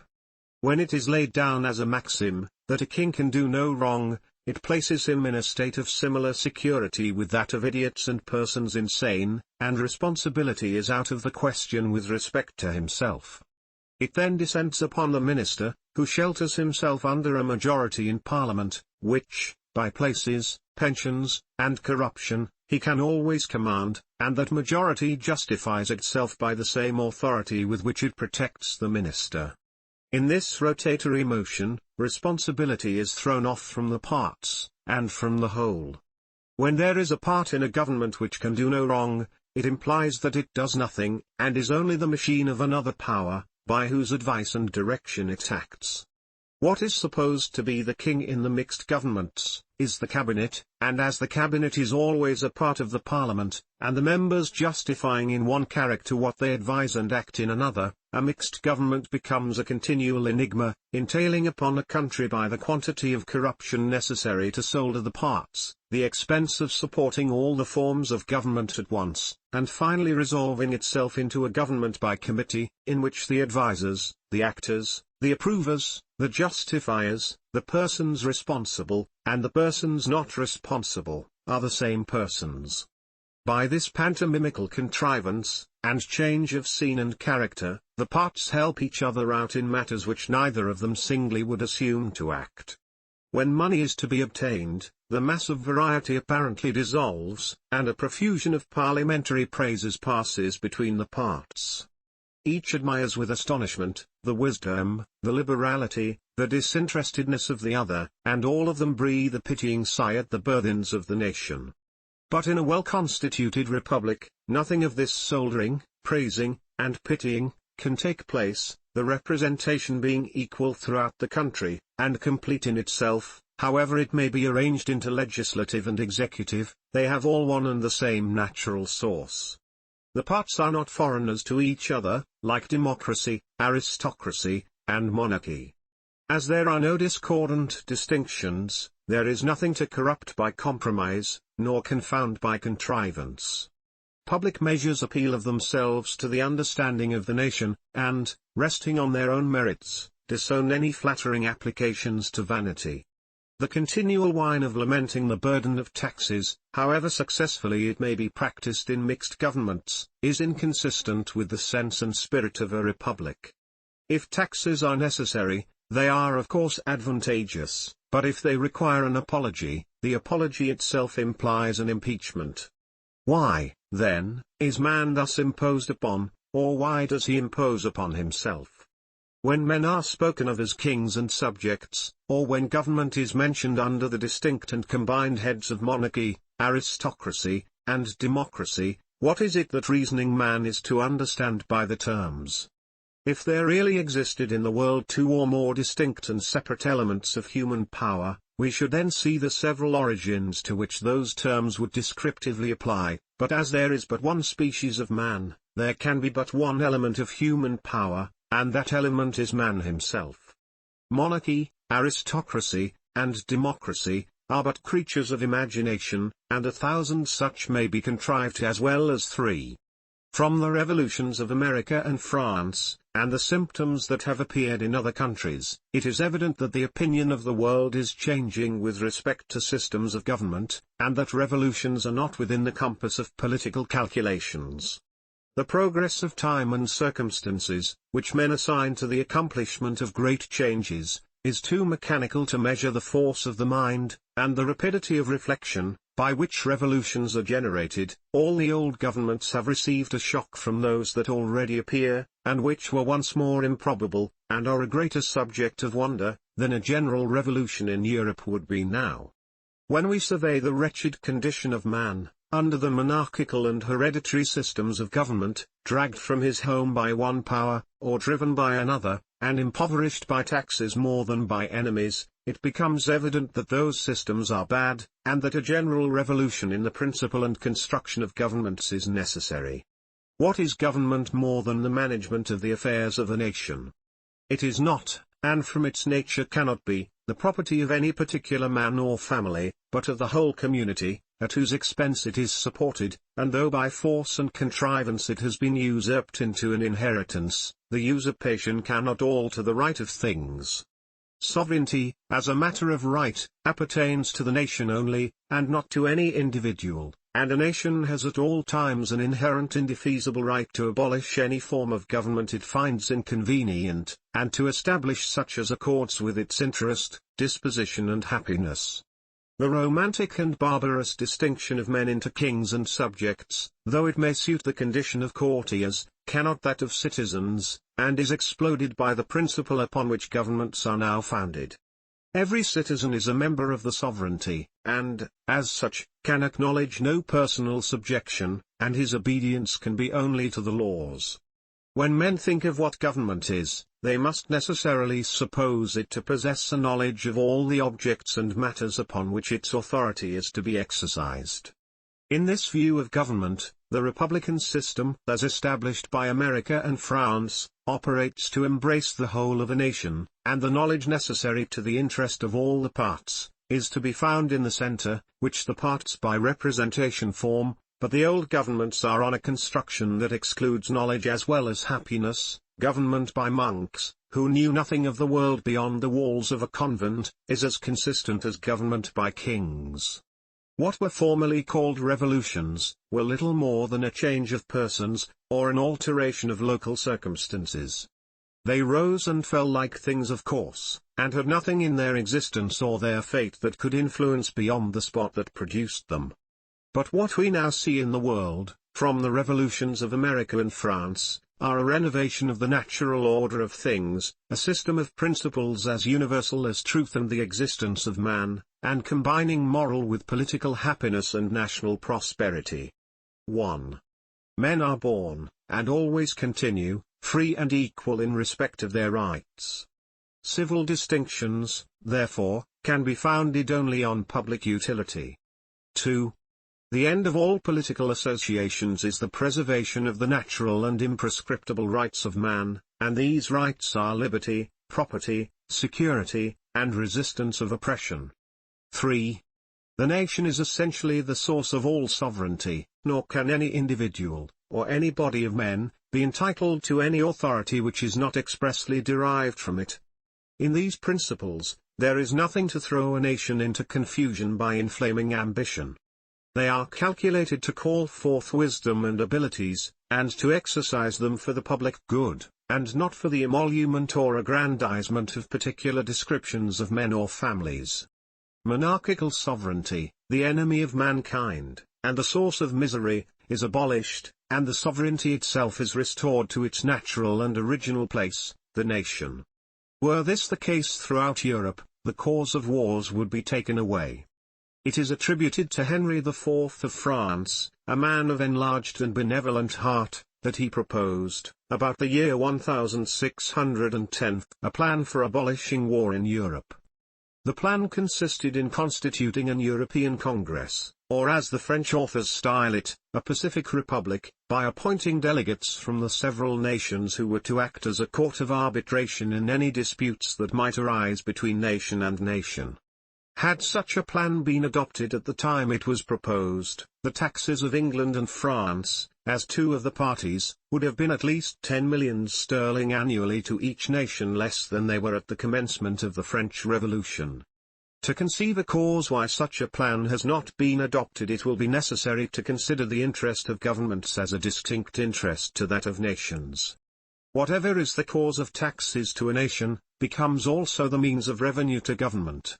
Every war terminates with an addition of taxes, and consequently with an addition of revenue, and in any event of war, in the manner they are now commenced and concluded, the power and interest of governments are increased. War, therefore, from its productiveness, as it easily furnishes the pretence of necessity for taxes and appointments to places and offices, becomes a principal part of the system of old governments, and to establish any mode to abolish war, however advantageous it might be to nations, would be to take from such government the most lucrative of its branches. The frivolous matters upon which war is made, show the disposition and avidity of governments to uphold the system of war, and betray the motives upon which they act. Why are not republics plunged into war, but because the nature of their government does not admit of an interest distinct from that of the nation? Even Holland, though an ill-constructed republic, and with a commerce extending over the world, existed nearly a century without war, and the instant the form of government was changed in France, the republican principles of peace and domestic prosperity and economy arose with the new government, and the same consequences would follow the cause in other nations. As war is the system of government on the old construction, the animosity which nations reciprocally entertain, is nothing more than what the policy of their governments excites to keep up the spirit of the system. Each government accuses the other of perfidy, intrigue, and ambition, as a means of heating the imagination of their respective nations, and incensing them to hostilities. Man is not the enemy of man, but through the medium of a false system of government. Instead, therefore, of exclaiming against the ambition of kings, the exclamation should be directed against the principle of such governments, and instead of seeking to reform the individual, the wisdom of a nation should apply itself to reform the system. Whether the forms and maxims of governments which are still in practice, were adapted to the condition of the world at the period they were established, is not in this case the question. The older they are, the less correspondence can they have with the present state of things. Time, and change of circumstances and opinions, have the same progressive effect in rendering modes of government obsolete as they have upon customs and manners. Agriculture, commerce, manufactures, and the tranquil arts, by which the prosperity of nations is best promoted, require a different system of government, and a different species of knowledge to direct its operations, than what might have been required in the former condition of the world. As it is not difficult to perceive, from the enlightened state of mankind, that hereditary governments are verging to their decline, and that revolutions on the broad basis of national sovereignty and government by representation, are making their way in Europe, it would be an act of wisdom to anticipate their approach, and produce revolutions by reason and accommodation, rather than commit them to the issue of convulsions. From what we now see, nothing of reform in the political world ought to be held improbable. It is an age of revolutions, in which everything may be looked for. The intrigue of courts, by which the system of war is kept up, may provoke a confederation of nations to abolish it, and an European Congress to patronize the progress of free government, and promote the civilization of nations with each other, is an event nearer in probability, than once were the revolutions and alliance of France and America. Rights of Man. Part 2, Combining Principle and Practice. French Translator's Preface.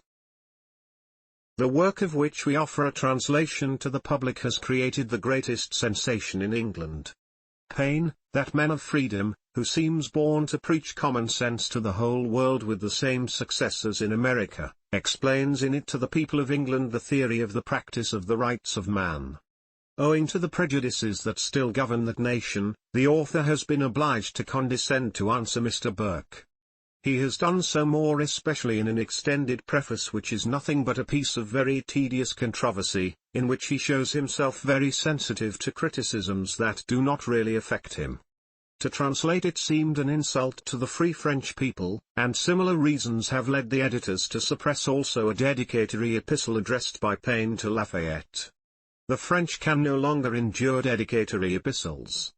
A man should write privately to those he esteems. When he publishes a book his thoughts should be offered to the public alone.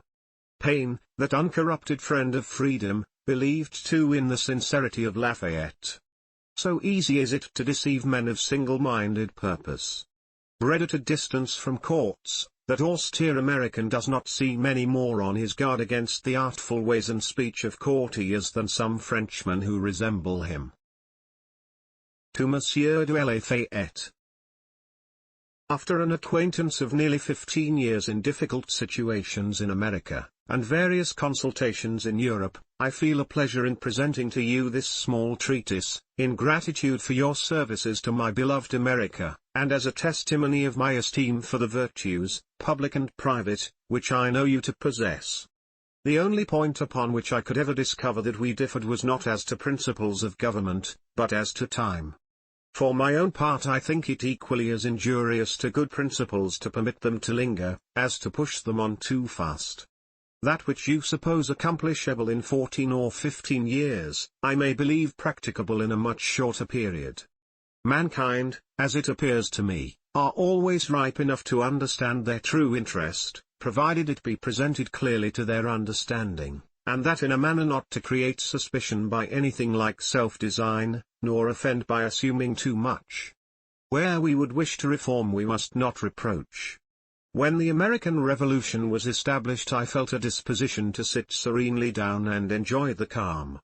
It did not appear to me that any object could afterwards arise great enough to make me quit tranquillity and feel as I had felt before. But when principle, and not place, is the energetic cause of action, a man, I find, is everywhere the same. I am now once more in the public world, and as I have not a right to contemplate on so many years of remaining life as you have, I have resolved to labor as fast as I can, and as I am anxious for your aid and your company, I wish you to hasten your principles and overtake me. If you make a campaign the ensuing spring, which it is most probable there will be no occasion for, I will come and join you. Should the campaign commence, I hope it will terminate in the extinction of German despotism, and in establishing the freedom of all Germany. When France shall be surrounded with revolutions she will be in peace and safety, and her taxes, as well as those of Germany, will consequently become less. Your sincere, affectionate friend, Thomas Paine. London, February 9, 1792. Preface. When I began the chapter entitled The Conclusion in the former part of The Rights of Man, published last year, it was my intention to have extended it to a greater length, but in casting the whole matter in my mind, which I wish to add, I found that it must either make the work too bulky, or contract my plan too much. I therefore brought it to a close as soon as the subject would admit, and reserved what I had further to say to another opportunity. Several other reasons contributed to produce this determination. I wished to know the manner in which a work, written in a style of thinking and expression different to what had been customary in England, would be received before I proceeded farther. A great field was opening to the view of mankind by means of the French Revolution. Mr. Burke's outrageous opposition thereto brought the controversy into England. He attacked principles which he knew I would contest with him, because they are principles I believe to be good, and which I have contributed to establish, and conceive myself bound to defend. Had he not urged the controversy, I had most probably been a silent man. Another reason for deferring the remainder of the work was, that Mr. Burke promised in his first publication to renew the subject at another opportunity, and to make a comparison of what he called the English and French constitutions. I therefore held myself in reserve for him. He has published 2 works since, without doing this, which he certainly would not have omitted, had the comparison been in his favour. In his last work, his Appeal from the New to the Old Whigs, he has quoted about 10 pages from the Rights of Man, and having given himself the trouble of doing this, says he shall not attempt in the smallest degree to refute them, meaning the principles therein contained. I am enough acquainted with Mr. Burke to know that he would if he could. But instead of contesting them, he immediately after consoles himself with saying that he has done his part. He has not done his part. He has not performed his promise of a comparison of constitutions. He started the controversy, he gave the challenge, and has fled from it, and he is now a case in point with his own opinion that the age of chivalry is gone. The title, as well as the substance of his last work, his appeal, is his condemnation. Principles must stand on their own merits, and if they are good they certainly will. To put them under the shelter of other men's authority, as Mr. Burke has done, serves to bring them into suspicion. Mr. Burke is not very fond of dividing his honours, but in this case he is artfully dividing the disgrace. But who are those to whom Mr. Burke has made his appeal? A set of childish thinkers, and halfway politicians born in the last century, men who went no farther with any principle than as it suited their purposes as a party. The nation was always left out of the question, and this has been the character of every party from that day to this. The nation sees nothing of such works, or such politics, worthy its attention. A little matter will move a party, but it must be something great that moves a nation. Though I see nothing in Mr. Burke's appeal worth taking much notice of, there is, however, one expression upon which I shall offer a few remarks. After quoting largely from the Rights of Man, and declining to contest the principles contained in that work, he says, "This will most probably be done by others, who may think with Mr. Burke and with the same zeal. In the first place, it has not yet been done by anybody. Not less, I believe, than 8 or 10 pamphlets intended as answers to the former part of the Rights of Man have been published by different persons, and not one of them to my knowledge, has extended to a second edition, nor are even the titles of them so much as generally remembered. As I am averse to unnecessary multiplying publications, I have answered none of them. And as I believe that a man may write himself out of reputation when nobody else can do it, I am careful to avoid that rock. But as I would decline unnecessary publications on the one hand, so would I avoid everything that might appear like sullen pride on the other. If Mr. Burke, or any person on his side the question, will produce an answer to the Rights of Man that shall extend to a half, or even to a fourth part of the number of copies to which the Rights of Man extended, I will reply to his work. But until this be done, I shall so far take the sense of the public for my guide that what they do not think worthwhile to read, is not worth mine to answer. I suppose the number of copies to which the first part of the Rights of Man extended, taking England, Scotland, and Ireland, is not less than between 40 and 50,000. I now come to remark on the remaining part of the quotation I have made from Mr. Burke. If, says he, such writings shall be thought to deserve any other refutation than that of criminal justice.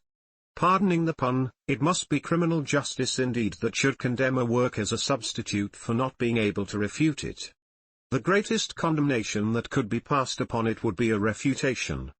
But in proceeding by the method Mr. Burke alludes to, the condemnation would, in the final event, pass upon the criminality of the process and not upon the work, and in this case, I had rather be the author, than be either the judge or the jury that should condemn it. But to come at once to the point. I have differed from some professional gentlemen on the subject of prosecutions, and I since find they are falling into my opinion, which I will here state as fully, but as concisely as I can. I will first put a case with respect to any law, and then compare it with a government, or with what in England is, or has been, called a constitution. It would be an act of despotism, or what in England is called arbitrary power, to make a law to prohibit investigating the principles, good or bad, on which such a law, or any other is founded. If a law be bad, it is one thing to oppose the practice of it, but it is quite a different thing to expose its errors, to reason on its defects, and to show cause why it should be repealed, or why another ought to be substituted in its place. I have always held it an opinion that it is better to obey a bad law, making use at the same time of every argument to show its errors and procure its repeal, than forcibly to violate it, because the precedent of breaking a bad law might weaken the force, and lead to a discretionary violation, of those which are good.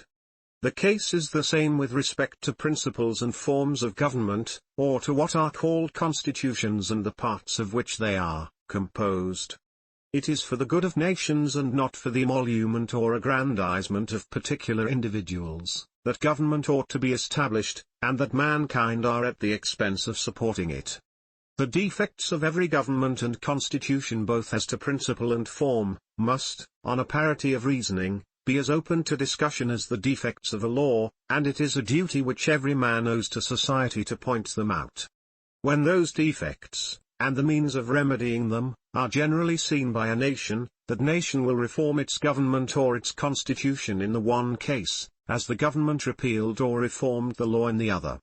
The operation of government is restricted to the making and the administering of laws, but it is to a nation that the right of forming or reforming, generating or regenerating constitutions and governments belong, and consequently those subjects, as subjects of investigation, are always before a country as a matter of right, and cannot, without invading the general rights of that country, be made subjects for prosecution.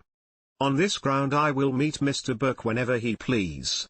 It is better that the whole argument should come out than to seek to stifle it. It was himself that opened the controversy, and he ought not to desert it. I do not believe that monarchy and aristocracy will continue 7 years longer in any of the enlightened countries in Europe. If better reasons can be shown for them than against them, they will stand; if the contrary, they will not. Mankind are not now to be told they shall not think, or they shall not read, and publications that go no farther than to investigate principles of government, to invite men to reason and to reflect, and to show the errors and excellences of different systems, have a right to appear. If they do not excite attention, they are not worth the trouble of a prosecution, and if they do, the prosecution will amount to nothing, since it cannot amount to a prohibition of reading. This would be a sentence on the public, instead of the author, and would also be the most effectual mode of making or hastening revolution. On all cases that apply universally to a nation, with respect to systems of government, a jury of 12 men is not competent to decide. Where there are no witnesses to be examined, no facts to be proved, and where the whole matter is before the whole public, and the merits or demerits of it resting on their opinion, and where there is nothing to be known in a court, but what everybody knows out of it, every 12 men is equally as good a jury as the other, and would most probably reverse each other's verdict, or, from the variety of their opinions, not be able to form one. It is one case, whether a nation approve a work, or a plan, but it is quite another case, whether it will commit to any such jury the power of determining whether that nation have a right to, or shall reform its government or not. I mention those cases that Mr. Burke may see I have not written on government without reflecting on what is law, as well as on what are rights. The only effectual jury in such cases would be a convention of the whole nation fairly elected, for in all such cases the whole nation is the vicinage. If Mr. Burke will propose such a jury, I will waive all privileges of being the citizen of another country, and, defending its principles, abide the issue, provided he will do the same, for my opinion is, that his work and his principles would be condemned instead of mine. As to the prejudices which men have from education and habit, in favor of any particular form or system of government, those prejudices have yet to stand the test of reason and reflection. In fact, such prejudices are nothing. No man is prejudiced in favor of a thing, knowing it to be wrong. He is attached to it on the belief of its being right, and when he sees it is not so, the prejudice will be gone. We have but a defective idea of what prejudice is. It might be said, that until men think for themselves the whole is prejudice, and not opinion, for that only is opinion which is the result of reason and reflection. I offer this remark, that Mr. Burke may not confide too much in what have been the customary prejudices of the country. I do not believe that the people of England have ever been fairly and candidly dealt by. They have been imposed upon by parties, and by men assuming the character of leaders. It is time that the nation should rise above those trifles. It is time to dismiss that inattention which has so long been the encouraging cause of stretching taxation to excess. It is time to dismiss all those songs and toasts which are calculated to enslave, and operate to suffocate reflection. On all such subjects men have but to think, and they will neither act wrong nor be misled. To say that any people are not fit for freedom, is to make poverty their choice, and to say they had rather be loaded with taxes than not. If such a case could be proved, it would equally prove that those who govern are not fit to govern them, for they are a part of the same national mass. But admitting governments to be changed all over Europe, it certainly may be done without convulsion or revenge. It is not worth making changes or revolutions, unless it be for some great national benefit, and when this shall appear to a nation, the danger will be, as in America and France, to those who oppose, and with this reflection I close my preface. Thomas Paine. London, February 9, 1792. Rights of Man Part 2. Introduction. What Archimedes said of the mechanical powers, may be applied to reason and liberty. Had we, said he, a place to stand upon, we might raise the world. The Revolution of America presented in politics what was only theory in mechanics.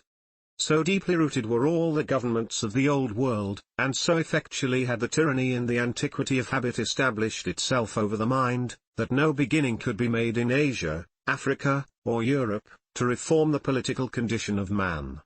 Freedom had been hunted round the globe, reason was considered as rebellion, and the slavery of fear had made men afraid to think. But such is the irresistible nature of truth, that all it asks, and all it wants, is the liberty of appearing. The sun needs no inscription to distinguish him from darkness, and no sooner did the American governments display themselves to the world, than despotism felt a shock and man began to contemplate redress. The independence of America, considered merely as a separation from England, would have been a matter but of little importance, had it not been accompanied by a revolution in the principles and practice of governments. She made a stand, not for herself only, but for the world, and looked beyond the advantages herself could receive. Even the Hessian, though hired to fight against her, may live to bless his defeat, and England, condemning the viciousness of its government, rejoice in its miscarriage. As America was the only spot in the political world where the principle of universal reformation could begin, so also was it the best in the natural world. An assemblage of circumstances conspired, not only to give birth, but to add gigantic maturity to its principles. The scene which that country presents to the eye of a spectator, has something in it which generates and encourages great ideas. Nature appears to him in magnitude. The mighty objects he beholds, act upon his mind by enlarging it, and he partakes of the greatness he contemplates. Its first settlers were emigrants from different European nations, and of diversified professions of religion, retiring from the governmental persecutions of the Old World, and meeting in the New, not as enemies, but as brothers. The wants which necessarily accompany the cultivation of a wilderness produced among them a state of society, which countries long harassed by the quarrels and intrigues of governments, had neglected to cherish. In such a situation man becomes what he ought. He sees his species, not with the inhuman idea of a natural enemy, but as kindred, and the example shows to the artificial world, that man must go back to nature for information. From the rapid progress which America makes in every species of improvement, it is rational to conclude that, if the governments of Asia, Africa, and Europe had begun on a principle similar to that of America, or had not been very early corrupted therefrom, those countries must by this time have been in a far superior condition to what they are. Age after age has passed away, for no other purpose than to behold their wretchedness. Could we suppose a spectator who knew nothing of the world, and who was put into it merely to make his observations, he would take a great part of the old world to be new, just struggling with the difficulties and hardships of an infant settlement. He could not suppose that the hordes of miserable poor with which old countries abound could be any other than those who had not yet had time to provide for themselves. Little would he think they were the consequence of what in such countries they call government.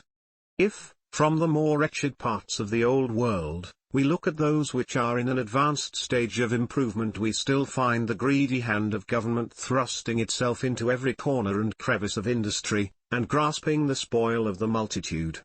Invention is continually exercised to furnish new pretenses for revenue and taxation. It watches prosperity as its prey, and permits none to escape without a tribute. As revolutions have begun, it is natural to expect that other revolutions will follow.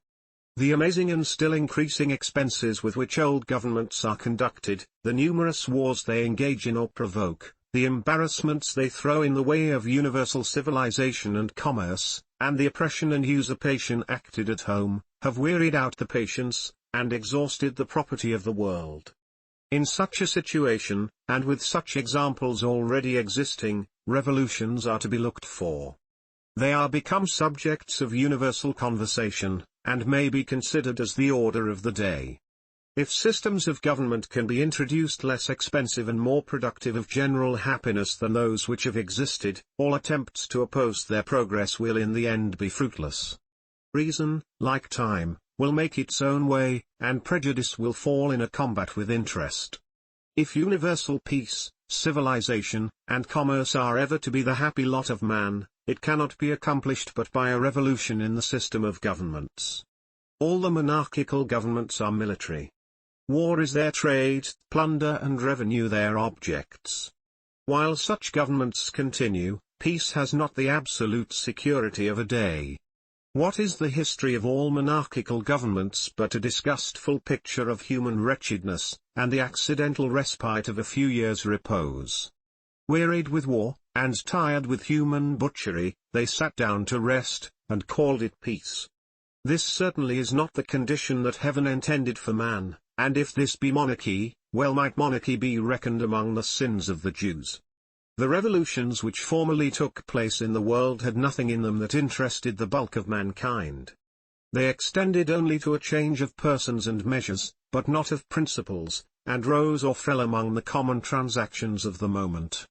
What we now behold may not improperly be called a counter-revolution. Conquest and tyranny, at some earlier period, dispossessed man of his rights, and he is now recovering them. And as the tide of all human affairs has its ebb and flow in directions contrary to each other, so also is it in this.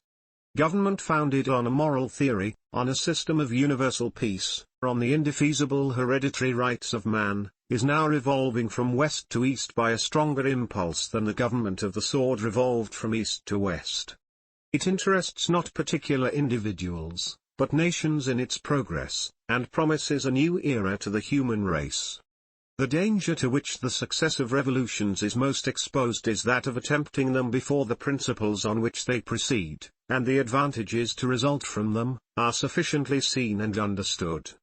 Almost everything appertaining to the circumstances of a nation, has been absorbed and confounded under the general and mysterious word government. Though it avoids taking to its account the errors it commits, and the mischiefs it occasions, it fails not to arrogate to itself whatever has the appearance of prosperity. It robs industry of its honors, by pedantically making itself the cause of its effects, and purloins from the general character of man, the merits that appertain to him as a social being.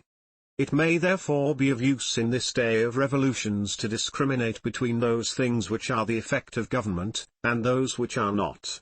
This will best be done by taking a review of society and civilization, and the consequences resulting therefrom, as things distinct from what are called governments. By beginning with this investigation, we shall be able to assign effects to their proper causes and analyze the mass of common errors. Chapter 1. Of Society and Civilization. Great part of that order which reigns among mankind is not the effect of government. It has its origin in the principles of society and the natural constitution of man. It existed prior to government, and would exist if the formality of government was abolished. The mutual dependence and reciprocal interest which man has upon man, and all the parts of civilized community upon each other, create that great chain of connection which holds it together. The landholder, the farmer, the manufacturer, the merchant, the tradesman, and every occupation, prospers by the aid which each receives from the other, and from the whole. Common interest regulates their concerns, and forms their law, and the laws which common usage ordains, have a greater influence than the laws of government. In fine, society performs for itself almost everything which is ascribed to government. To understand the nature and quantity of government proper for man, it is necessary to attend to his character. As nature created him for social life, she fitted him for the station she intended. In all cases she made his natural wants greater than his individual powers. No one man is capable, without the aid of society, of supplying his own wants, and those wants, acting upon every individual, impel the whole of them into society, as naturally as gravitation acts to a center. But she has gone further. She has not only forced man into society by a diversity of wants which the reciprocal aid of each other can supply, but she has implanted in him a system of social affections, which, though not necessary to his existence, are essential to his happiness. There is no period in life when this love for society ceases to act. It begins and ends with our being. If we examine with attention into the composition and constitution of man, the diversity of his wants, and the diversity of talents in different men for reciprocally accommodating the wants of each other, his propensity to society, and consequently to preserve the advantages resulting from it, we shall easily discover, that a great part of what is called government is mere imposition. Government is no farther necessary than to supply the few cases to which society and civilization are not conveniently competent, and instances are not wanting to show, that everything which government can usefully add thereto, has been performed by the common consent of society, without government. For upwards of 2 years from the commencement of the American War, and to a longer period in several of the American states, there were no established forms of government. The old governments had been abolished, and the country was too much occupied in defense to employ its attention in establishing new governments, yet during this interval order and harmony were preserved as inviolate as in any country in Europe. There is a natural aptness in man, and more so in society, because it embraces a greater variety of abilities and resource, to accommodate itself to whatever situation it is in.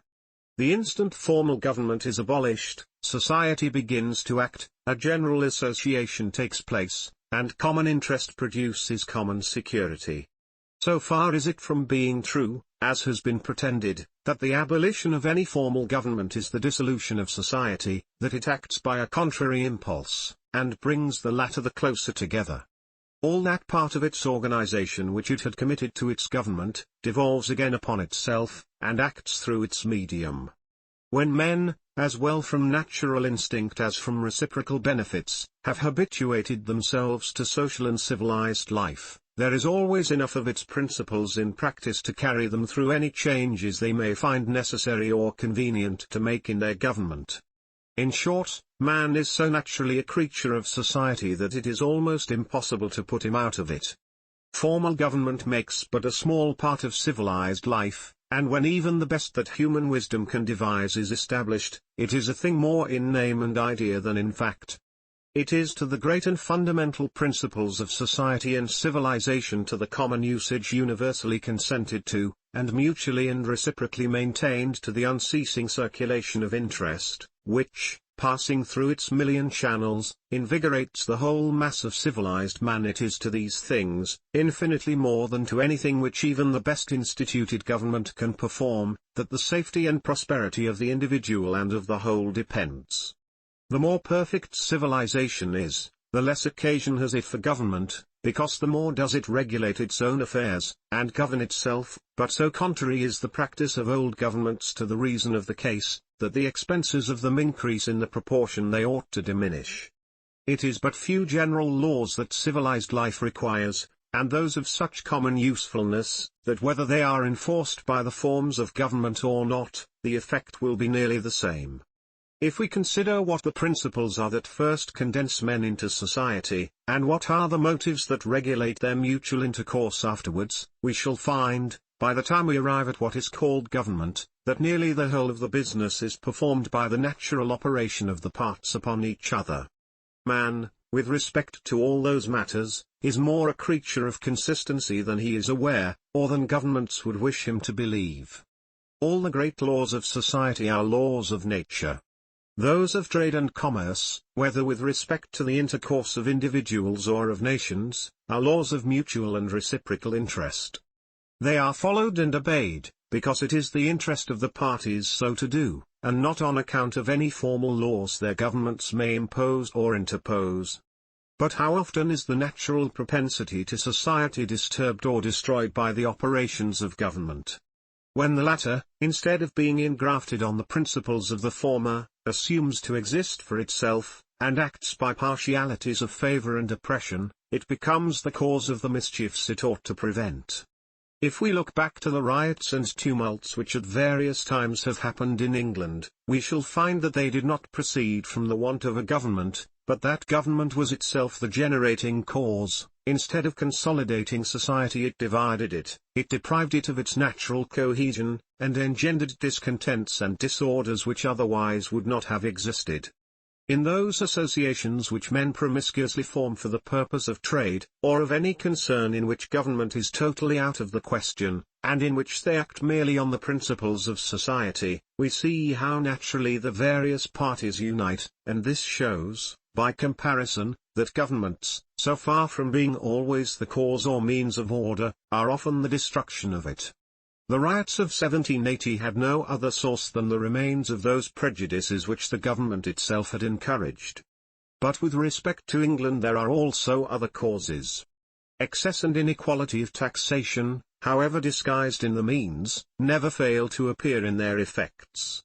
As a great mass of the community are thrown thereby into poverty and discontent, they are constantly on the brink of commotion, and deprived, as they unfortunately are, of the means of information, are easily heated to outrage. Whatever the apparent cause of any riots may be, the real one is always want of happiness. It shows that something is wrong in the system of government that injures the felicity by which society is to be preserved. But as a fact is superior to reasoning, the instance of America presents itself to confirm these observations. If there is a country in the world where concord, according to common calculation, would be least expected, it is America.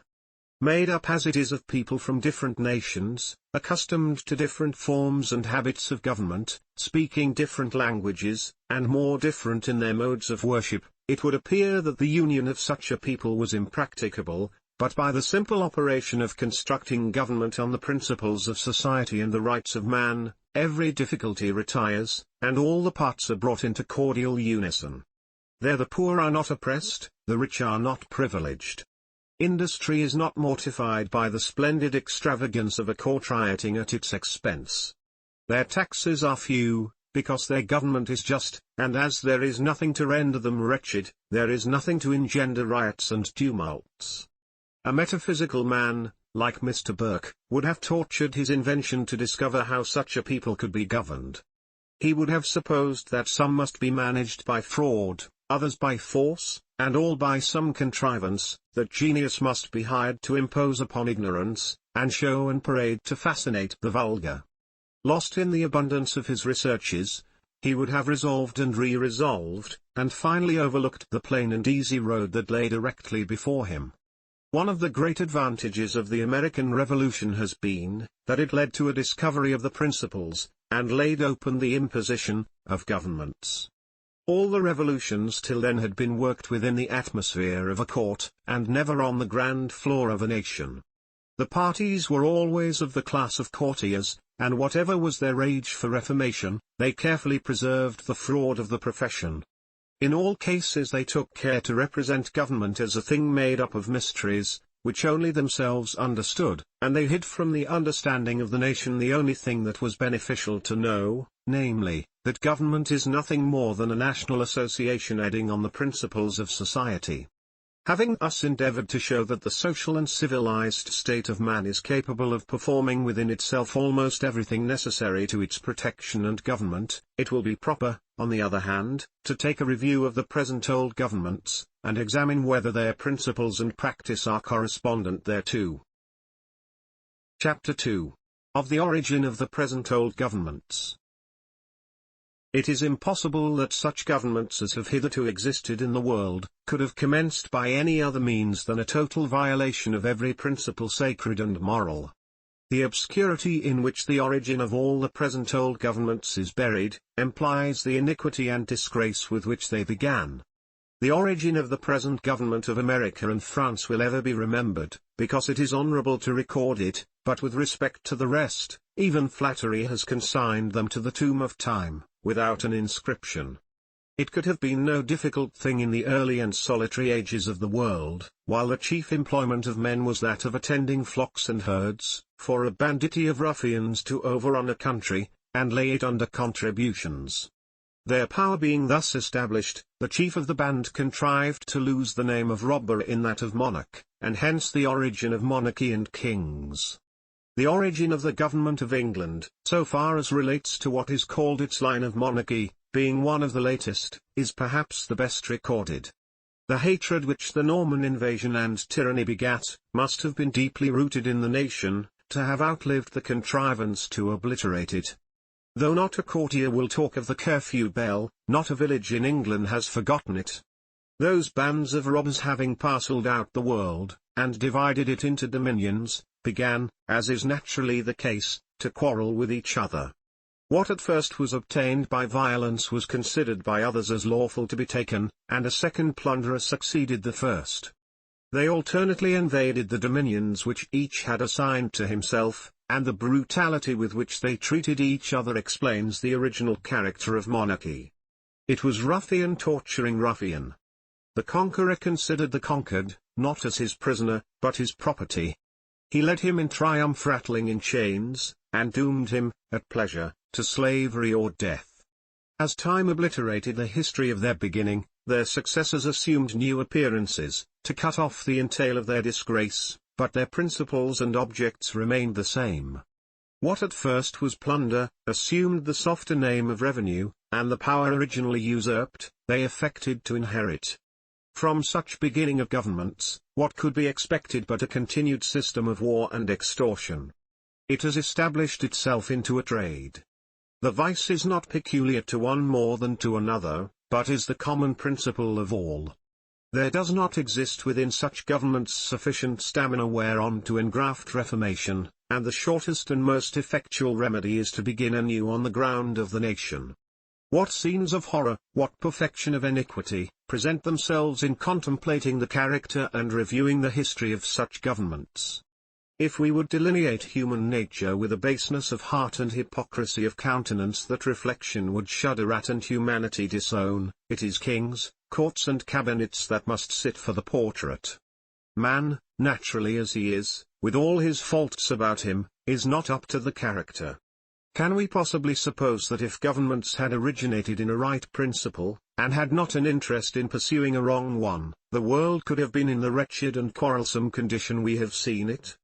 What inducement has the farmer, while following the plough, to lay aside his peaceful pursuit, and go to war with the farmer of another country?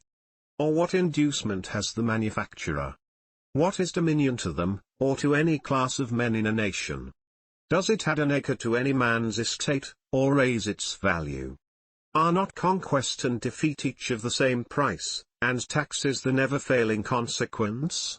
Though this reasoning may be good to a nation, it is not so to a government. War is the faro table of governments, and nations the dupes of the game. if there is anything to wonder at in this miserable scene of governments more than might be expected, it is the progress which the peaceful arts of agriculture, manufacture and commerce have made beneath such a long accumulating load of discouragement and oppression. It serves to show that instinct in animals does not act with stronger impulse than the principles of society and civilization operate in man. Under all discouragements, he pursues his object, and yields to nothing but impossibilities. Chapter 3. Of the Old and New Systems of Government. Nothing can appear more contradictory than the principles on which the old governments began, and the condition to which society, civilization and commerce are capable of carrying mankind. Government, on the old system, is an assumption of power, for the aggrandizement of itself; on the new, a delegation of power for the common benefit of society. The former supports itself by keeping up a system of war, the latter promotes a system of peace, as the true means of enriching a nation. The one encourages national prejudices, the other promotes universal society, as the means of universal commerce. The one measures its prosperity, by the quantity of revenue it extorts; the other proves its excellence, by the small quantity of taxes it requires. Mr. Burke has talked of old and new wigs. If he can amuse himself with childish names and distinctions, I shall not interrupt his pleasure. It is not to him, but to the Abbé Sieyes, that I address this chapter. I am already engaged to the latter gentleman to discuss the subject of monarchical government, and as it naturally occurs in comparing the old and new systems, I make this the opportunity of presenting to him my observations. I shall occasionally take Mr. Burke in my way. Though it might be proved that the system of government now called the new, is the most ancient in principle of all that have existed, being founded on the original, inherent rights of man, yet, as tyranny and the sword have suspended the exercise of those rights for many centuries past, it serves better the purpose of distinction to call it the new, than to claim the right of calling it the old. The first general distinction between those two systems, is, that the one now called the old is hereditary, either in whole or in part, and the new is entirely representative. It rejects all hereditary government, first, as being an imposition on mankind. Secondly, as inadequate to the purposes for which government is necessary. With respect to the first of these heads, it cannot be proved by what right hereditary government could begin, neither does there exist within the compass of mortal power a right to establish it. Man has no authority over posterity in matters of personal right, and, therefore, no man, or body of men, had, or can have, a right to set up hereditary government. Were even ourselves to come again into existence, instead of being succeeded by posterity, we have not now the right of taking from ourselves the rights which would then be ours. On what ground, then, do we pretend to take them from others? All hereditary government is in its nature tyranny. An heritable crown, or inheritable throne, or by what other fanciful name such things may be called, have no other significant explanation than that mankind are heritable property. To inherit a government, is to inherit the people, as if they were flocks and herds.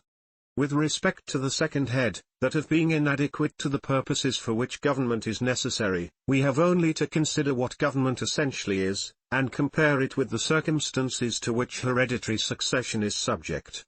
Government ought to be a thing always in full maturity.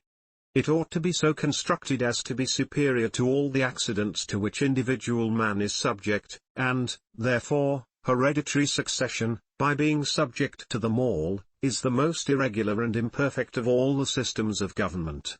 We have heard the rights of man called a levelling system, but the only system to which the word levelling is truly applicable, is the hereditary monarchical system. It is a system of mental levelling. It indiscriminately admits every species of character to the same authority. Vice and virtue, ignorance and wisdom, in short, every quality good or bad, is put on the same level. Kings succeed each other, not as rationals, but as animals. It signifies not what their mental or moral characters are. Can we then be surprised at the abject state of the human mind in monarchical countries, when the government itself is formed on such an abject levelling system? It has no fixed character. Today it is one thing, tomorrow it is something else. It changes with the temper of every succeeding individual, and is subject to all the varieties of each. It is government through the medium of passions and accidents. It appears under all the various characters of childhood, decrepitude, dotage, a thing at nurse, in leading strings, or in crutches. It reverses the wholesome order of nature. It occasionally puts children over men, and the conceits of knowledge over wisdom and experience. In short, we cannot conceive a more ridiculous figure of government than hereditary succession, in all its cases, presents.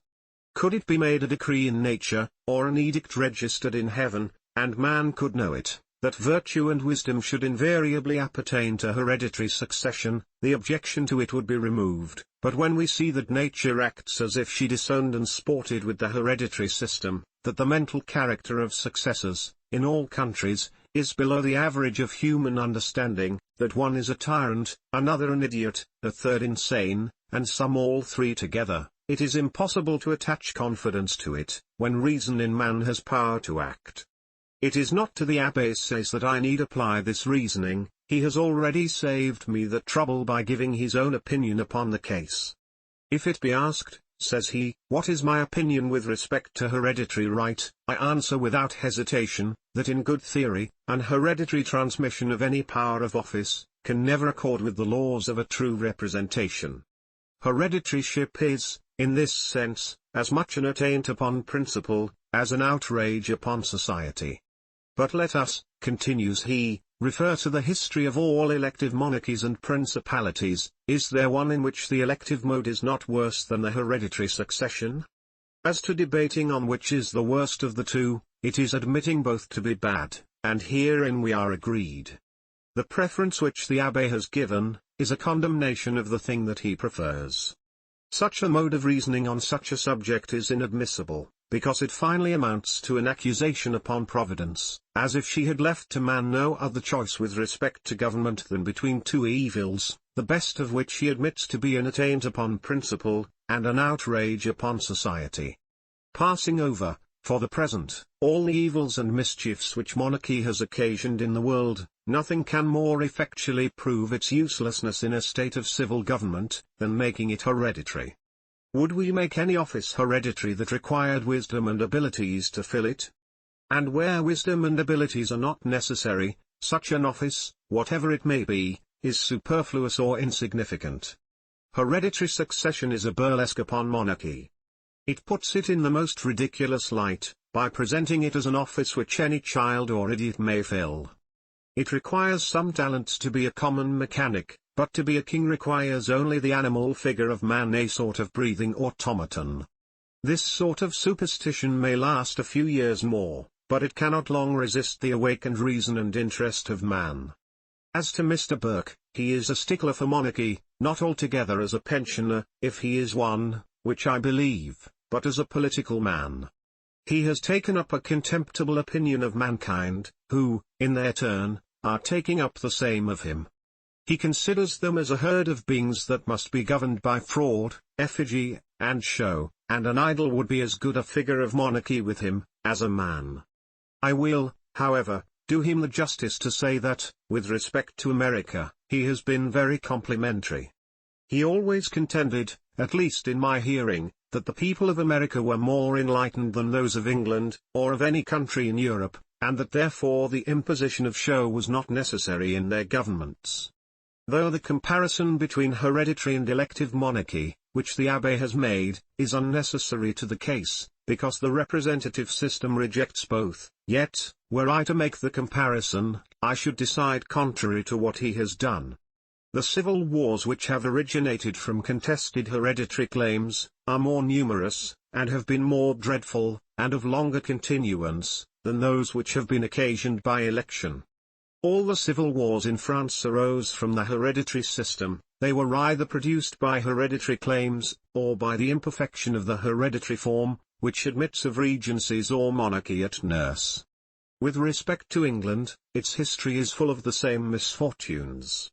The contests for succession between the houses of York and Lancaster lasted a whole century, and others of a similar nature have renewed themselves since that period. Those of 1715 and 1745 were of the same kind.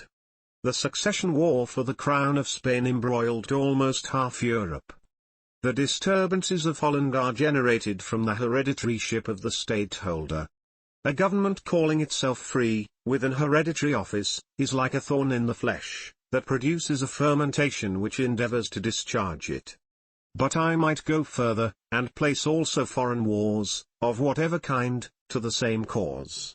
It is by adding the evil of hereditary succession to that of monarchy, that a permanent family interest is created, whose constant objects are dominion and revenue. Poland, though an elective monarchy, has had fewer wars than those which are hereditary, and it is the only government that has made a voluntary essay, though but a small one, to reform the condition of the country. Having thus glanced at a few of the defects of the old, or hereditary systems of government, let us compare it with the new, or representative system. The representative system takes society and civilization for its basis, nature, reason, and experience, for its guide. Experience, in all ages, and in all countries, has demonstrated that it is impossible to control nature in her distribution of mental powers. She gives them as she pleases. Whatever is the rule by which she, apparently to us, scatters them among mankind, that rule remains a secret to man. It would be as ridiculous to attempt to fix the hereditaryship of human beauty, as of wisdom. Whatever wisdom constituently is, it is like a seedless plant, it may be reared when it appears, but it cannot be voluntarily produced. There is always a sufficiency somewhere in the general mass of society for all purposes, but with respect to the parts of society, it is continually changing its place. It rises in one today, in another tomorrow, and has most probably visited in rotation every family of the earth, and again withdrawn. As this is in the order of nature, the order of government must necessarily follow it, or government will, as we see it does, degenerate into ignorance. The hereditary system, therefore, is as repugnant to human wisdom as to human rights, and is as absurd as it is unjust. As the Republic of Letters brings forward the best literary productions, by giving to genius a fair and universal chance, so the representative system of government is calculated to produce the wisest laws, by collecting wisdom from where it can be found. I smiled to myself when I contemplate the ridiculous insignificance into which literature and all the sciences would sink, were they made hereditary, and I carry the same idea into governments. An hereditary governor is as inconsistent as an hereditary author. I know not whether Homer or Euclid had sons, but I will venture an opinion that if they had, and had left their works unfinished, those sons could not have completed them. Do we need a stronger evidence of the absurdity of hereditary government than is seen in the descendants of those men, in any line of life, who once were famous? Is there scarcely an instance in which there is not a total reverse of the character? It appears as if the tide of mental faculties flowed as far as it could in certain channels, and then forsook its course, and arose in others. How irrational then is the hereditary system, which establishes channels of power, in company with which wisdom refuses to flow. By continuing this absurdity, man is perpetually in contradiction with himself. He accepts, for a king, or a chief magistrate, or a legislator, a person whom he would not elect for a constable. It appears to general observation, that revolutions create genius and talents, but those events do no more than bring them forward. There is existing in man, a mass of sense lying in a dormant state, and which, unless something excites it to action, will descend with him, in that condition, to the grave. As it is to the advantage of society that the whole of its faculties should be employed, the construction of government ought to be such as to bring forward, by a quiet and regular operation, all that extent of capacity which never fails to appear in revolutions. This cannot take place in the insipid state of hereditary government, not only because it prevents, but because it operates to benumb. When the mind of a nation is bowed down by any political superstition in its government, such as hereditary succession is, it loses a considerable portion of its powers on all other subjects and objects. Hereditary succession requires the same obedience to ignorance, as to wisdom, and when once the mind can bring itself to pay this indiscriminate reverence, it descends below the stature of mental manhood. It is fit to be great only in little things. It acts a treachery upon itself, and suffocates the sensations that urge the detection. Though the ancient governments present to us a miserable picture of the condition of man, there is one which above all others exempts itself from the general description. I mean the democracy of the Athenians. We see more to admire, and less to condemn, in that great, extraordinary people, than in anything which history affords. Mr. Burke is so little acquainted with constituent principles of government, that he confounds democracy and representation together. Representation was a thing unknown in the ancient democracies. In those the mass of the people met and enacted laws in the first person. Simple democracy was no other than the common hall of the ancients. It signifies the form, as well as the public principle of the government. As those democracies increased in population, and the territory extended, the simple democratical form became unwieldy and impracticable, and as the system of representation was not known, the consequence was, they either degenerated convulsively into monarchies, or became absorbed into such as then existed. Had the system of representation been then understood, as it now is, there is no reason to believe that those forms of government, now called monarchical or aristocratical, would ever have taken place. It was the want of some method to consolidate the parts of society, after it became too populous, and too extensive for the simple democratical form, and also the lax and solitary condition of shepherds and herdsmen in other parts of the world, that afforded opportunities to those unnatural modes of government to begin. As it is necessary to clear away the rubbish of errors, into which the subject of government has been thrown, I will proceed to remark on some others. It has always been the political craft of courtiers and court governments, to abuse something which they called republicanism, but what republicanism was, or is, they never attempt to explain. Let us examine a little into this case. The only forms of government are the democratical, the aristocratical, the monarchical, and what is now called the representative. What is called a republic is not any particular form of government. It is wholly characteristical of the purport, matter or object for which government ought to be instituted, and on which it is to be employed, res publica, the public affairs, or the public good, or, literally translated, the public thing. It is a word of a good original, referring to what ought to be the character and business of government, and in this sense it is naturally opposed to the word monarchy, which has a base original signification. It means arbitrary power in an individual person, in the exercise of which, himself, and not the res publica, is the object. Every government that does not act on the principle of a republic, or in other words, that does not make the res publica its whole and sole object, is not a good government. Republican government is no other than government established and conducted for the interest of the public, as well individually as collectively. It is not necessarily connected with any particular form, but it most naturally associates with the representative form, as being best calculated to secure the end for which a nation is at the expense of supporting it. Various forms of government have affected to style themselves a republic. Poland calls itself a republic, which is an hereditary aristocracy, with what is called an elective monarchy. Holland calls itself a republic, which is chiefly aristocratical, with an hereditary stateholdership. But the government of America, which is wholly on the system of representation, is the only real republic, in character and in practice, that now exists.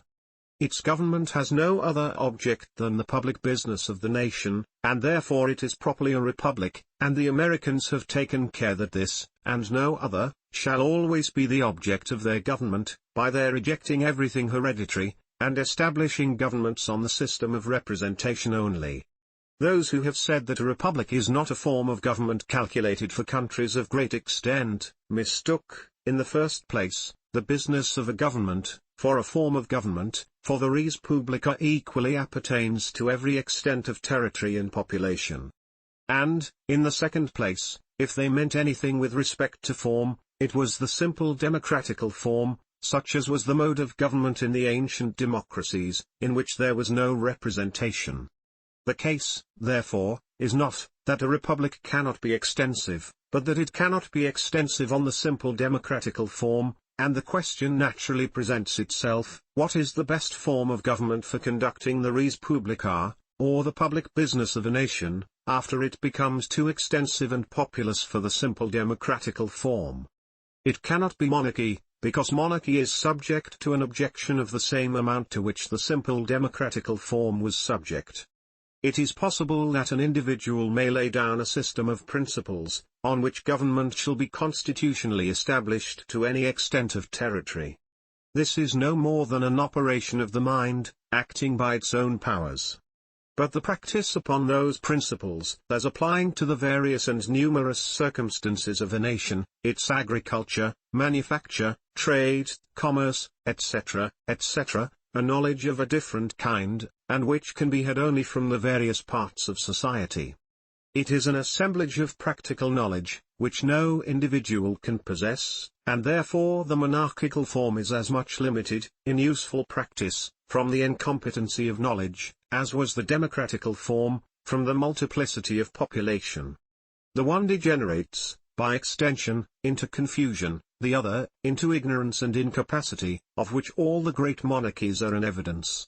The monarchical form, therefore, could not be a substitute for the democratical, because it has equal inconveniences.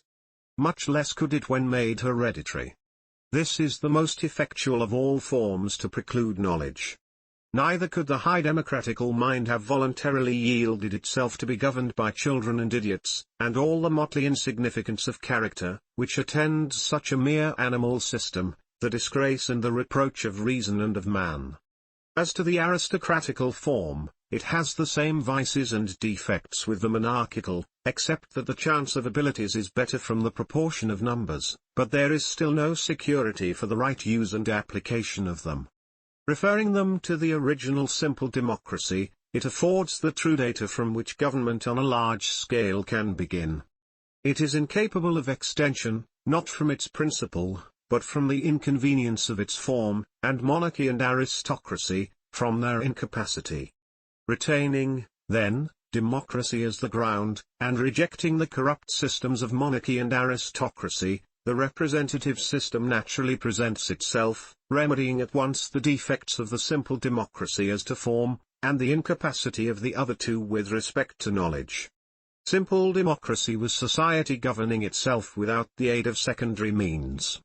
By engrafting representation upon democracy, we arrive at a system of government capable of embracing and confederating all the various interests and every extent of territory and population, and that also with advantages as much superior to hereditary government, as the Republic of Letters is to hereditary literature. It is on this system that the American government is founded. It is representation engrafted upon democracy. It has fixed the form by a scale parallel in all cases to the extent of the principle. What Athens was in miniature America will be in magnitude. The one was the wonder of the ancient world, the other is becoming the admiration of the present. It is the easiest of all the forms of government to be understood and the most intelligible in practice, and excludes at once the ignorance and insecurity of the hereditary mode, and the inconvenience of the simple democracy. It is impossible to conceive a system of government capable of acting over such an extent of territory, and such a circle of interests, as is immediately produced by the operation of representation. France, great and populous as it is but a spot in the capaciousness of the system. It is preferable to simple democracy even in small territories. Athens, by representation, would have outrivaled her own democracy. That which is called government, or rather that which we ought to conceive government to be, is no more than some common center in which all the parts of society unite. This cannot be accomplished by any method so conducive to the various interests of the community, as by the representative system. It concentrates the knowledge necessary to the interest of the parts, and of the whole. It places government in a state of constant maturity. It is, as has already been observed, never young, never old. It is subject neither to nonage, nor dotage. It is never in the cradle, nor on crutches. It admits not of a separation between knowledge and power, and is superior, as government always ought to be, to all the accidents of individual man, and is therefore superior to what is called monarchy. A nation is not a body, the figure of which is to be represented by the human body, but is like a body contained within a circle, having a common center, in which every radius meets, and that center is formed by representation.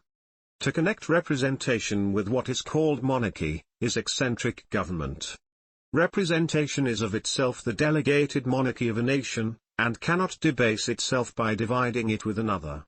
Mr. Burke has 2 or 3 times, in his parliamentary speeches, and in his publications, made use of a jingle of words that convey no ideas. Speaking of government, he says, "It is better to have monarchy for its basis, and republicanism for its corrective, than republicanism for its basis, and monarchy for its corrective." If he means that it is better to correct folly with wisdom, than wisdom with folly, I will no otherwise contend with him, than that it would be much better to reject the folly entirely. But what is this thing which Mr. Burke calls monarchy? Will he explain it? All men can understand what representation is, and that it must necessarily include a variety of knowledge and talents. But what security is there for the same qualities on the part of monarchy? Or, when the monarchy is a child, where then is the wisdom? What does it know about government? Who then is the monarch, or where is the monarchy? If it is to be performed by regency, it proves to be a farce. A regency is a mock species of republic, and the whole of monarchy deserves no better description. It is a thing as various as imagination can paint. It has none of the stable character that government ought to possess. Every succession is a revolution, and every regency a counter-revolution. The whole of it is a scene of perpetual court cabal and intrigue, of which Mr. Burke is himself an instance. To render monarchy consistent with government, the next in succession should not be born a child, but a man at once, and that man a Solomon. It is ridiculous that nations are to wait and government be interrupted till boys grow to be men. Whether I have too little sense to see, or too much to be imposed upon, whether I have too much or too little pride, or of anything else, I leave out of the question, but certain it is, that what is called monarchy, always appears to me a silly, contemptible thing. I compare it to something kept behind a curtain, about which there is a great deal of bustle and fuss, and a wonderful air of seeming solemnity, but when, by any accident, the curtain happens to be open and the company see what it is, they burst into laughter. In the representative system of government, nothing of this can happen. Like the nation itself, it possesses a perpetual stamina, as well of body as of mind, and presents itself on the open theatre of the world in a fair and manly manner. Whatever are its excellences or defects, they are visible to all. It exists not by fraud and mystery, it deals not in cant and sophistry, but inspires a language that, passing from heart to heart, is felt and understood. We must shut our eyes against reason, we must basely degrade our understanding, not to see the folly of what is called monarchy. Nature is orderly in all her works, but this is a mode of government that counteracts nature. It turns the progress of the human faculties upside down. It subjects age to be governed by children, and wisdom by folly. On the contrary, the representative system is always parallel with the order and immutable laws of nature, and meets the reason of man in every part. For example, in the American federal government, more power is delegated to the President of the United States than to any other individual member of Congress. He cannot, therefore, be elected to this office under the age of 35 years. By this time the judgment of man becomes more matured, and he has lived long enough to be acquainted with men and things, and the country with him. But on the monarchical plan the next in succession, whatever he may be, is put at the head of a nation, and of a government, at the age of 18 years. Does this appear like an action of wisdom? Is it consistent with the proper dignity and the manly character of a nation? Where is the propriety of calling such a lad the father of the people? In all other cases, a person is a minor until the age of 21 years. Before this period, he is not trusted with the management of an acre of land, or with the heritable property of a flock of sheep, or an herd of swine, but, wonderful to tell, he may, at the age of 18 years, be trusted with a nation. That monarchy is all a bubble, a mere court artifice to procure money, is evident in every character in which it can be viewed. It would be impossible, on the rational system of representative government, to make out a bill of expenses to such an enormous amount as this deception admits. Government is not of itself a very chargeable institution. The whole expense of the federal government of America, founded, as I have already said, on the system of representation, and extending over a country nearly 10 times as large as England, is but $600,000, or £135,000 sterling. I presume that no man in his sober senses will compare the character of any of the kings of Europe with that of General Washington. Yet, in France, and also in England, the expense of the civil list only, for the support of one man, is 8 times greater than the whole expense of the federal government in America. To assign a reason for this, appears almost impossible. The generality of people in America, especially the poor, are more able to pay taxes, than the generality of people either in France or England. But the case is, that the representative system diffuses such a body of knowledge throughout a nation, on the subject of government, as to explode ignorance and preclude imposition. The craft of courts cannot be acted on that ground. There is no place for mystery, nowhere for it to begin. Those who are not in the representation, know as much of the nature of business as those who are. An affectation of mysterious importance would there be scouted. Nations can have no secrets, and the secrets of courts, like those of individuals, are always their defects. In the representative system, the reason for everything must publicly appear. Every man is a proprietor in government, and considers it a necessary part of his business to understand.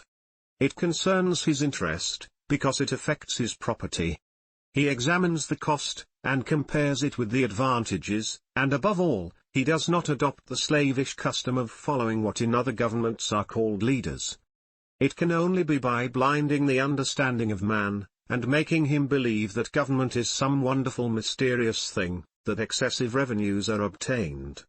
Monarchy is well calculated to ensure this end. It is the popery of government, a thing kept up to amuse the ignorant, and quiet them into taxes. The government of a free country, properly speaking, is not in the persons, but in the laws. The enacting of those requires no great expense, and when they are administered, the whole of civil government is performed, the rest is all court contrivance. Chapter 4. Of Constitutions. That men mean distinct and separate things when they speak of constitutions and of governments, is evident, or why are those terms distinctly and separately used? A constitution is not the act of a government, but of a people constituting a government, and government without a constitution, is power without a right. All power exercised over a nation, must have some beginning.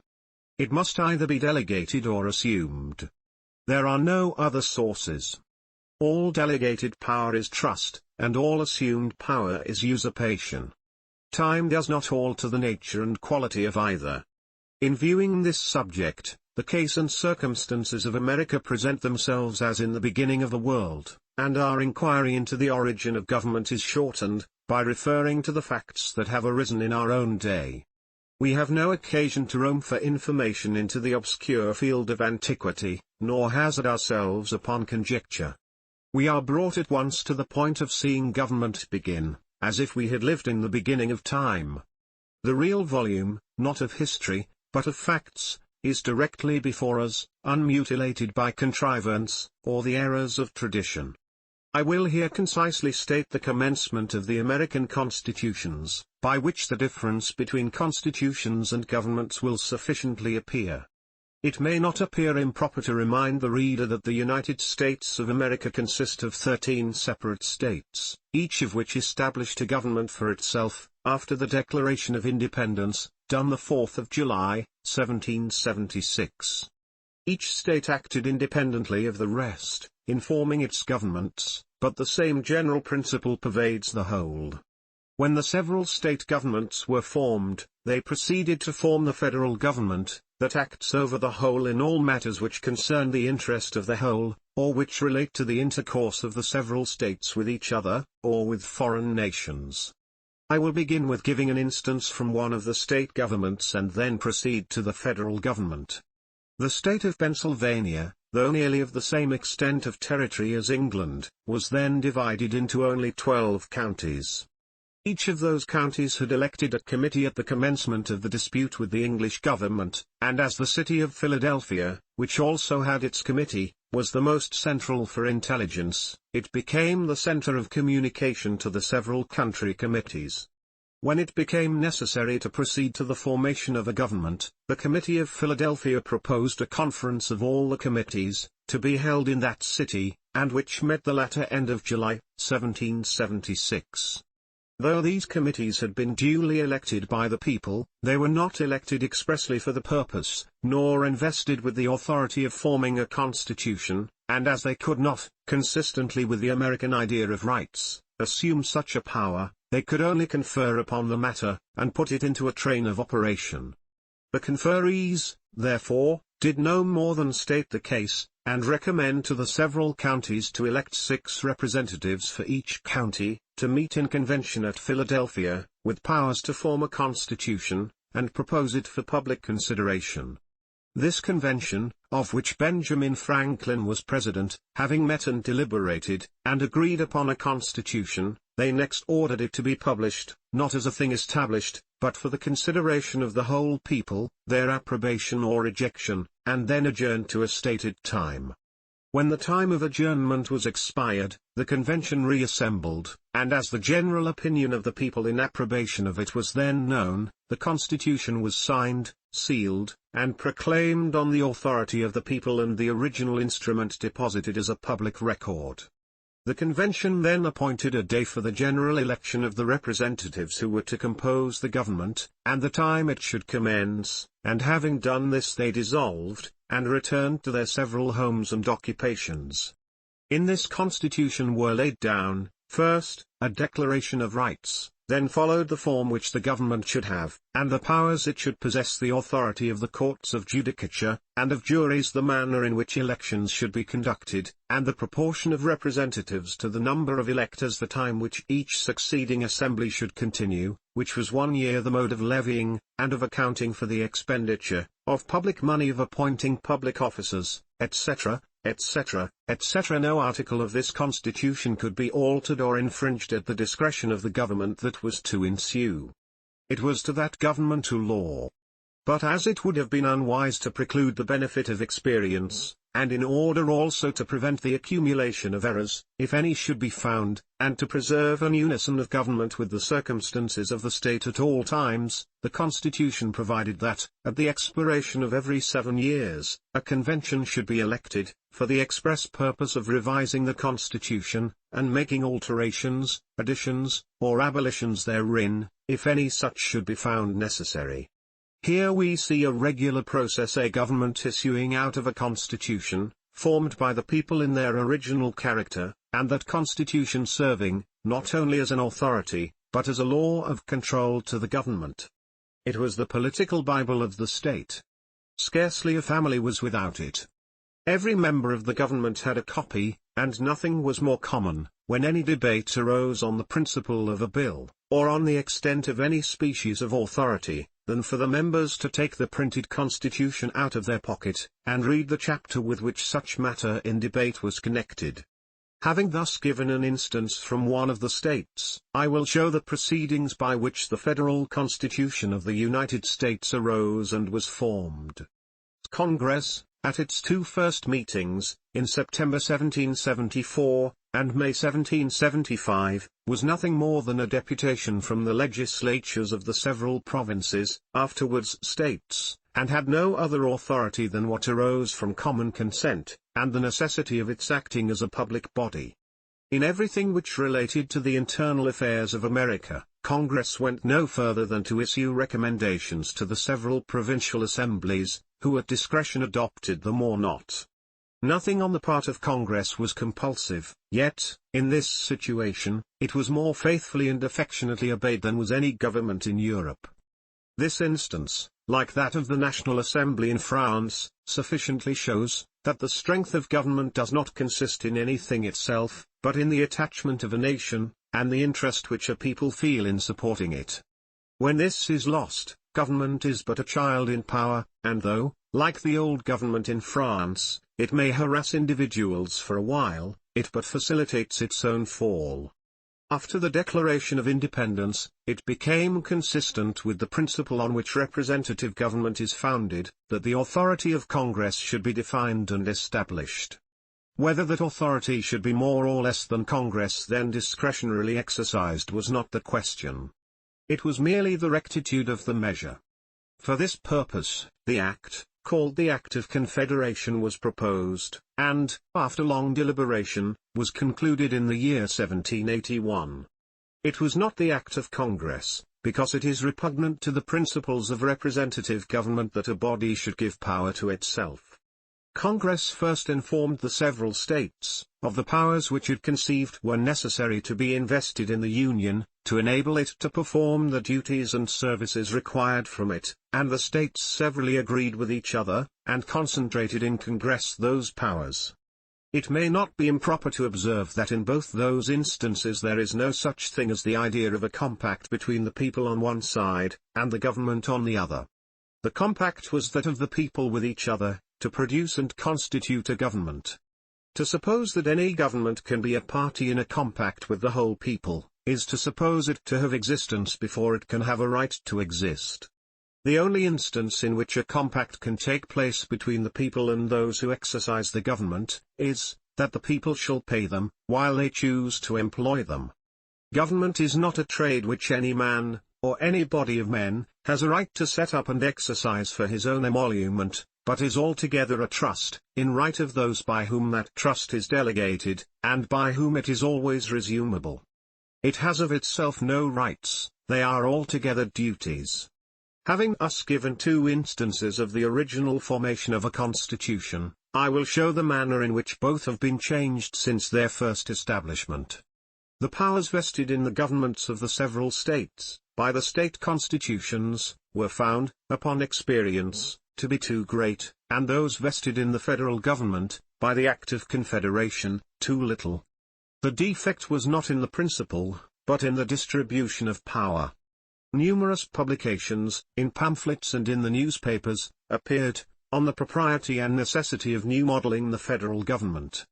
After some time of public discussion, carried on through the channel of the press, and in conversations, the state of Virginia, experiencing some inconvenience with respect to commerce, proposed holding a continental conference, in consequence of which, a deputation from 5 or 6 state assemblies met at Annapolis, in Maryland, in 1786. This meeting, not conceiving itself sufficiently authorized to go into the business of a reform, did no more than state their general opinions of the propriety of the measure, and recommend that a convention of all the states should be held the year following. The convention met at Philadelphia in May, 1787, of which General Washington was elected president. He was not at that time connected with any of the state governments, or with Congress. He delivered up his commission when the war ended, and since then had lived a private citizen. The convention went deeply into all the subjects, and having, after a variety of debate and investigation, agreed among themselves upon the several parts of a federal constitution, the next question was, the manner of giving it authority and practice. For this purpose they did not, like a cabal of courtiers, send for a Dutch stadtholder, or a German elector, but they referred the whole matter to the sense and interest of the country. They first directed that the proposed constitution should be published. Secondly, that each state should elect a convention, expressly for the purpose of taking it into consideration, and of ratifying or rejecting it, and that as soon as the approbation and ratification of any 9 states should be given, that those states shall proceed to the election of their proportion of members to the new federal government, and that the operation of it should then begin, and the former federal government cease. The several states proceeded accordingly to elect their conventions. Some of those conventions ratified the Constitution by very large majorities, and 2 or 3 unanimously. In others there were much debate and division of opinion. In the Massachusetts Convention, which met at Boston, the majority was not above 19 or 20, in about 300 members, but such is the nature of representative government, that it quietly decides all matters by majority. After the debate in the Massachusetts Convention was closed, and the vote taken, the objecting members rose and declared, that though they had argued and voted against it, because certain parts appeared to them in a different light to what they appeared to other members, yet, as the vote had decided in favor of the Constitution as proposed, they should give it the same practical support as if they had for it. As soon as 9 states had concurred, the old fabric of the federal government was taken down, and the new one erected, of which General Washington is president. In this place I cannot help remarking, that the character and services of this gentleman are sufficient to put all those men called kings to shame. While they are receiving from the sweat and labors of mankind, a prodigality of pay, to which neither their abilities nor their services can entitle them, he is rendering every service in his power, and refusing every pecuniary reward. He accepted no pay as Commander-in-Chief, he accepts none as President of the United States. After the new federal constitution was established, the state of Pennsylvania, conceiving that some parts of its own constitution required to be altered, elected a convention for that purpose. The proposed alterations were published, and the people concurring therein, they were established. In forming those constitutions, or in altering them, little or no inconvenience took place. The ordinary course of things was not interrupted, and the advantages have been much. It is always the interest of a far greater number of people in a nation to have things right, than to let them remain wrong, and when public matters are open to debate, and the public judgment free, it will not decide wrong, unless it decides too hastily. In the 2 instances of changing the constitutions, the governments then in being were not actors either way. Government has no right to make itself a party in any debate respecting the principles or modes of forming, or of changing, constitutions. It is not for the benefit of those who exercise the powers of government that constitutions, and the governments issuing from them, are established. In all those matters the right of judging and acting are in those who pay, and not in those who receive. A constitution is the property of a nation, and not of those who exercise the government. All the constitutions of America are declared to be established on the authority of the people. In France, the word nation is used instead of the people, but in both cases, a constitution is a thing antecedent to the government, and always distinct therefrom. In England it is not difficult to perceive that everything has a constitution, except the nation. Every society and association that is established, first agreed upon a number of original articles, digested into form, which are its constitution. It then appointed its officers, whose powers and authorities are described in that constitution, and the government of that society then commenced. Those officers, by whatever name they are called, have no authority to add to, alter, or abridge the original articles. It is only to the constituting power that this right belongs. From the want of understanding the difference between a constitution and a government, Drive, Johnson, and all writers of his description, have always bewildered themselves. They could not but perceive, that there must necessarily be a controlling power existing somewhere, and they placed this power in the discretion of the persons exercising the government, instead of placing it in a constitution formed by the nation.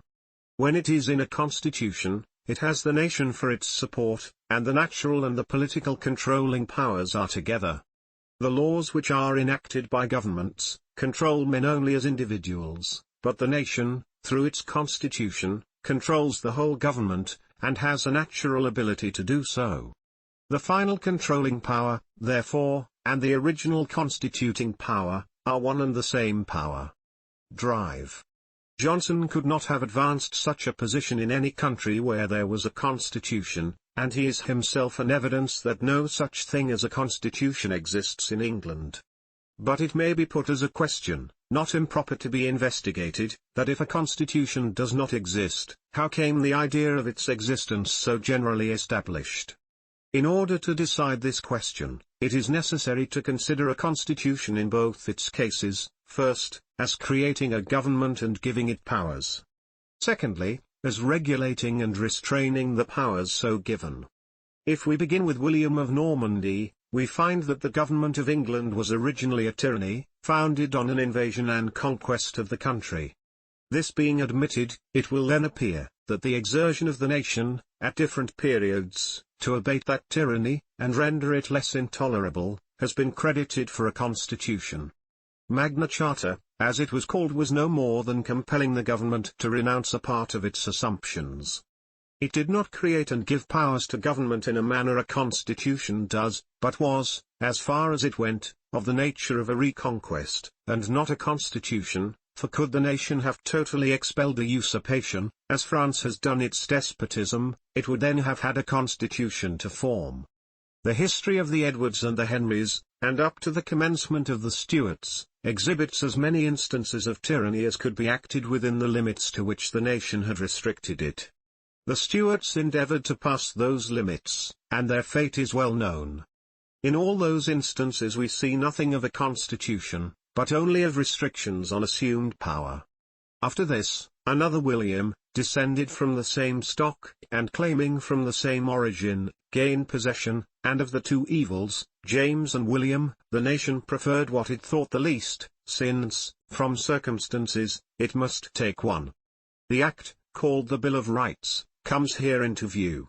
What is it, but a bargain, which the parts of the government made with each other to divide powers, profits, and privileges? You shall have so much, and I will have the rest, and with respect to the nation, it said, for your share, you shall have the right of petitioning. This being the case, the Bill of Rights is more properly a bill of wrongs, and of insult. As to what is called the Convention Parliament, it was a thing that made itself, and then made the authority by which it acted. A few persons got together, and called themselves by that name. Several of them had never been elected, and none of them for the purpose. From the time of William a species of government arose, issuing out of this coalition Bill of Rights, and more so, since the corruption introduced at the Hanover succession by the agency of Walpole, that can be described by no other name than a despotic legislation. Though the parts may embarrass each other, the whole has no bounds, and the only right it acknowledges out of itself, is the right of petitioning. Where then is the constitution either that gives or restrains power? It is not because a part of the government is elective, that makes it less a despotism, if the persons so elected possess afterwards, as a parliament, unlimited powers. Election, in this case, becomes separated from representation, and the candidates are candidates for despotism. I cannot believe that any nation, reasoning on its own rights, would have thought of calling these things a constitution, if the cry of constitution had not been set up by the government. It has got into circulation like the words bore and quas, quiz, by being chalked up in the speeches of Parliament, as those words were on window shutters and doorposts, but whatever the constitution may be in other respects, it has undoubtedly been the most productive machine of taxation that was ever invented. The taxes in France, under the new constitution, are not quite 13 shillings per head, and the taxes in England, under what is called its present constitution, are 48 shillings and sixpence per head men, women, and children, amounting to nearly 17 millions sterling, besides the expense of collecting, which is upwards of £1 million more. In a country like England, where the whole of the civil government is executed by the people of every town and county, by means of parish officers, magistrates, quarterly sessions, juries, and assize, without any trouble to what is called the government or any other expense to the revenue than the salary of the judges, it is astonishing how such a mass of taxes can be employed. Not even the internal defence of the country is paid out of the revenue. On all occasions, whether real or contrived, recourse is continually had to new loans and new taxes. No wonder, then, that a machine of government so advantageous to the advocates of a court, should be so triumphantly extolled. No wonder, that Street James's or Street Stevens should echo with the continual cry of Constitution, no wonder, that the French Revolution should be reprobated, and the res publica treated with reproach. The Red Book of England, like the Red Book of France, will explain the reason. I will now, by way of relaxation, turn a thought or two to Mr. Burke. I ask his pardon for neglecting him so long. America, says he, never dreamed of such absurd doctrine as the rights of man.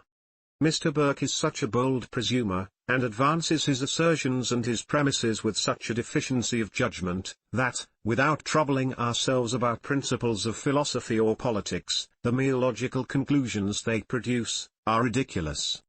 For instance, if governments, as Mr. Burke asserts, are not founded on the rights of man, and are founded on any rights at all, they consequently must be founded on the right of something that is not man. What then is that something? Generally speaking, we know of no other creatures that inhabit the earth than man and beast, and in all cases, where only two things offer themselves, and one must be admitted, a negation proved on any one, amounts to an affirmative on the other, and therefore, Mr. Burke, by proving against the rights of man, proves in behalf of the beast, and consequently, proves that government is a beast, and as difficult things sometimes explain each other, we now see the origin of keeping wild beasts in the Tower, for they certainly can be of no other use than to show the origin of the government. They are in the place of a constitution. O John Bull, what honours thou hast lost by not being a wild beast! Thou mightest, on Mr. Burke's system, have been in the Tower for life. If Mr. Burke's arguments have not weight enough to keep one serious, the fault is less mine than his, and as I am willing to make an apology to the reader for the liberty I have taken, I hope Mr. Burke will also make his for giving the cause.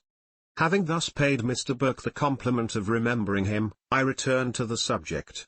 From the want of a constitution in England to restrain and regulate the wild impulse of power, many of the laws are irrational and tyrannical, and the administration of them vague and problematical. The attention of the government of England appears, since its political connection with Germany, to have been so completely engrossed and absorbed by foreign affairs, and the means of raising taxes, that it seems to exist for no other purposes. Domestic concerns are neglected, and with respect to regular law, there is scarcely such a thing. Almost every case must now be determined by some precedent, be that precedent good or bad, or whether it properly applies or not, and the practice is become so general as to suggest a suspicion, that it proceeds from a deeper policy than at first sight appears. Since the Revolution of America, and more so since that of France, this preaching up the doctrines of precedents, drawn from times and circumstances antecedent to those events, has been the studied practice of the English government. The generality of those precedents are founded on principles and opinions, the reverse of what they ought, and the greater distance of time they are drawn from, the more they are to be suspected. But by associating those precedents with a superstitious reverence for ancient things, as monks show relics and call them holy, the generality of mankind are deceived into the design. Governments now act as if they were afraid to awaken a single reflection in man. They are softly leading him to the sepulchre of precedents, to deaden his faculties and call attention from the scene of revolutions. They feel that he is arriving at knowledge faster than they wish, and their policy of precedents is the barometer of their fears. This political popery, like the ecclesiastical popery of old, has had its day, and is hastening to its exit. The ragged relic and the antiquated precedent, the monk and the monarch, will moulder together. Government by precedent, without any regard to the principle of the precedent, is one of the vilest systems that can be set up. In numerous instances, the precedent ought to operate as a warning, and not as an example, and requires to be shunned instead of imitated, but instead of this, precedents are taken in the lump, and put at once for constitution and for law. Either the doctrine of precedents is policy to keep a man in a state of ignorance, or it is a practical confession that wisdom degenerates in governments as governments increase in age, and can only hobble along by the stilts and crutches of precedents. How is it that the same persons who would proudly be thought wiser than their predecessors, appear at the same time only as the ghosts of departed wisdom? How strangely is antiquity treated! To some purposes it is spoken of as the times of darkness and ignorance, and to answer others, it is put for the light of the world. If the doctrine of precedents is to be followed, the expenses of government need not continue the same. Why pay men extravagantly, who have but little to do?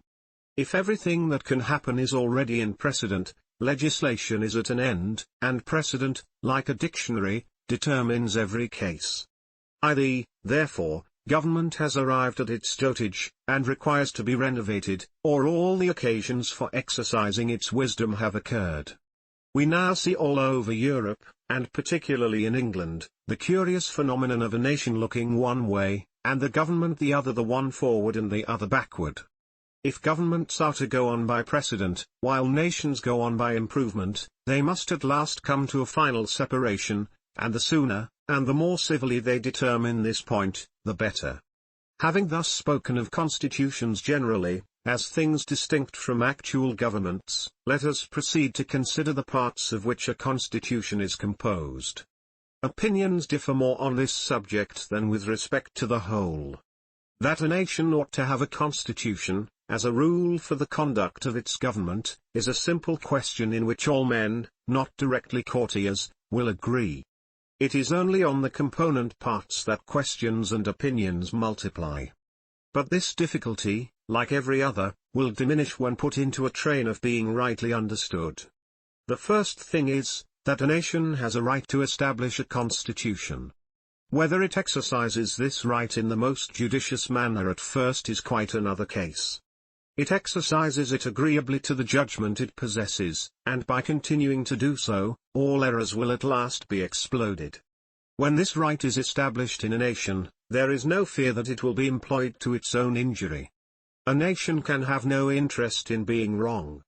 Though all the constitutions of America are on one general principle, yet no two of them are exactly alike in their component parts, or in the distribution of the powers which they give to the actual governments. Some are more, and others less complex. In forming a constitution, it is first necessary to consider what are the ends for which government is necessary. Secondly, what are the best means, and the least expensive, for accomplishing those ends. Government is nothing more than a national association, and the object of this association is the good of all, as well individually as collectively. Every man wishes to pursue his occupation, and to enjoy the fruits of his labors and the produce of his property in peace and safety, and with the least possible expense.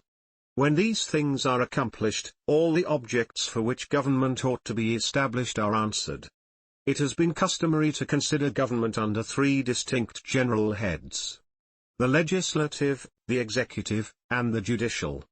But if we permit our judgment to act unencumbered by the habit of multiplied terms, we can perceive no more than two divisions of power, of which civil government is composed, namely, that of legislating or enacting laws, and that of executing or administering them. Everything, therefore, appertaining to civil government, classes itself under one or other of these two divisions. So far as regards the execution of the laws, that which is called the judicial power, is strictly and properly the executive power of every country. It is that power to which every individual has appealed, and which causes the laws to be executed. Neither have we any other clear idea with respect to the official execution of the laws. In England, and also in America and France, this power begins with the magistrate, and proceeds up through all the courts of judicature. I leave to courtiers to explain what is meant by calling monarchy the executive power. It is merely a name in which acts of government are done, and any other, or none at all, would answer the same purpose. Laws have neither more nor less authority on this account. It must be from the justness of their principles, and the interest which a nation feels therein, that they derive support. If they require any other than this, it is a sign that something in the system of government is imperfect. Laws difficult to be executed cannot be generally good. With respect to the organization of the legislative power, different modes have been adopted in different countries. In America it is generally composed of two houses. In France it consists but of one, but in both countries, it is wholly by representation. The case is, that mankind have had so few opportunities of making the necessary trials on modes and principles of government, in order to discover the best, that government is but now beginning to be known, and experience is yet wanting to determine many particulars. The objections against two houses are, first, that there is an inconsistency in any part of a whole legislature, coming to a final determination by vote on any matter, whilst that matter, with respect to that whole, is yet only in a train of deliberation, and consequently open to new illustrations.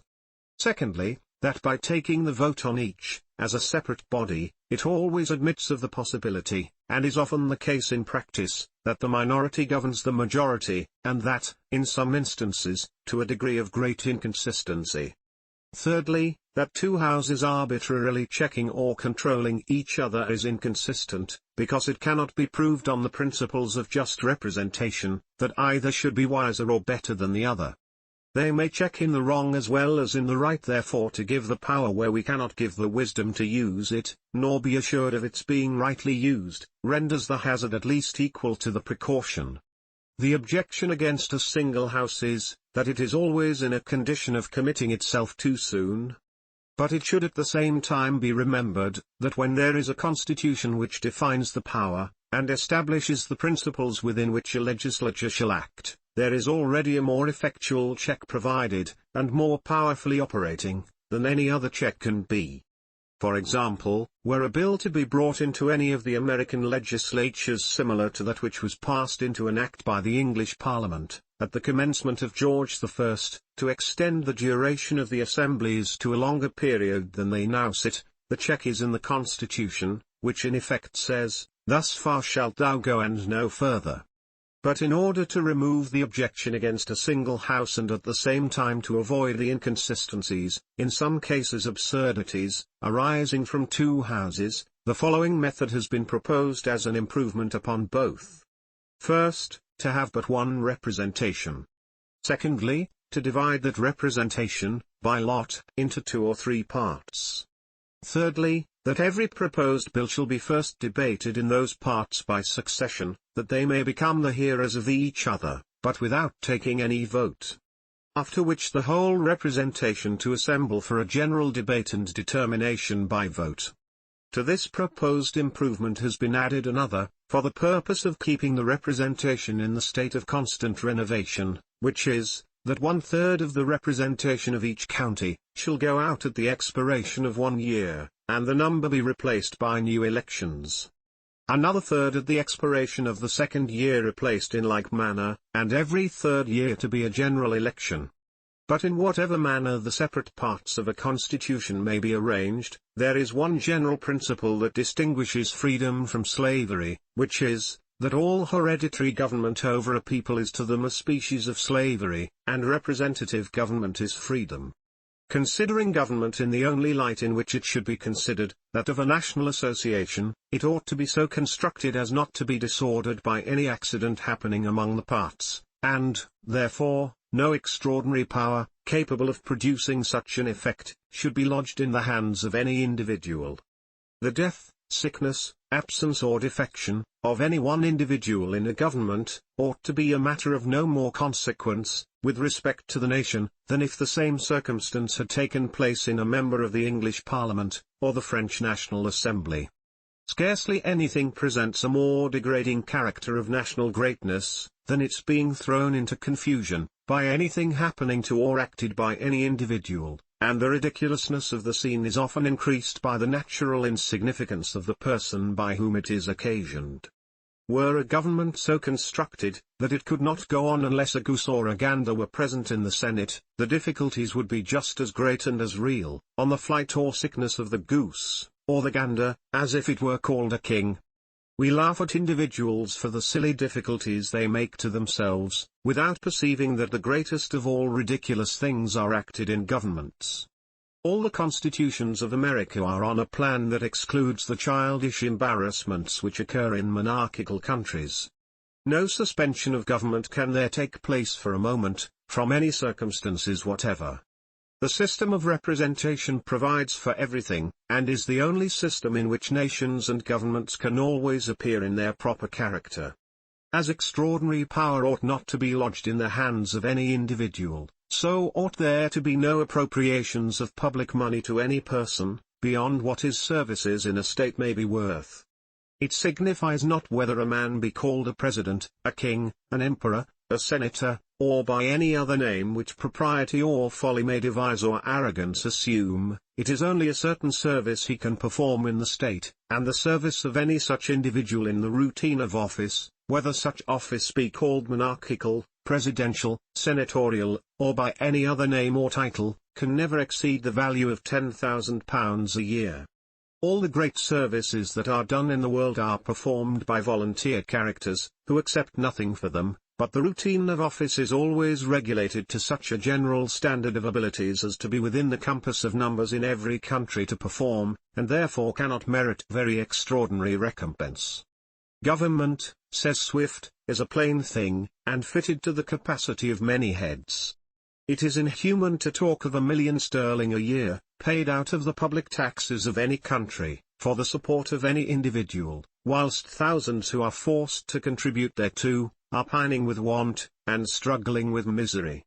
Government does not consist in a contrast between prisons and palaces, between poverty and pomp. It is not instituted to rob the needy of his mite, and increase the wretchedness of the wretched. But on this part of the subject I shall speak hereafter, and confine myself at present to political observations. When extraordinary power and extraordinary pay are allotted to any individual in a government, he becomes the centre, round which every kind of corruption generates and forms. Give to any man £1,000,000 a year, and add thereto the power of creating and disposing of places, at the expense of a country, and the liberties of that country are no longer secure. What is called the splendour of a throne is no other than the corruption of the state. It is made up of a band of parasites, living in luxurious indolence, out of the public taxes. When once such a vicious system is established, it becomes the guard and protection of all inferior abuses.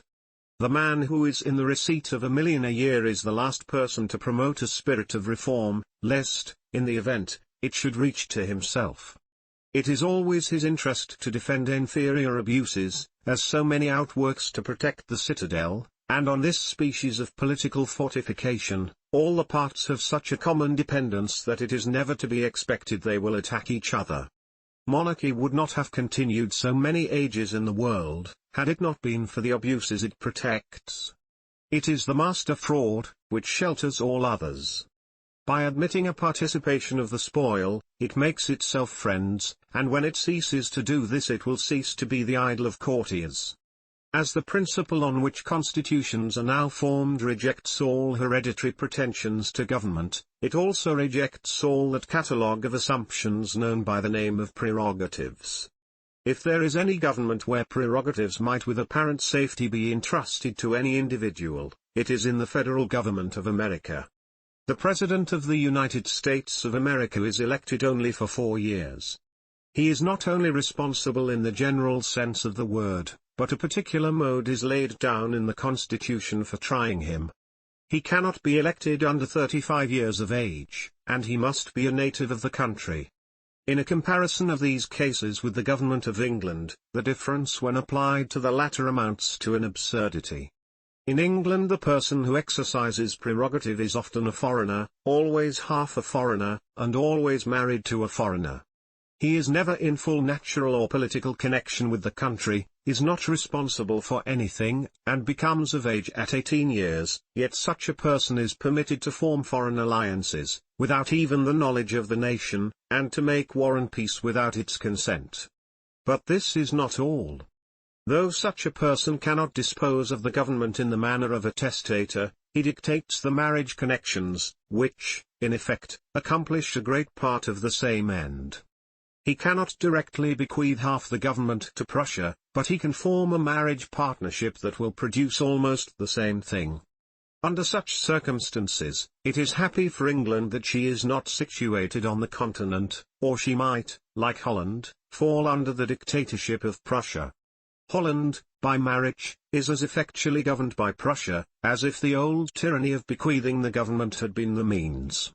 The presidency in America is the only office from which a foreigner is excluded, and in England it is the only one to which he is admitted. A foreigner cannot be a member of Parliament, but he may be what is called a king. If there is any reason for excluding foreigners, it ought to be from those offices where mischief can most be acted, and where, by uniting every bias of interest and attachment, the trust is best secured. But as nations proceed in the great business of forming constitutions, they will examine with more precision into the nature and business of that department which is called the executive. What the legislative and judicial departments are everyone can see, but with respect to what, in Europe, is called the executive, as distinct from those two, it is either a political superfluity or a chaos of unknown things. Some kind of official department, to which reports shall be made from the different parts of a nation, or from abroad, to be laid before the national representatives, is all that is necessary, but there is no consistency in calling this the executive, neither can it be considered in any other light than as inferior to the legislative. The sovereign authority in any country is the power of making laws, and everything else is an official department. Next to the arrangement of the principles and the organization of the several parts of a constitution, is the provision to be made for the support of the persons to whom the nation shall confide the administration of the constitutional powers. A nation can have no right to the time and services of any person at his own expense, whom it may choose to employ or entrust in any department whatever, neither can any reason be given for making provision for the support of any one part of a government and not for the other. But admitting that the honor of being entrusted with any part of a government is to be considered a sufficient reward, it ought to be so to every person alike. If the members of the legislature of any country are to serve at their own expense, that which is called the executive, whether monarchical or by any other name, ought to serve in like manner. It is inconsistent to pay the one, and accept the service of the other gratis. In America, every department in the government is decently provided for, but no one is extravagantly paid. Every member of Congress, and of the assemblies, is allowed a sufficiency for his expenses. Whereas in England, a most prodigal provision is made for the support of one part of the government, and none for the other, the consequence of which is that the one is furnished with the means of corruption and the other is put into the condition of being corrupted. Less than a fourth part of such expense, applied as it is in America, would remedy a great part of the corruption. Another reform in the American Constitution is the exploding all oaths of personality. The oath of allegiance in America is to the nation only. The putting any individual as a figure for a nation is improper. The happiness of a nation is the superior object, and therefore the intention of an oath of allegiance ought not to be obscured by being figuratively taken, to, or in the name of, any person. The oath, called the civic oath, in France, viz. The nation, the law, and the king, is improper. If taken at all, it ought to be as in America, to the nation only. The law may or may not be good, but, in this place, it can have no other meaning, than as being conducive to the happiness of a nation, and therefore is included in it.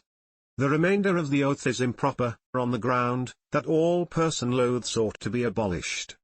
They are the remains of tyranny on one part and slavery on the other, and the name of the Creator ought not to be introduced to witness the degradation of his creation, or if taken, as is already mentioned, as figurative of the nation, it is in this place redundant. But whatever apology may be made for oaths at the first establishment of a government, they ought not to be permitted afterwards.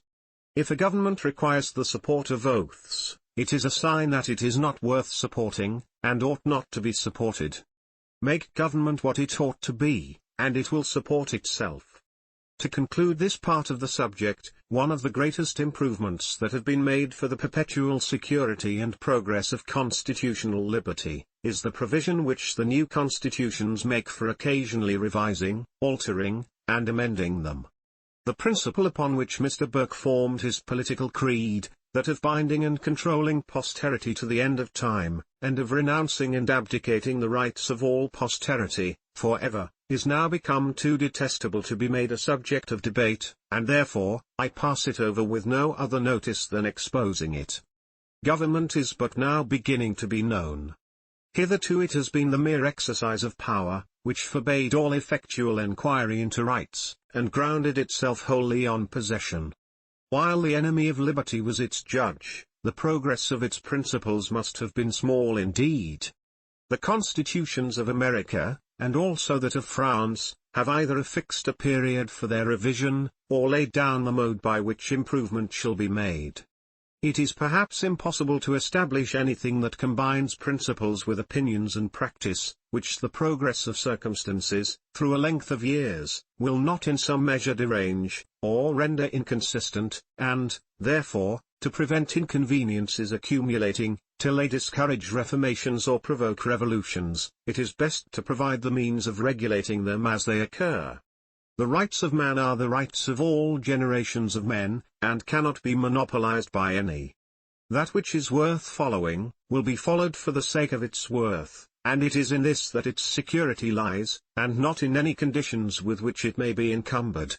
When a man leaves property to his heirs, he does not connect it with an obligation that they shall accept it. Why, then, should we do otherwise with respect to constitutions? The best constitution that could now be devised, consistent with the condition of the present moment, may be far short of that excellence which a few years may afford. There is a morning of reason rising upon man on the subject of government, that has not appeared before.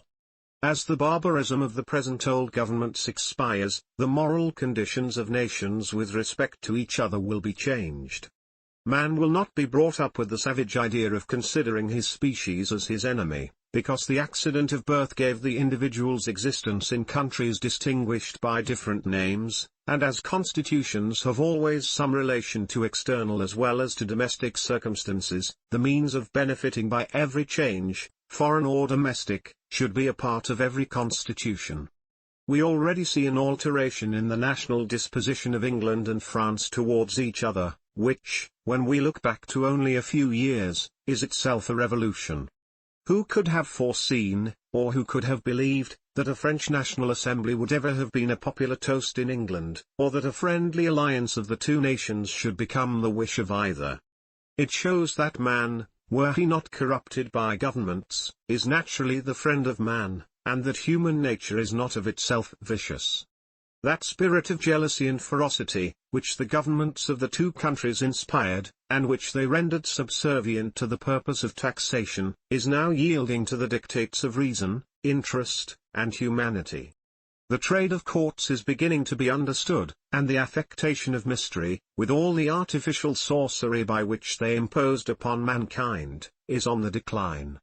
It has received its death wound, and though it may linger, it will expire.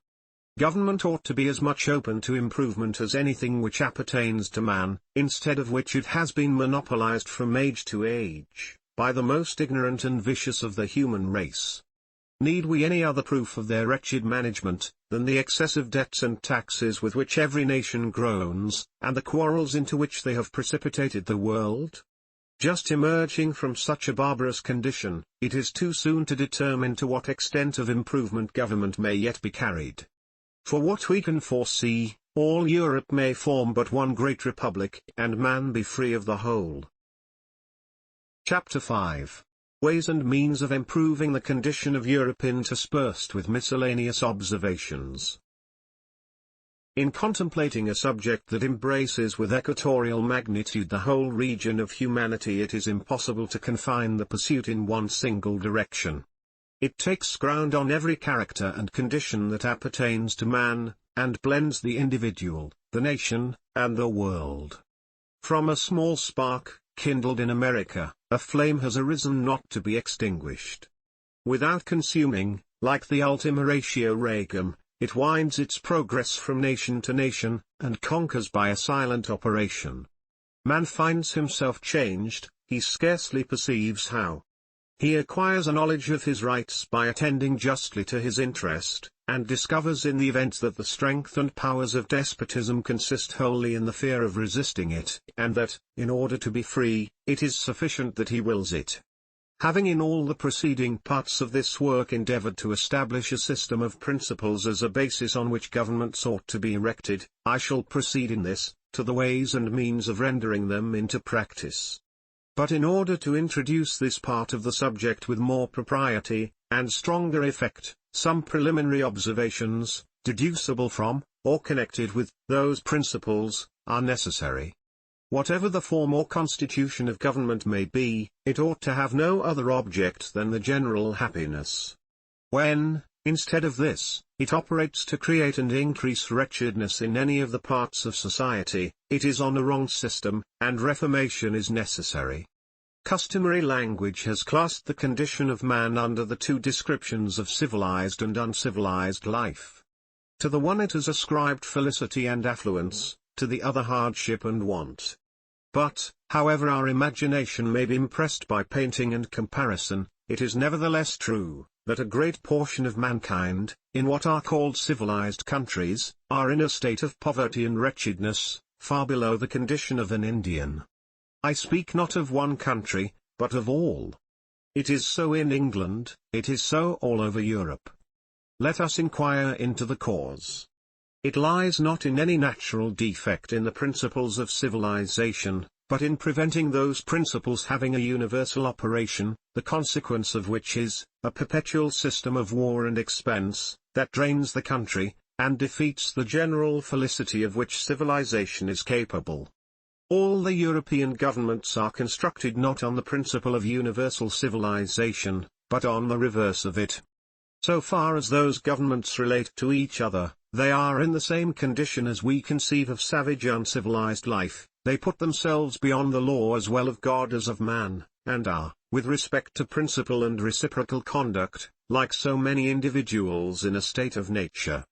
The inhabitants of every country, under the civilization of laws, easily civilized together, but governments being yet in an uncivilized state, and almost continually at war, they pervert the abundance which civilized life produces to carry on the uncivilized part to a greater extent. By thus engrafting the barbarism of government upon the internal civilization of a country, it draws from the latter, and more especially from the poor, a great portion of those earnings, which should be applied to their own subsistence and comfort.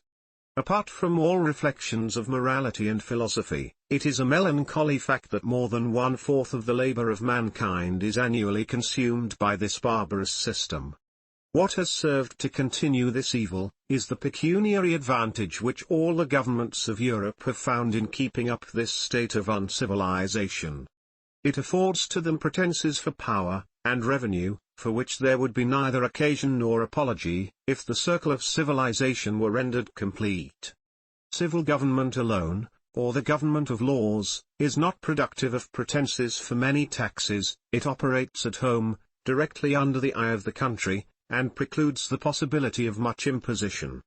But when the scene is laid in the uncivilized contention of governments, the field of pretenses is enlarged, and the country, being no longer a judge, is open to every imposition, which governments please to act. Not a 30th, scarcely a 40th, part of the taxes which are raised in England are either occasioned by, or applied to, the purpose of civil government. It is not difficult to see, that the whole which the actual government does in this respect, is to enact laws, and that the country administers and executes them, at its own expense, by means of magistrates, juries, sessions, and assize, over and above the taxes which it pays.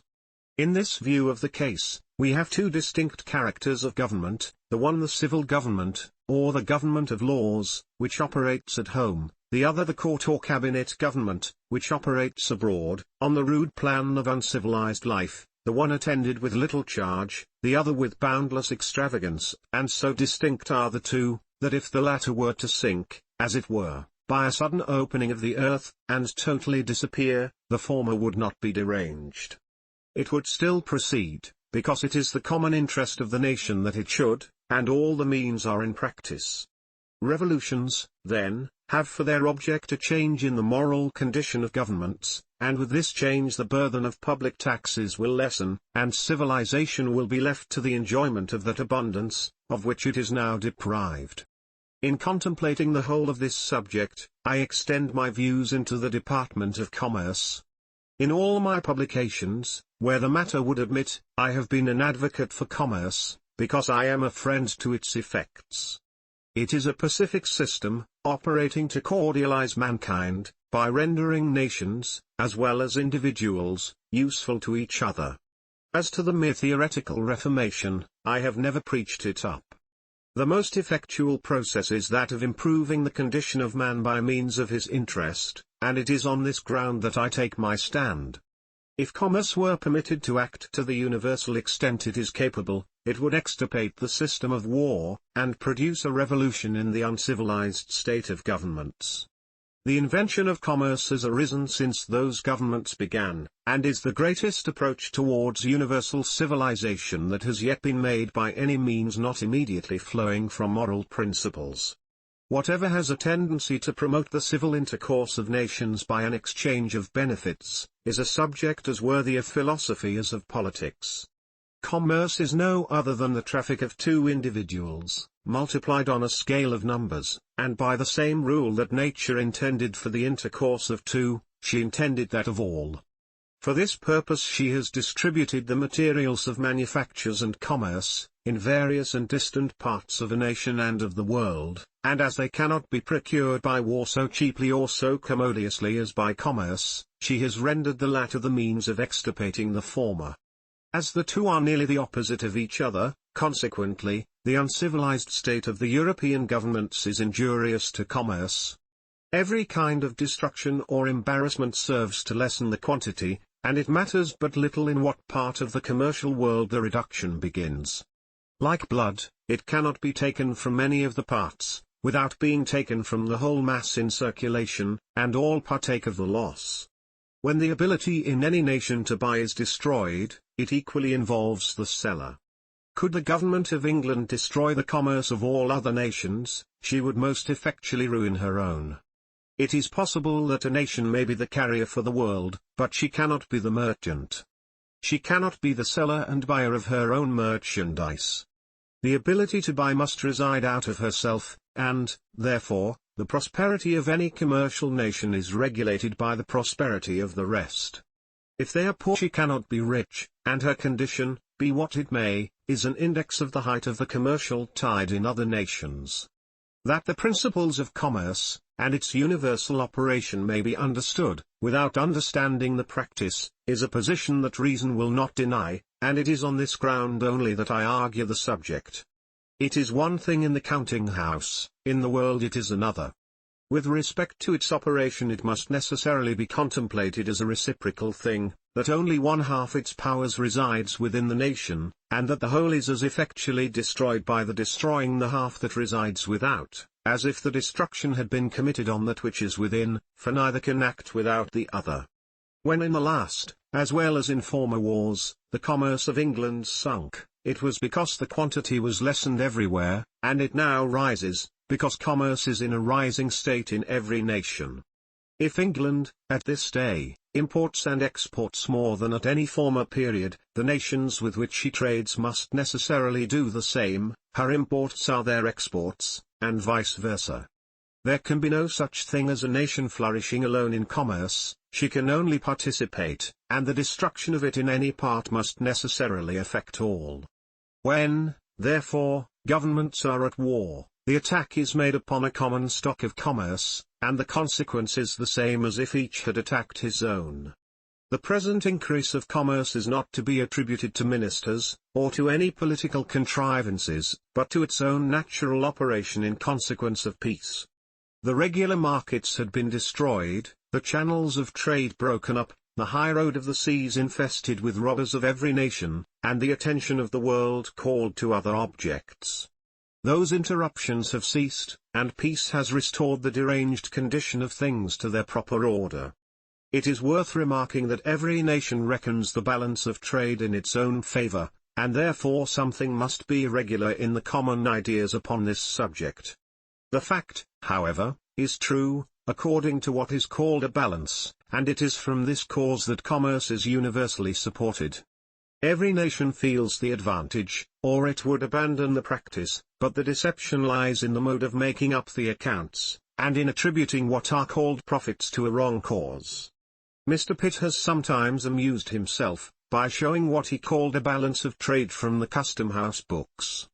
This mode of calculating not only affords no rule that is true, but one that is false. In the first place, every cargo that departs from the custom house appears on the books as an export, and, according to the custom house balance, the losses at sea, and by foreign failures, are all reckoned on the side of profit because they appear as exports. Secondly, because the importation by the smuggling trade does not appear on the custom house books, to arrange against the exports. No balance, therefore, as applying to superior advantages, can be drawn from these documents, and if we examine the natural operation of commerce, the idea is fallacious, and if true, would soon be injurious. The great support of commerce consists in the balance being a level of benefits among all nations. Two merchants of different nations trading together, will both become rich, and each makes the balance in his own favor. Consequently, they do not get rich of each other, and it is the same with respect to the nations in which they reside. The case must be, that each nation must get rich out of its own means, and increases that riches by something which it procures from another in exchange. If a merchant in England sends an article of English manufacture abroad which costs him a shilling at home, and imports something which sells for 2, he makes a balance of 1 shilling in his favor. But this is not gained out of the foreign nation or the foreign merchant, for he also does the same by the articles he receives, and neither has the advantage upon the other.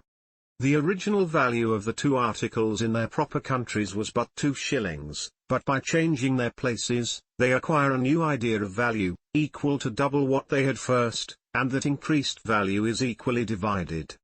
There is no otherwise a balance on foreign than on domestic commerce. The merchants of London and Newcastle trade on the same principles, as if they resided in different nations, and make their balances in the same manner, yet London does not get rich out of Newcastle, any more than Newcastle out of London, but coals, the merchandise of Newcastle, have an additional value at London, and London merchandise has the same at Newcastle. Though the principle of all commerce is the same, the domestic, in a national view, is the part the most beneficial, because the whole of the advantages, on both sides, rests within the nation, whereas, in foreign commerce, it is only a participation of 1/2. The most unprofitable of all commerce is that connected with foreign dominion. To a few individuals it may be beneficial, merely because it is commerce, but to the nation it is a loss. The expense of maintaining dominion more than absorbs the profits of any trade.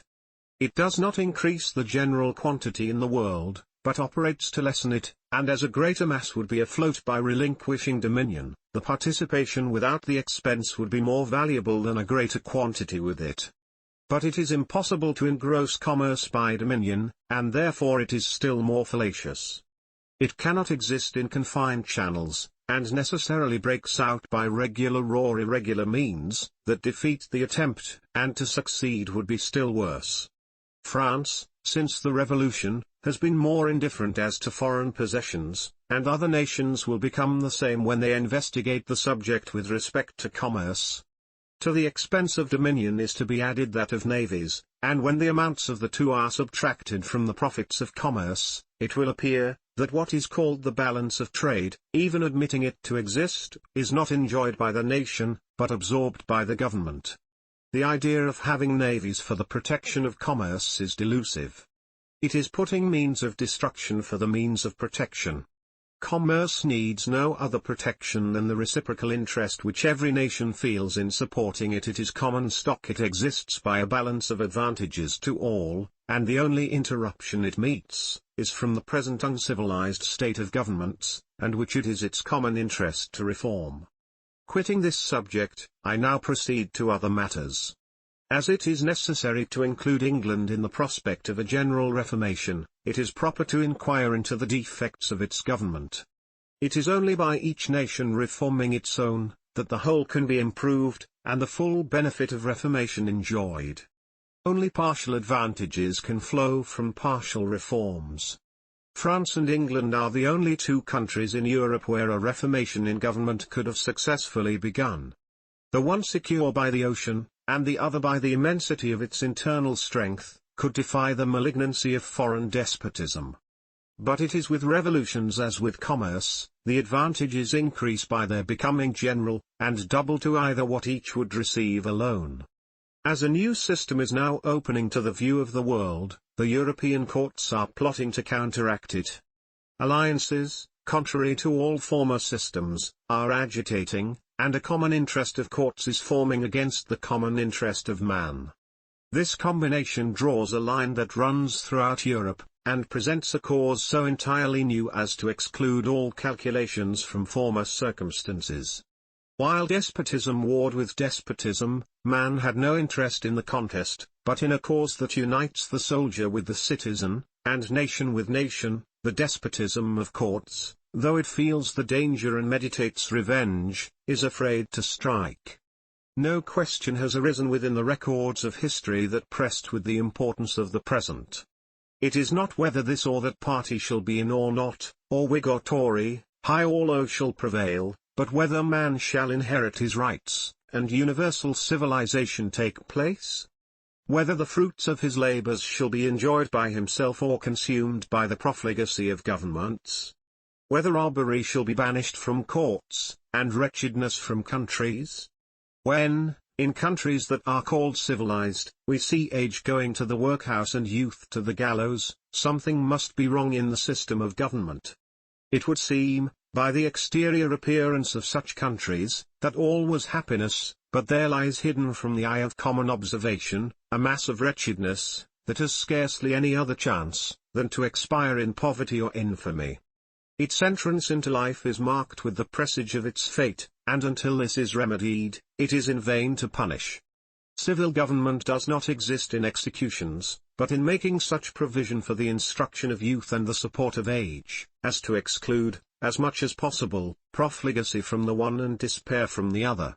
Instead of this, the resources of a country are lavished upon kings, upon courts, upon hirelings, impostors and prostitutes, and even the poor themselves, with all their wants upon them, are compelled to support the fraud that oppresses them. Why is it that scarcely any are executed but the poor? The fact is a proof, among other things, of a wretchedness in their condition. Bred up without morals, and cast upon the world without a prospect, they are the exposed sacrifice of vice and legal barbarity. The millions that are superfluously wasted upon governments are more than sufficient to reform those evils, and to benefit the condition of every man in a nation, not included within the purlieus of a court. This I hope to make appear in the progress of this work. It is the nature of compassion to associate with misfortune. In taking up this subject I seek no recompense, I fear no consequence. Fortified with that proud integrity, that disdains to triumph or to yield, I will advocate the rights of man. It is to my advantage that I have served an apprenticeship to life. I know the value of moral instruction, and I have seen the danger of the contrary. At an early period, little more than 16 years of age, raw and adventurous, and heated with the false heroism of a master who had served in a man-of-war, I began the carver of my own fortune, and entered on board the terrible privateer, Captain Death. From this adventure I was happily prevented by the affectionate and moral remonstrance of a good father, who, from his own habits of life, being of the Quaker profession, must begin to look upon me as lost. But the impression, much as it effected at the time, began to wear away, and I entered afterwards in the King of Prussia privateer, Captain Mendez, and went with her to sea. Yet, from such a beginning, and with all the inconvenience of early life against me, I am proud to say, that with a perseverance undismayed by difficulties, a disinterestedness that compelled respect, I have not only contributed to raise a new empire in the world, founded on a new system of government, but I have arrived at an eminence in political literature, the most difficult of all lines to succeed and excel in, which aristocracy with all its aids has not been able to reach or to rival. Knowing my own heart and feeling myself as I now do, superior to all the skirmish of party, the inveteracy of interested or mistaken opponents, I answer not to falsehood or abuse, but proceed to the defects of the English government. I begin with charters and corporations. It is a perversion of terms to say that a charter gives rights. It operates by a contrary effect, that of taking rights away. rights are inherently in all the inhabitants, but charters, by annulling those rights, in the majority, leave the right, by exclusion, in the hands of a few. If charters were constructed so as to express in direct terms, that every inhabitant, who is not a member of a corporation, shall not exercise the right of voting, such charters would, in the face, be charters not of rights, but of exclusion. The effect is the same under the form they now stand, and the only persons on whom they operate are the persons whom they exclude. Those whose rights are guaranteed, by not being taken away, exercise no other rights than as members of the community they are entitled to without a charter, and, therefore, all charters have no other than an indirect negative operation. They do not give rights to A, but they make a difference in favor of A by taking away the right of B, and consequently are instruments of injustice. But charters and corporations have a more extensive evil effect than what relates merely to elections. They are sources of endless contentions in the places where they exist, and they lessen the common rights of national society. A native of England, under the operation of these charters and corporations, cannot be said to be an Englishman in the full sense of the word. He is not free of the nation, in the same manner that a Frenchman is free of France, and an American of America. His rights are circumscribed to the town, and, in some cases, to the parish of his birth, and all other parts, though in his native land, are to him as a foreign country. To acquire a residence in these, he must undergo a local naturalization by purchase, or he is forbidden or expelled the place. This species of feudality is kept up to aggrandize the corporations at the ruin of towns, and the effect is visible. The generality of corporation towns are in a state of solitary decay, and prevented from further ruin only by some circumstance in their situation, such as a navigable river, or a plentiful surrounding country. As population is one of the chief sources of wealth, everything which operates to prevent it must lessen the value of property, and as corporations have not only this tendency, but directly this effect, they cannot but be injurious. If any policy were to be followed, instead of that of general freedom, to every person to settle where he chose, it would be more consistent to give encouragement to newcomers than to preclude their admission by exacting premiums from them. The persons most immediately interested in the abolition of corporations are the inhabitants of the towns where corporations are established. The instances of Manchester, Birmingham, and Sheffield show, by contrast, the injuries which those Gothic institutions are to property and commerce. A few examples may be found, such as that of London, whose natural and commercial advantage, owing to its situation on the Thames, is capable of bearing up against the political evils of a corporation, but in almost all other cases the fatality is too visible to be doubted or denied. Though the whole nation is not so directly affected by the depression of property in corporation towns as the inhabitants themselves, it partakes of the consequence. By lessening the value of property, the quantity of national commerce is curtailed. Every man is a customer in proportion to his ability, and as all parts of a nation trade with each other, whatever affects any of the parts must necessarily communicate to the whole. As one of the houses of the English Parliament is, in a great measure, made up of elections from these corporations, and as it is unnatural that a pure stream should flow from a foul fountain, its vices are but a continuation of the vices of its origin. A man of moral honor and good political principles cannot submit to the mean drudgery and disgraceful arts, by which such elections are carried.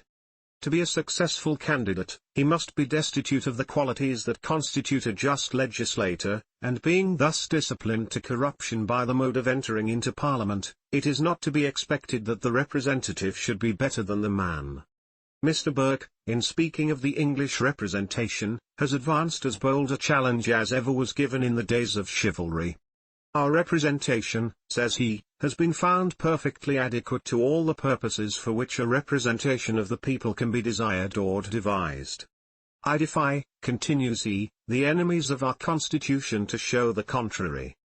This declaration from a man who has been in constant opposition to all the measures of Parliament the whole of his political life, a year or two excepted, is most extraordinary, and, comparing him with himself, admits of no other alternative, than that he acted against his judgment as a member, or has declared contrary to it as an author.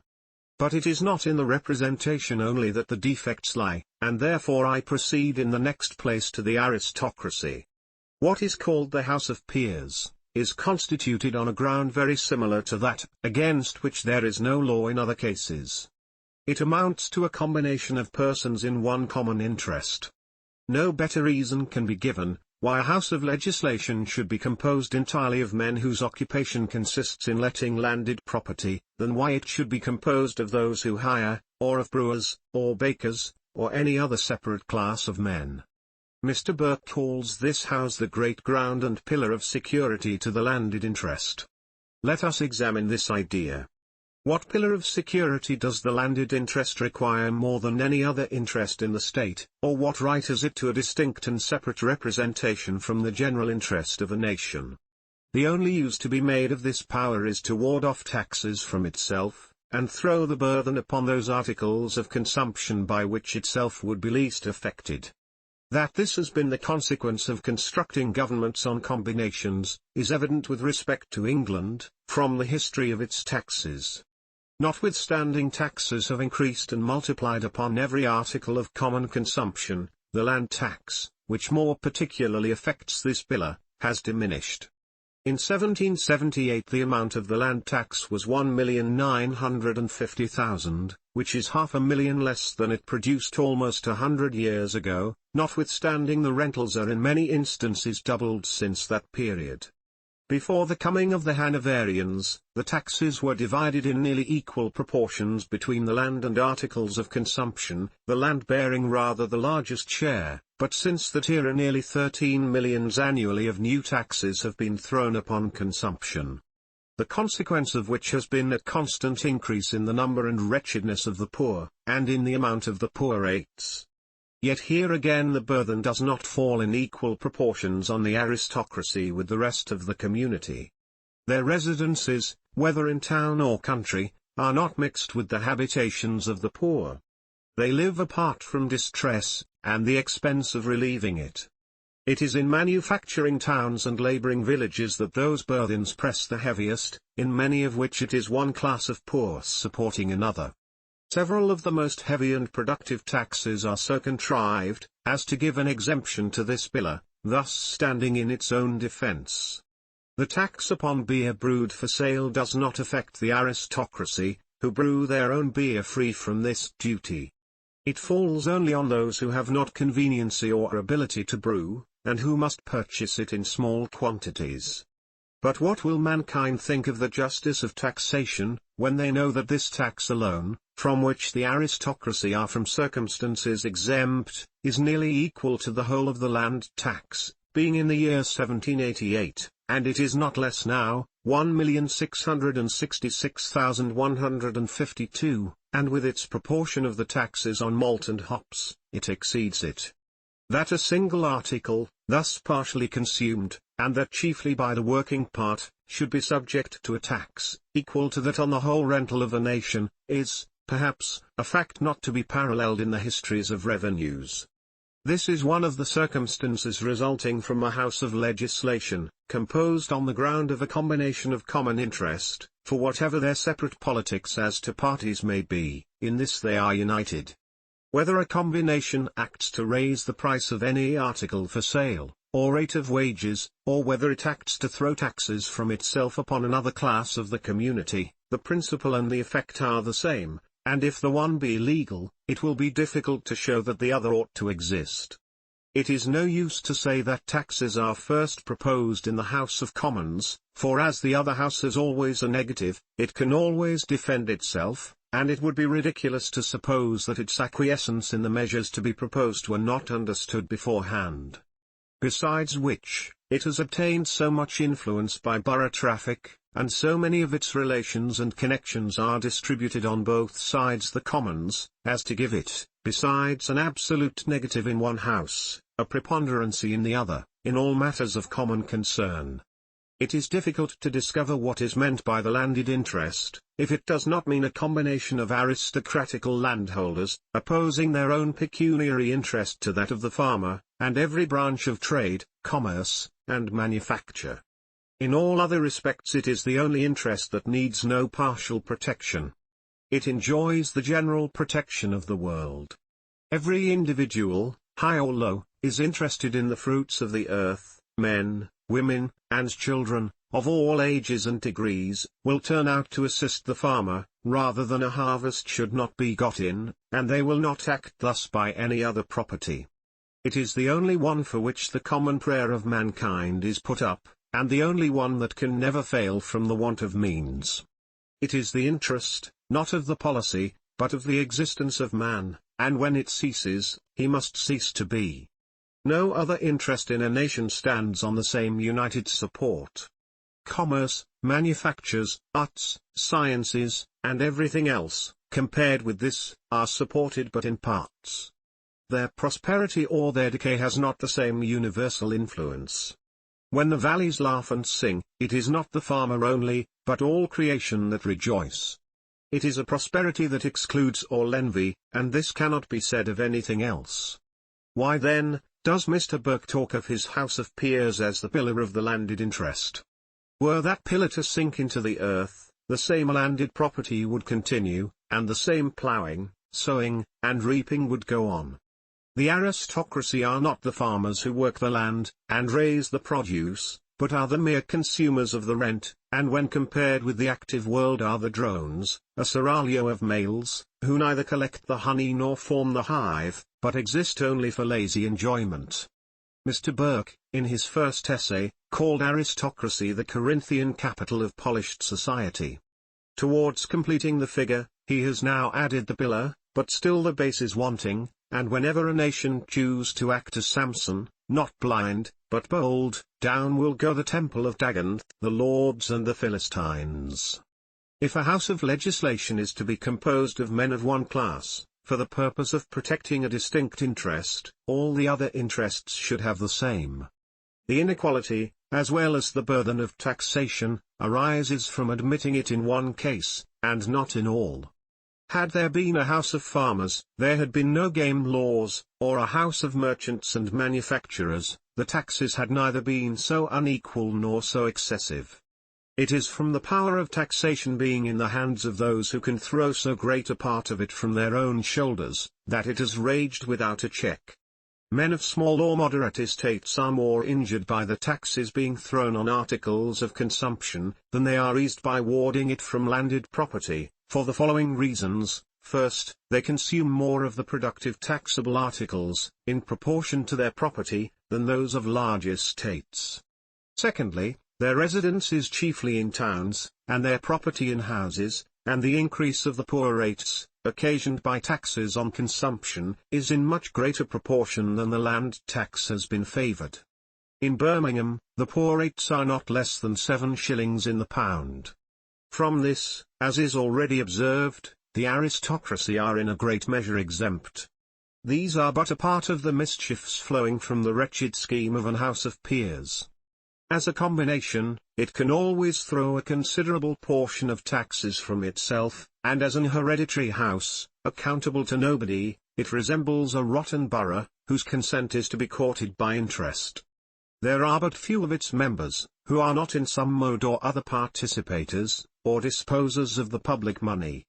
One turns a candle holder, or a lord-in-waiting, another a lord of the bedchamber, a groom of the stole, or any insignificant nominal office to which a salary is annexed, paid out of the public taxes, and which avoids the direct appearance of corruption.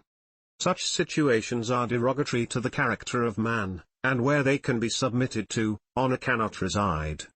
To all these are to be added the numerous dependents, the long list of younger branches and distant relations, who are to be provided for at the public expense. In short, were an estimation to be made of the charge of aristocracy to a nation, it will be found nearly equal to that of supporting the poor. The Duke of Richmond alone takes away as much for himself as would maintain 2,000 poor and aged persons. Is it, then, any wonder, that under such a system of government, taxes and rates have multiplied to their present extent? In stating these matters, I speak in open and disinterested language, dictated by no passion but that of humanity. To me, who have not only refused offers, because I thought them improper, but have declined rewards I might with reputation have accepted, it is no wonder that meanness and imposition appear disgustful. Independence is my happiness, and I view things as they are, without regard to place or person. My country is the world, and my religion is to do good. Mr. Burke, in speaking of the aristocratical law of primogeniture, says, "It is the standing law of our landed inheritance, and which, without question, has a tendency, and I think," continues he, "a happy tendency, to preserve a character of weight and consequence." Mr. Burke may call this law what he pleases, but humanity and impartial reflection will denounce it as a law of brutal injustice. Were we not accustomed to the daily practice, and did we only hear of it as the law of some distant part of the world, we should conclude that the legislators of such countries had not arrived at a state of civilization. As to its preserving a character of weight and consequence, the case appears to me directly the reverse. It is an attaint upon character, a sort of privateering on family property. It may have weight among dependent tenants, but it gives none on a scale of national, and much less of universal character. Speaking for myself, my parents were not able to give me a shilling, beyond what they gave me in education, and to do this they distressed themselves, yet, I possess more of what is called consequence, in the world, than anyone in Mr. Burke's catalogue of aristocrats. Having thus glanced at some of the defects of the two Houses of Parliament, I proceed to what is called the Crown, upon which I shall be very concise. It signifies a nominal office of £1,000,000 a year, the business of which consists in receiving the money. Whether the person be wise or foolish, sane or insane, a native or a foreigner, matters not. Every ministry acts upon the same idea that Mr. Burke writes, namely, that the people must be hoodwinked, and held in superstitious ignorance by some bugbear or other, and what is called the Crown answers this purpose, and therefore it answers all the purposes to be expected from it. This is more than can be said of the other two branches. The hazard to which this office is exposed in all countries, is not from anything that can happen to the man, but from what may happen to the nation, the danger of its coming to its senses. It has been customary to call the Crown the executive power, and the custom is continued, though the reason has ceased. It was called the executive, because the person whom it signified used, formerly, to act in the character of a judge, in administering or executing the laws. The tribunals were then a part of the court. The power, therefore, which is now called the judicial, is what was called the executive, and, consequently, one or other of the terms is redundant, and one of the offices useless. When we speak of the Crown now, it means nothing, it signifies neither a judge nor a general, besides which it is the laws that govern, and not the man. The old terms are kept up, to give an appearance of consequence to empty forms, and the only effect they have is that of increasing expenses.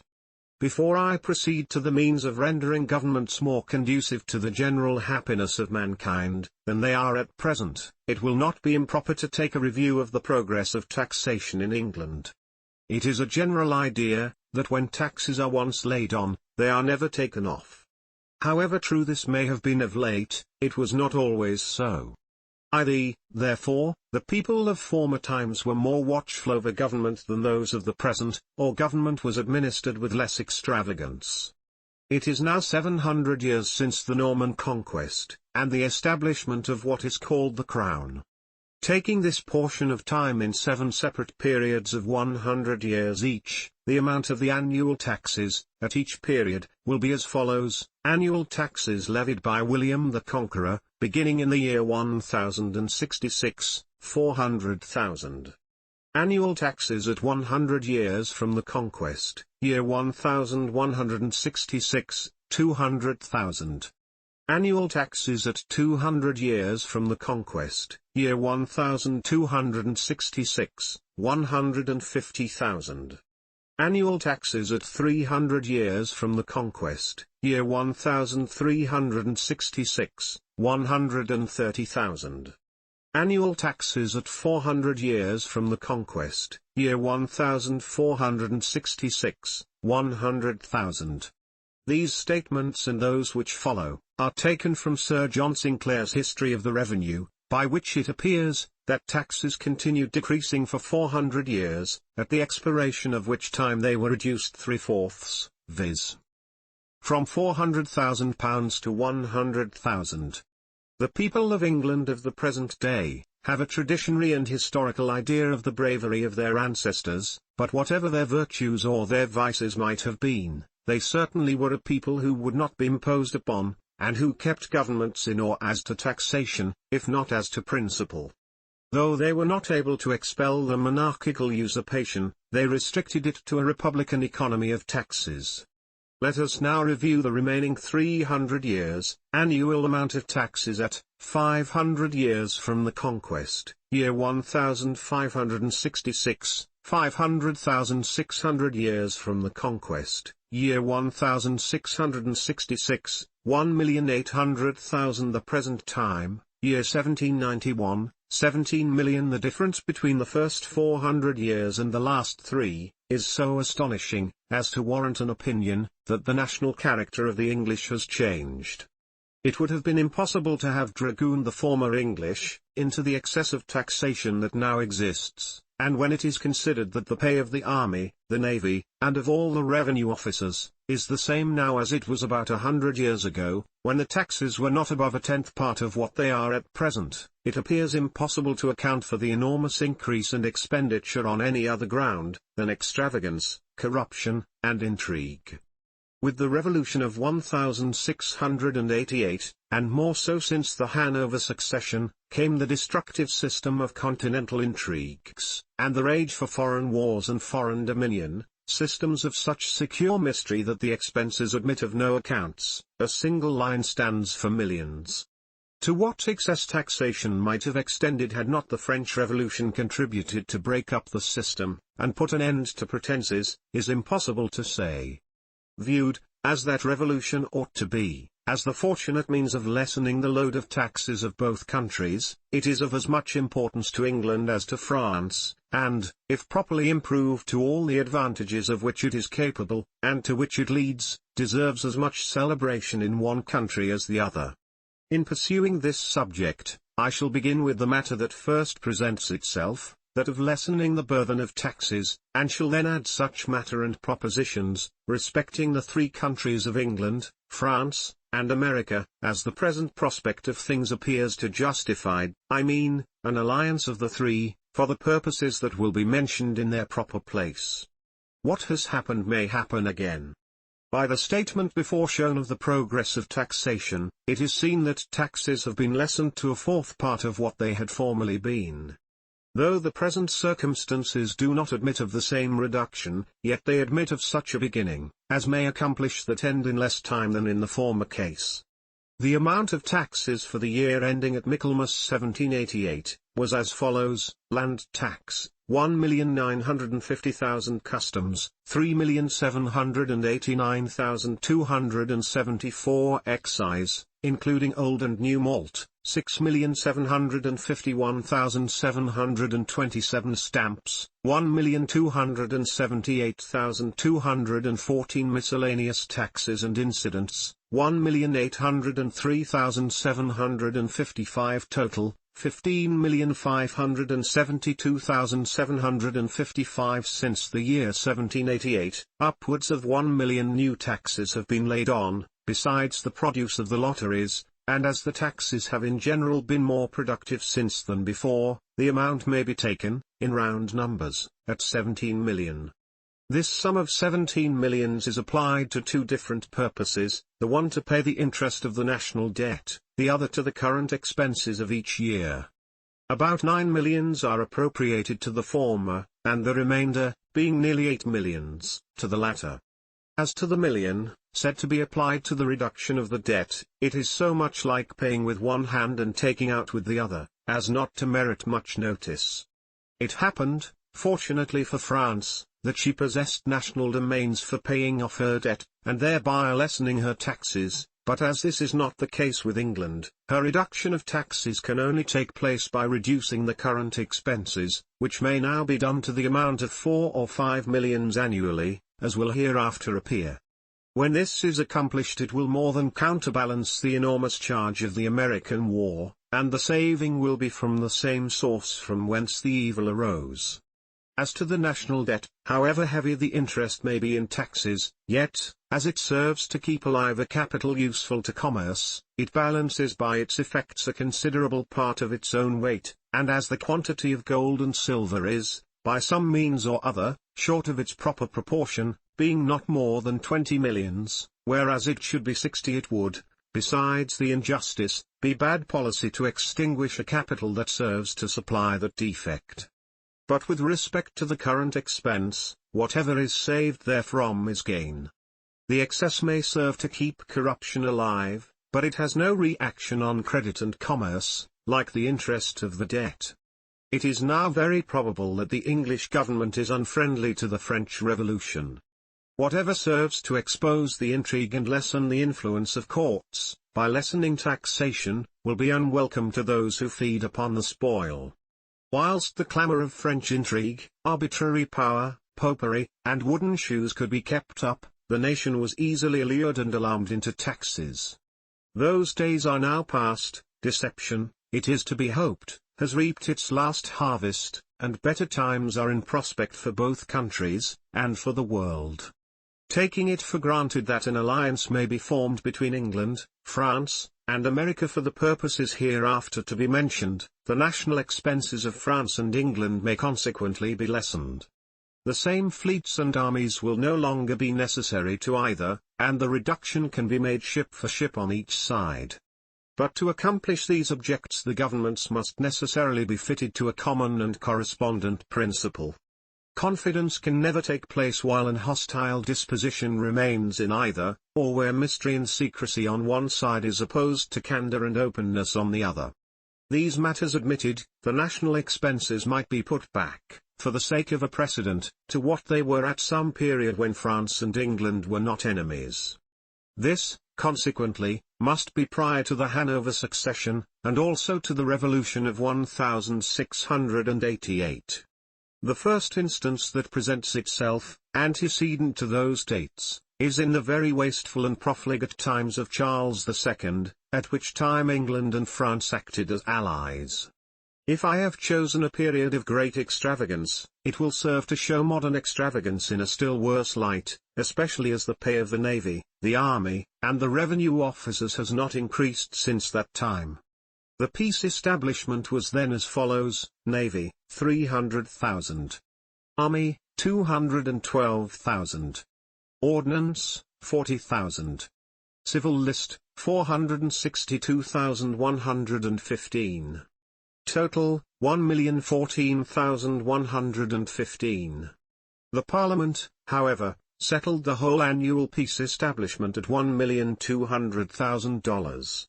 If we go back to the time of Elizabeth, the amount of all the taxes was but 500,000, yet the nation sees nothing during that period that reproaches it with want of consequence. All circumstances, then, taken together, arising from the French Revolution, from the approaching harmony and reciprocal interest of the two nations, the abolition of the court intrigue on both sides, and the progress of knowledge in the science of government, the annual expenditure might be put back to 1,5 million, viz. Navy, 500,000. Army, 500,000. Expenses of government, 500,000. Total, 1,500,000. Even this sum is 6 times greater than the expenses of government are in America, yet the civil internal government in England is less expense upon the revenue, than the same species and portion of government is in America. It is time that nations should be rational, and not be governed like animals, for the pleasure of their riders. To read the history of kings, a man would be almost inclined to suppose that government consisted in stag hunting, and that every nation paid $1 million a year to a huntsman. Man ought to have pride, or shame enough to blush at being thus imposed upon, and when he feels his proper character he will Upon all subjects of this nature, there is often passing in the mind, a train of ideas he has not yet accustomed himself to encourage and communicate.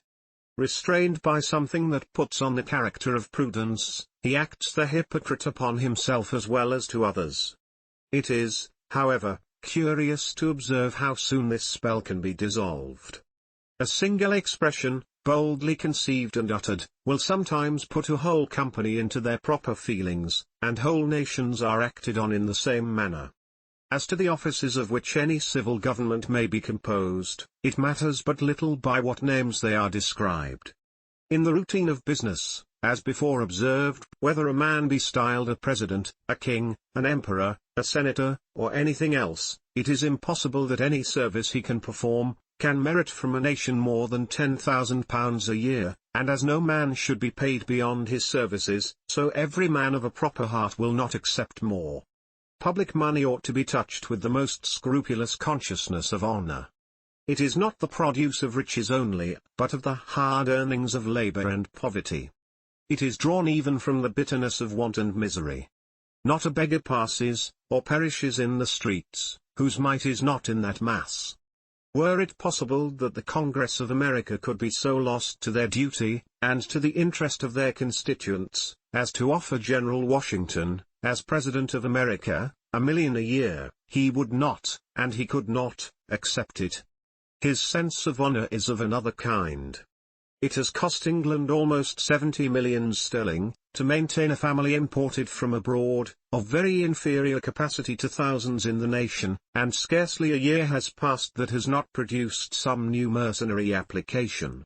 Even the physicians' bills have been sent to the public to be paid. No wonder that jails are crowded, and taxes and poor rates increased.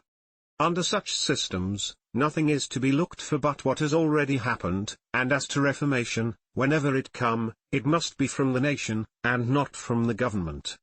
To show that the sum of £500,000 is more than sufficient to defray all the expenses of the government, exclusive of navies and armies, the following estimate is added, for any country, of the same extent as England. In the first place, 300 representatives fairly elected, are sufficient for all the purposes to which legislation can apply, and preferable to a larger number. They may be divided into 2 or 3 houses, or meet in one, as in France, or in any manner a constitution shall direct. As representation is always considered, in free countries, as the most honourable of all stations, the allowance made to it is merely to defray the expense which the representatives incur by that service, and not to it as an office. If an allowance, at the rate of £500 per annum, be made to every representative, deducting for non-attendance, the expense, if the whole number attended for 6 months, each year, would be £7,500. The official departments cannot reasonably exceed the following number, with the salaries annexed: 3 officers at £10,000 each, 30,000. 10 ditto, at £5,000 each, 50,000. 20 ditto, at £2,000 each, 40,000. 40 ditto, at £1,000 each, 40,000. 200 ditto, at £500 each, 100,000. 300 ditto, at £200 each, 60,000. 500 ditto, at £100 each, 50,000.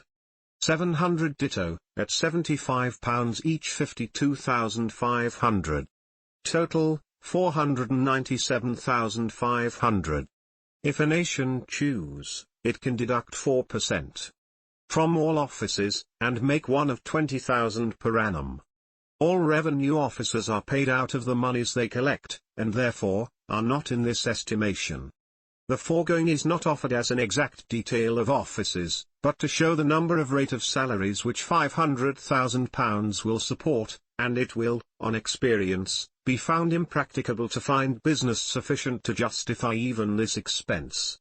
As to the manner in which office business is now performed, the chiefs, in several offices, such as the post office, and certain offices in the exchequer, etc., do little more than sign their names 3 or 4 times a year, and the whole duty is performed by under-clerks. Taking, therefore, 1,500,000 as a sufficient peace establishment for all the honest purposes of government, which is £300,000 more than the peace establishment in the profligate and prodigal times of Charles II. There will remain a surplus of upwards of 6 millions out of the present current expenses. The question then will be, how to dispose of this surplus. Whoever has observed the manner in which trade and taxes twist themselves together, must be sensible of the impossibility of separating them suddenly. First, because the articles now on hand are already charged with the duty, and the reduction cannot take place on the present stock. Secondly, because, on all those articles on which the duty is charged in the gross, such as per barrel, hogshead, hundredweight, or ton, the abolition of the duty does not admit of being divided down so as fully to relieve the consumer, who purchases by the pint, or the pound.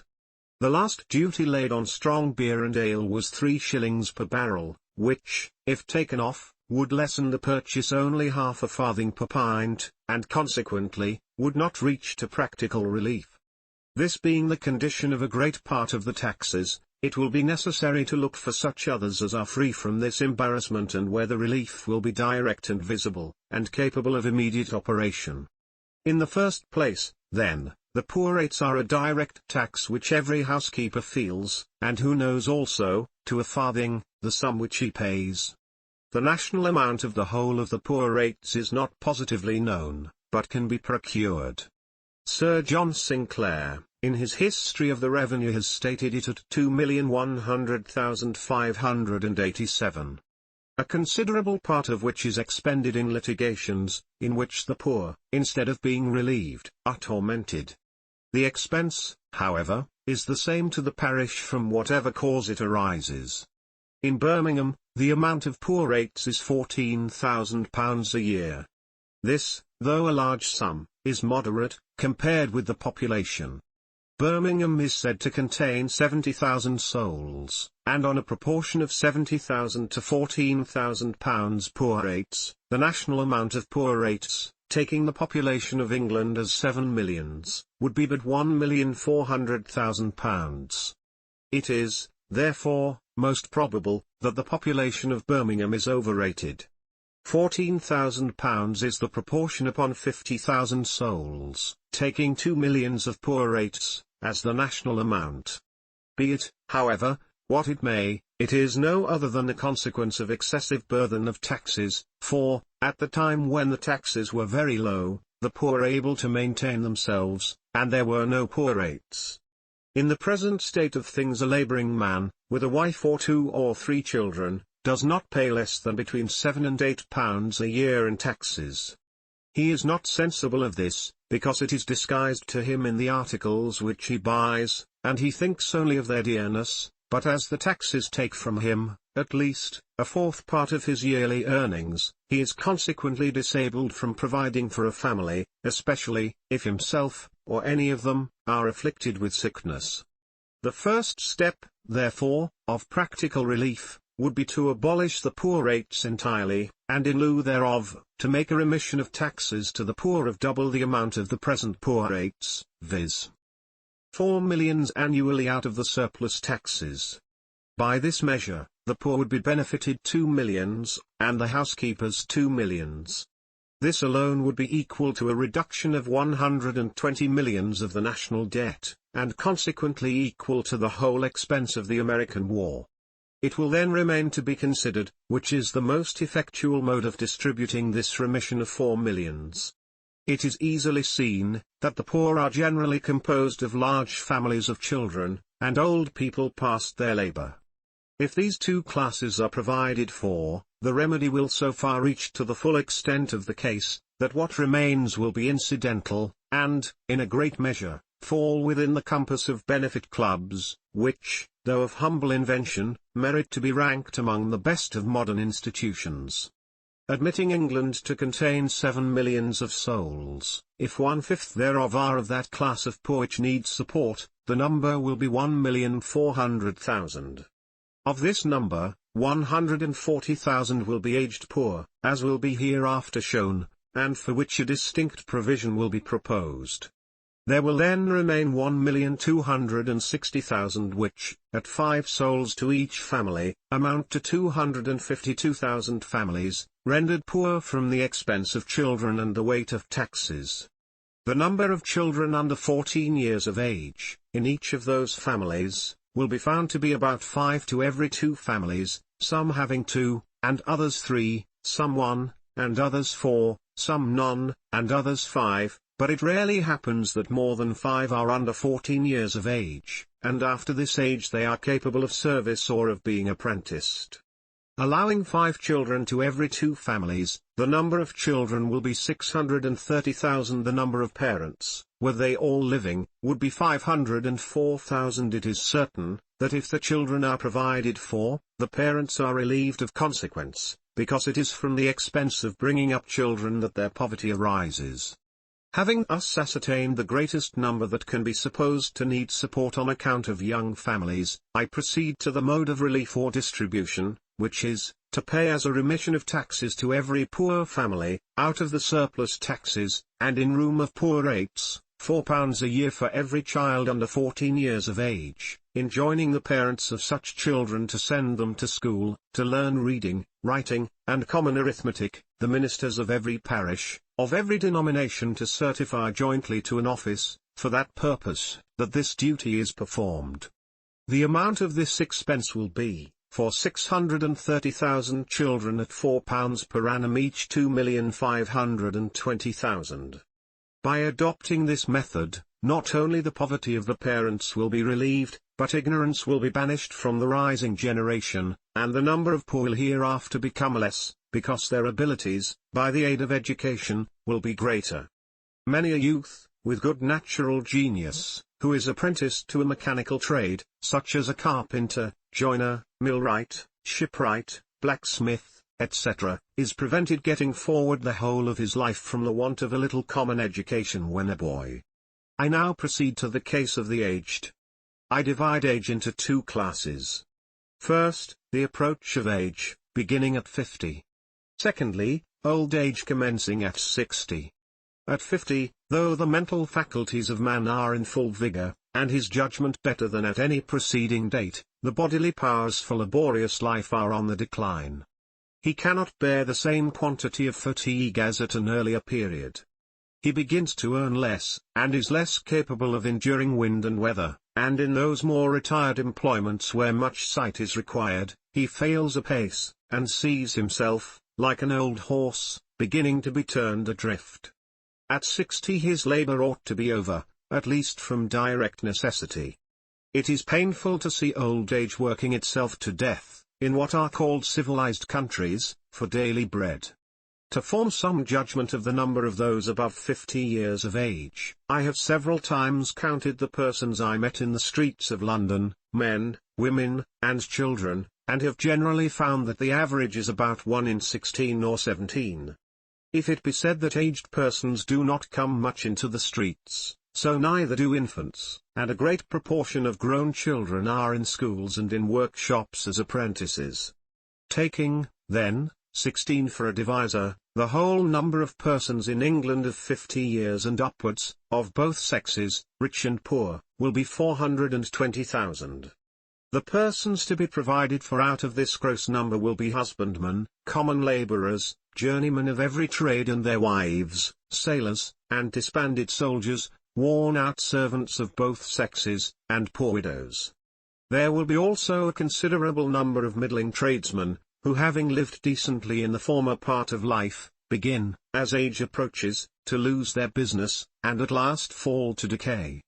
Besides these there will be constantly thrown off from the revolutions of that wheel which no man can stop nor regulate, a number from every class of life connected with commerce and adventure. To provide for all those accidents, and whatever else may befall, I take the number of persons who, at one time or other of their lives, after 50 years of age, may feel it necessary or comfortable to be better supported, than they can support themselves, and that not as a matter of grace and favour, but of right, at 1/3 of the whole number, which is 140,000, as stated in a previous page, and for whom a distinct provision was proposed to be made. If there be more, society, notwithstanding the show and pomposity of government, is in a deplorable condition in England. Of this 140,000, I take one half, 70,000, to be of the age of 50 and under 60, and the other half to be 60 years and upwards. Having thus ascertained the probable proportion of the number of aged persons, I proceed to the mode of rendering their condition comfortable, which is, to pay to every such person of the age of 50 years, and until he shall arrive at the age of 60, the sum of £6 per annum out of the surplus taxes, and £10 per annum during life after the age of 60. The expense of which will be, 70,000 persons, at 6 per annum, 420,000. 70,000 persons, at 10 per annum, 70,000. Total, 1,120,000. This support, as already remarked, is not of the nature of a charity but of a right. Every person in England, male and female, pays on an average in taxes £2 8 shillings and sixpence per annum from the day of his birth, and, if the expense of collection be added, he pays £2 11 shillings and sixpence. Consequently, at the end of 50 years he has paid £128 15 shillings, and at 60 £154 10 shillings. Converting, therefore, his individual tax in a tontine, the money he shall receive after 50 years is but little more than the legal interest of the net money he has paid. The rest is made up from those whose circumstances do not require them to draw such support, and the capital in both cases defrays the expenses of government. It is on this ground that I have extended the probable claims to 1/3 of the number of aged persons in the nation. Is it, then, better that the lives of 140,000 aged persons be rendered comfortable, or that 1,000,000 a year of public money be expended on any one individual, and him often of the most worthless or insignificant character? Let reason and justice, let honor and humanity, let even hypocrisy, sycophancy and Mr. Burke, let George, let Louis, Leopold, Frederick, Catherine, Cornwallis, or Tippoo Sahib, answer the question. The sum thus remitted to the poor will be, to 252,000 poor families, containing 630,000 children, 2,520,000. To 140,000 aged persons, 1,120,000. Total, 3,640,000. There will then remain £360,000 out of the 4 millions, part of which may be applied as follows. After all the above cases are provided for, there will still be a number of families who, though not properly of the class of poor, yet find it difficult to give education to their children, and such children, under such a case, would be in a worse condition than if their parents were actually poor. A nation under a well-regulated government should permit none to remain uninstructed. It is monarchical and aristocratical government only that requires ignorance for its support. Suppose, then, 400,000 children to be in this condition, which is a greater number than ought to be supposed after the provisions already made. The method will be, to allow for each of those children 10 shillings a year for the expense of schooling for 6 years each, which will give them 6 months' schooling each year, and half a crown a year for paper and spelling books. The expense of this will be annually £250,000. There will then remain £110,000. Notwithstanding the great modes of relief which the best instituted and best principled government may devise, there will be a number of smaller cases, which it is good policy as well as beneficence in a nation to consider. Were 20 shillings to be given immediately on the birth of a child, to every woman who should make the demand, and none will make it whose circumstances do not require it, it might relieve a great deal of instant distress. There are about 200,000 births yearly in England, and if claimed by 1/4, the amount would be 50,000. And 20 shillings to every new married couple who should claim in like manner. This would not exceed the sum of 20,000. Also £20,000 to be appropriated to defray the funeral expenses of persons, who, travelling for work, may die at a distance from their friends. By relieving parishes from this charge, the sick stranger will be better treated. I shall finish this part of the subject with a plan adapted to the particular condition of a metropolis, such as London. cases are continually occurring in a metropolis, different from those which occur in the country, and for which a different, or rather an additional, mode of relief is necessary. In the country, even in large towns, people have a knowledge of each other, and distress never rises to that extreme height it sometimes does in a metropolis. There is no such thing in the country as persons, in the literal sense of the word, starved to death, or dying with cold from the want of a lodging. Yet such cases, and others equally as miserable, happen in London.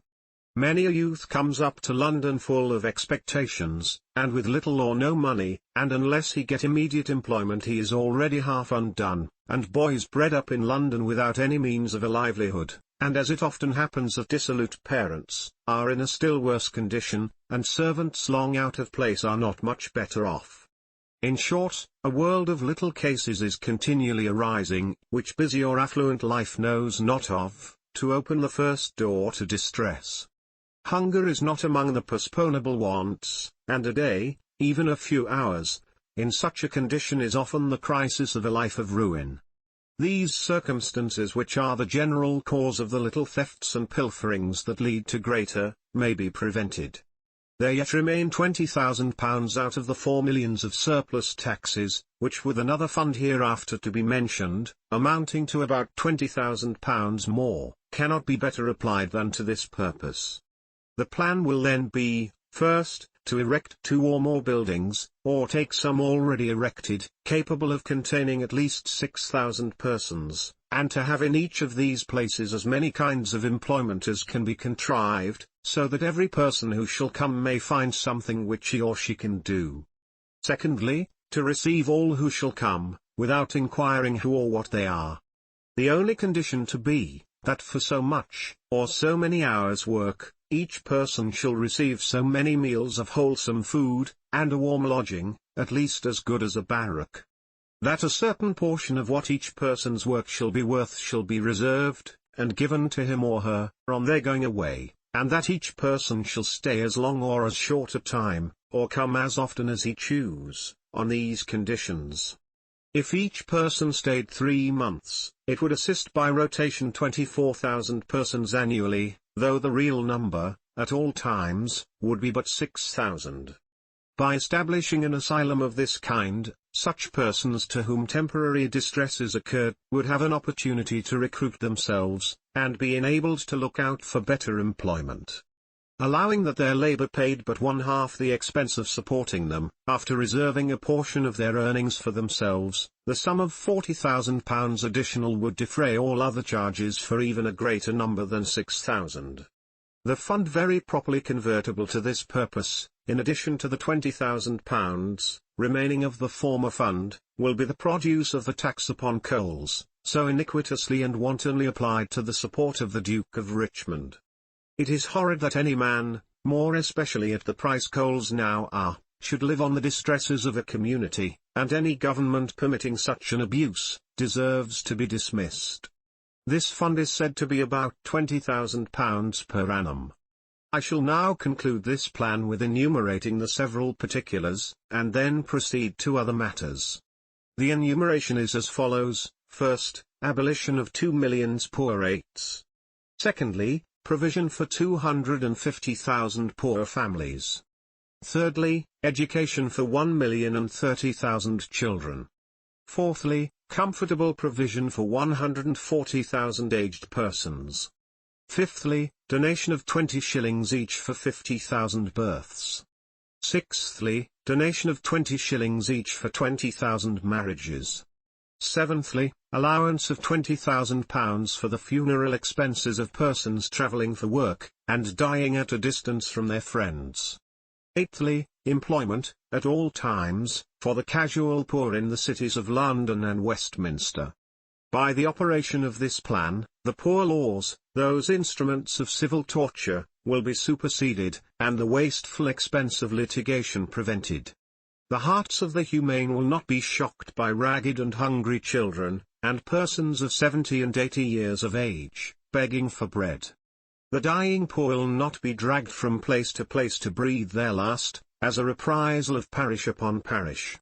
Widows will have a maintenance for their children, and not be carted away, on the death of their husbands, like culprits and criminals, and children will no longer be considered as increasing the distresses of their parents.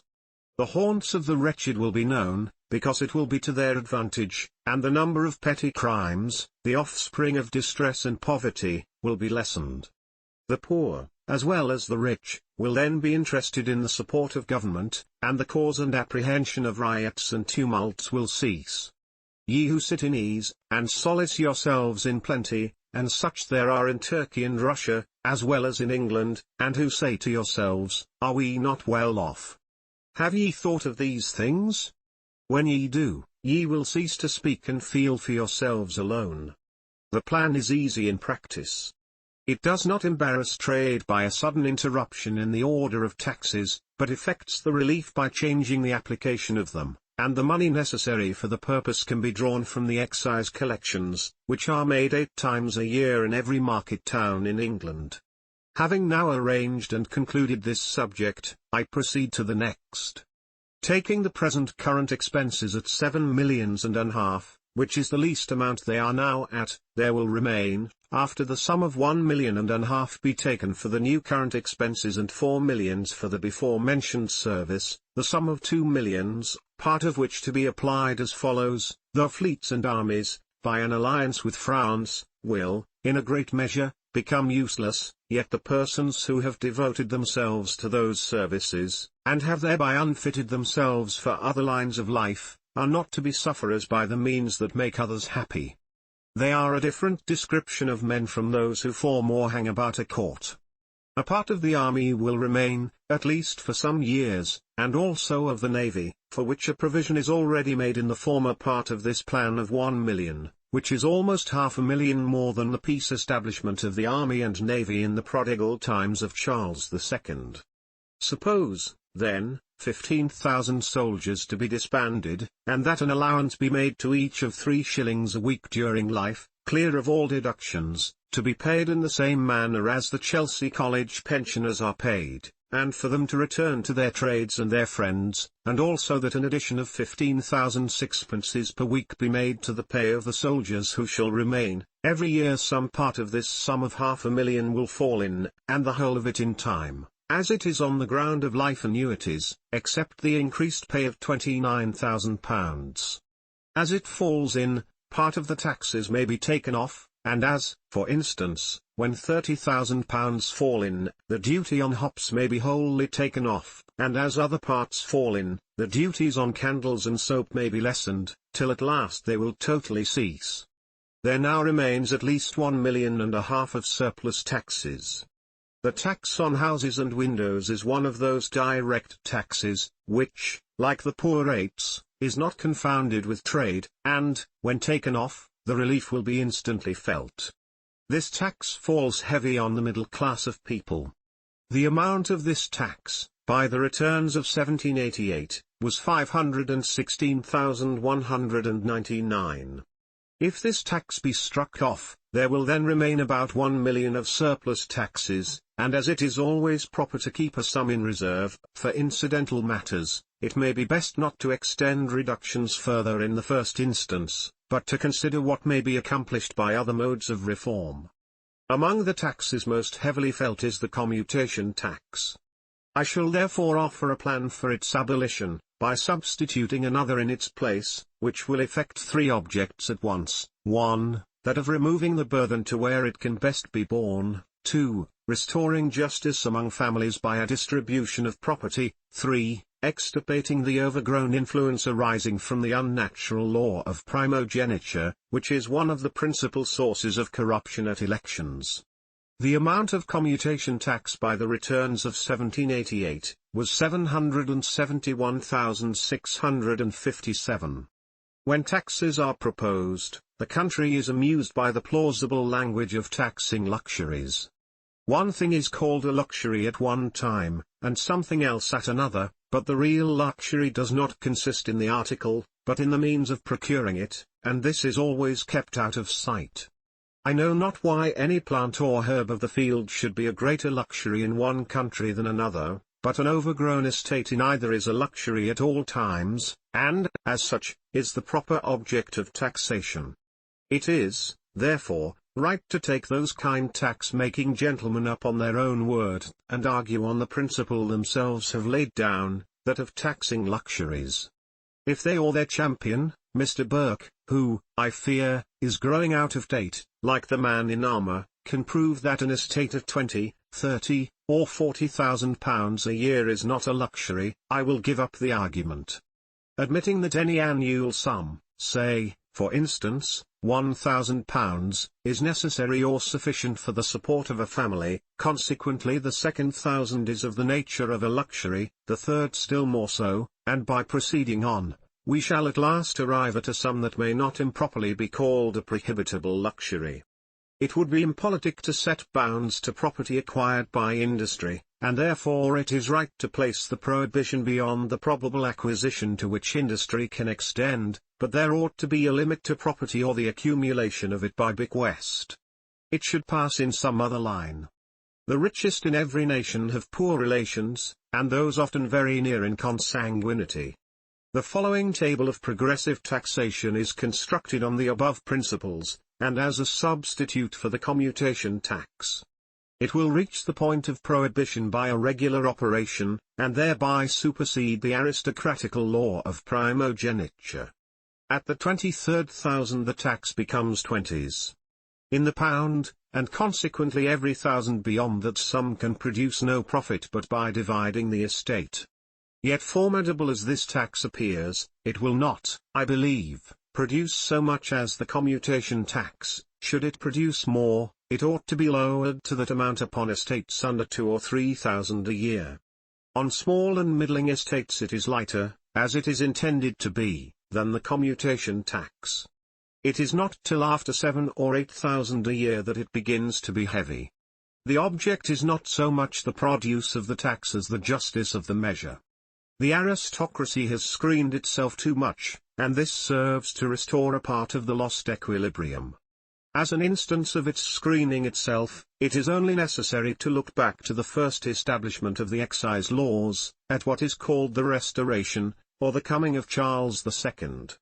The aristocratical interest then in power, commuted the feudal services itself was under, by laying a tax on beer brewed for sale, that is, they compounded with Charles for an exemption from those services for themselves and their heirs, by a tax to be paid by other people.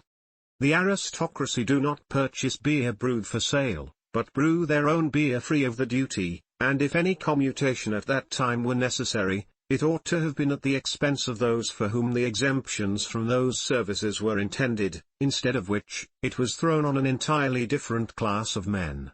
But the chief object of this progressive tax is, as already stated, to extirpate the overgrown influence arising from the unnatural law of primogeniture, and which is one of the principal sources of corruption at elections.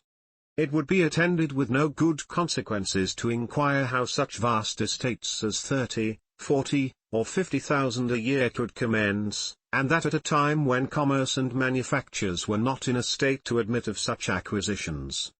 Let it be sufficient to remedy the evil by putting them in a condition of descending again to the community by the quiet means of apportioning them among all the heirs and heiresses of those families.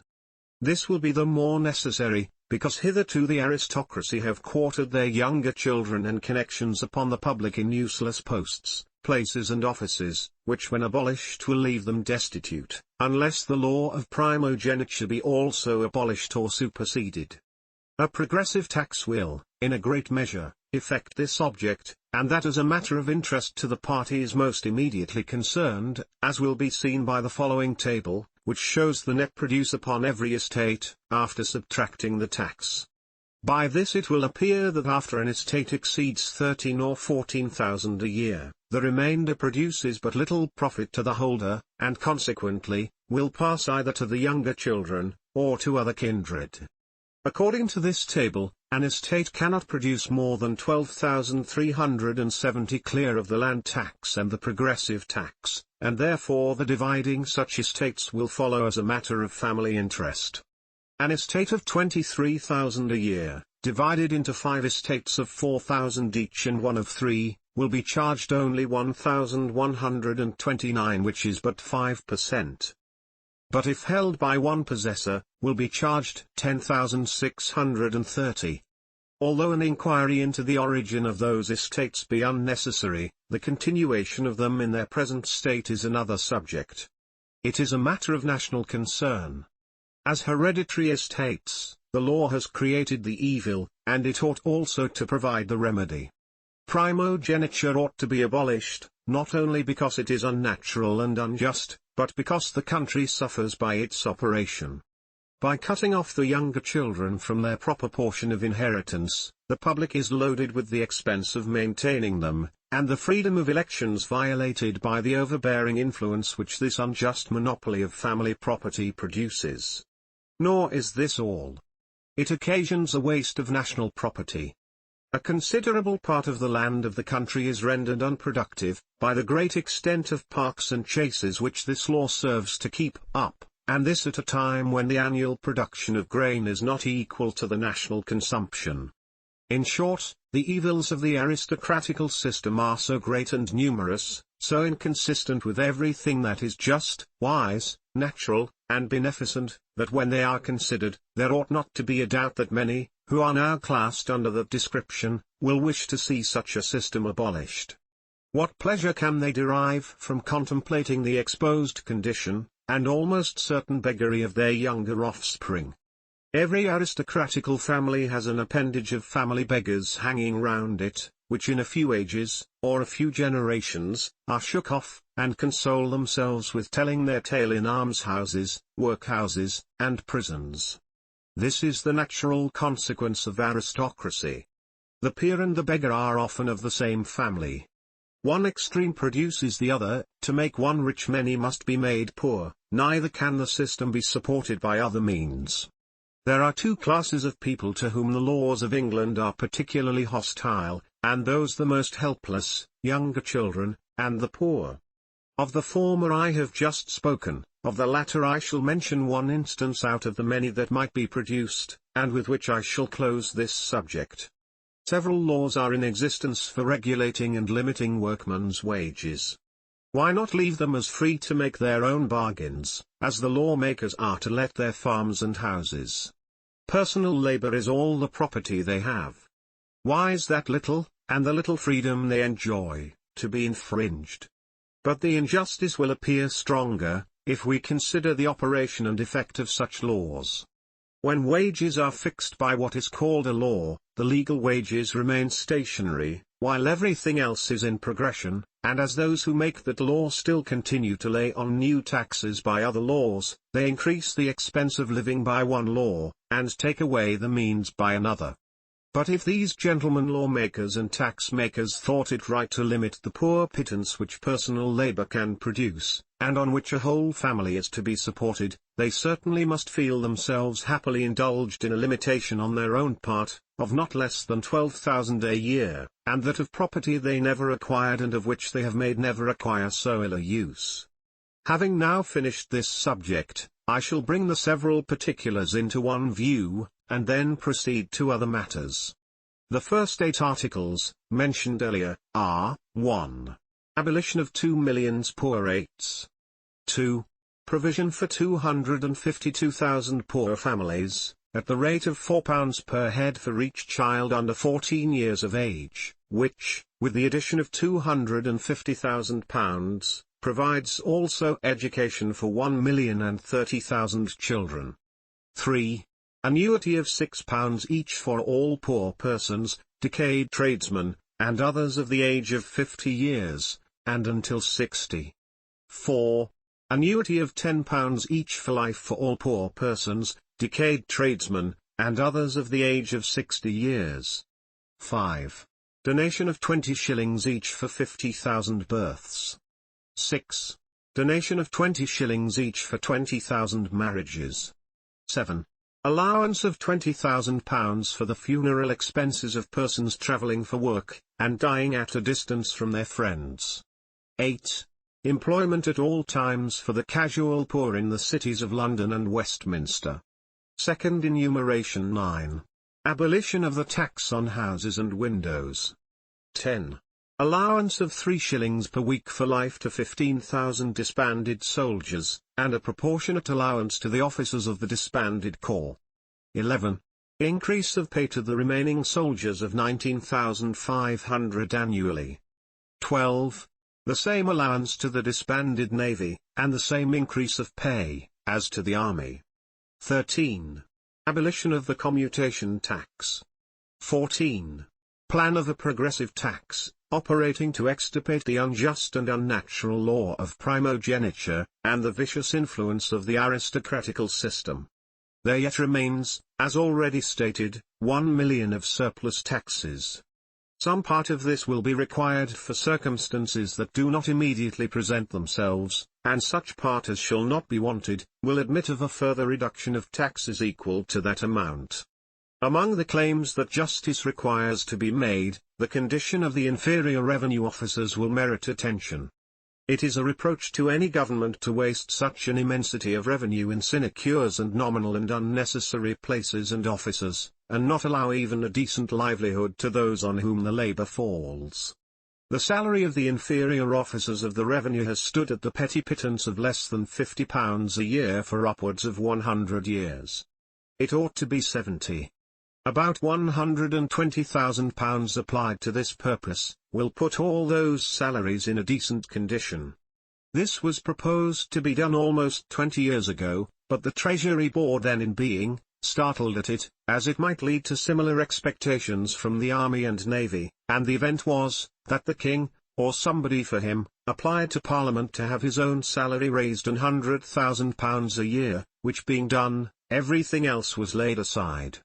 With respect to another class of men, the inferior clergy, I forbear to enlarge on their condition, but all partialities and prejudices for, or against, different modes and forms of religion aside, common justice will determine, whether there ought to be an income of £20 or £30 a year to one man, and of 10,000 to another. I speak on this subject with the more freedom, because I am known not to be a Presbyterian, and therefore the cant cry of court sycophants, about church and meeting, kept up to amuse and bewilder the nation, cannot be raised against me. Ye simple men on both sides the question, do you not see through this courtly craft? If ye can be kept disputing and wrangling about church and meeting, ye just answer the purpose of every courtier, who lives the while on the spoils of the taxes, and laughs at your credulity. Every religion is good that teaches man to be good, and I know of none that instructs him to be bad. All the before-mentioned calculations suppose only 16 millions and a half of taxes paid into the exchequer, after the expense of collection and drawbacks at the Custom House and Excise Office are deducted, whereas the sum paid into the exchequer is very nearly, if not quite, 17 millions. The taxes raised in Scotland and Ireland are expended in those countries, and therefore their savings will come out of their own taxes, but if any part be paid into the English exchequer, it might be remitted. This will not make £100,000 a year difference.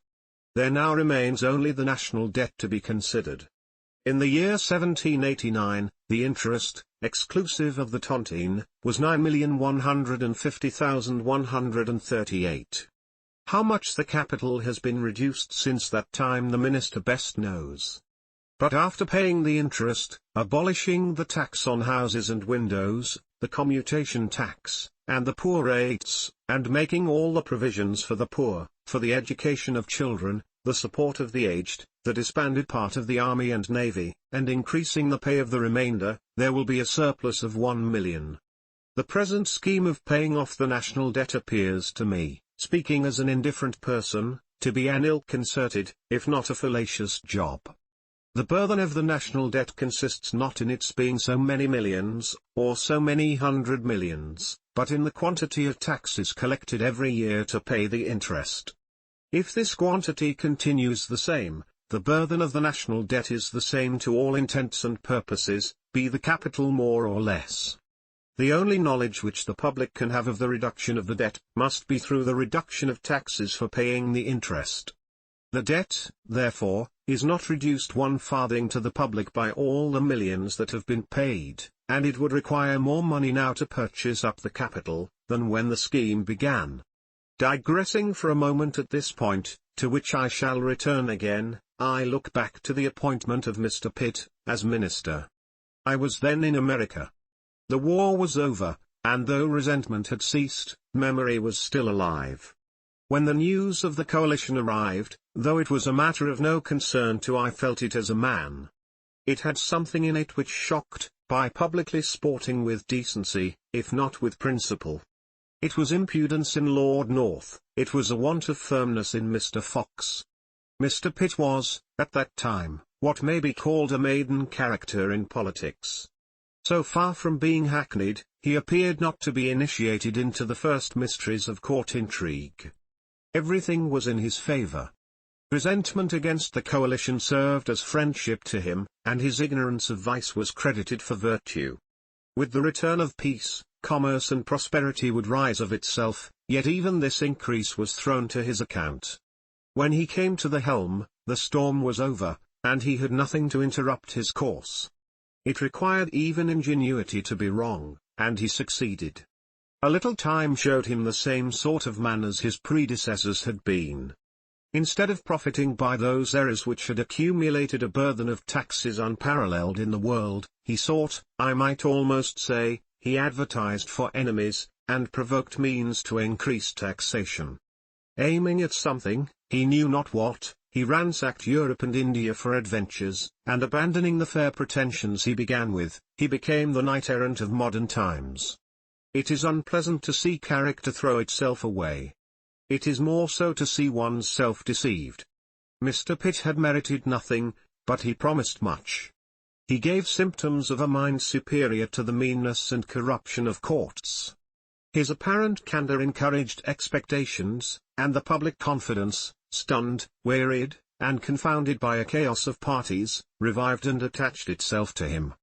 But mistaking, as he has done, the disgust of the nation against the coalition, for merit in himself, he has rushed into measures which a man less supported would not have presumed to act. All this seems to show that change of ministers amounts to nothing. One goes out, another comes in, and still the same measures, vices, and extravagance are pursued.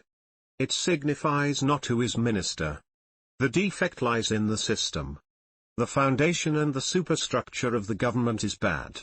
Prop it as you please, it continually sinks into court government, and ever will.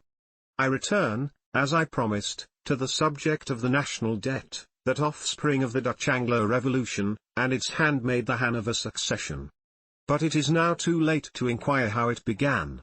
Those to whom it is due have advanced the money, and whether it was well or ill spent, or pocketed, is not their crime. It is, however, easy to see, that as the nation proceeds in contemplating the nature and principles of government, and to understand taxes, and make comparisons between those of America, France, and England, it will be next to impossible to keep it in the same torpid state it has hitherto been. Some reform must, from the necessity of the case, soon begin. It is not whether these principles press with little or much force in the present moment. They are out. They are abroad in the world, and no force can stop them. Like a secret told, they are beyond recall, and he must be blind indeed that does not see that a change is already beginning. 9 millions of dead taxes is a serious thing, and this not only for bad, but in a great measure for foreign government. By putting the power of making war into the hands of the foreigners who came for what they could get, little else was to be expected than what has happened. Reasons are already advanced in this work, showing that whatever the reforms in the taxes may be, they ought to be made in the current expenses of government, and not in the part applied to the interest of the national debt. By remitting the taxes of the poor, they will be totally relieved, and all discontent will be taken away, and by striking off such of the taxes as are already mentioned, the nation will more than recover the whole expense of the mad American war. There will then remain only the national debt as a subject of discontent, and in order to remove, or rather to prevent this, it would be good policy in the stockholders themselves to consider it as property, subject like all other property, to bear some portion of the taxes. It would give to it both popularity and security, and as a great part of its present inconvenience is balanced by the capital which it keeps alive, A measure of this kind would so far add to that balance as to silence objections. This may be done by such gradual means as to accomplish all that is necessary with the greatest ease and convenience. Instead of taxing the capital, the best method would be to tax the interest by some progressive ratio, and to lessen the public taxes in the same proportion as the interest diminished. Suppose the interest was taxed 1 halfpenny in the pound the first year, a penny more the second, and to proceed by a certain ratio to be determined upon, always less than any other tax upon property. Such a tax would be subtracted from the interest at the time of payment, without any expense of collection. 1 halfpenny in the pound would lessen the interest and consequently the taxes, £20,000. The tax on wagons amounts to this sum, and this tax might be taken off the first year. The second year the tax on female servants, or some other of the like amount might also be taken off, and by proceeding in this manner, always applying the tax raised from the property of the debt toward its extinction, and not carry it to the current services, it would liberate itself. The stockholders, notwithstanding this tax, would pay less taxes than they do now.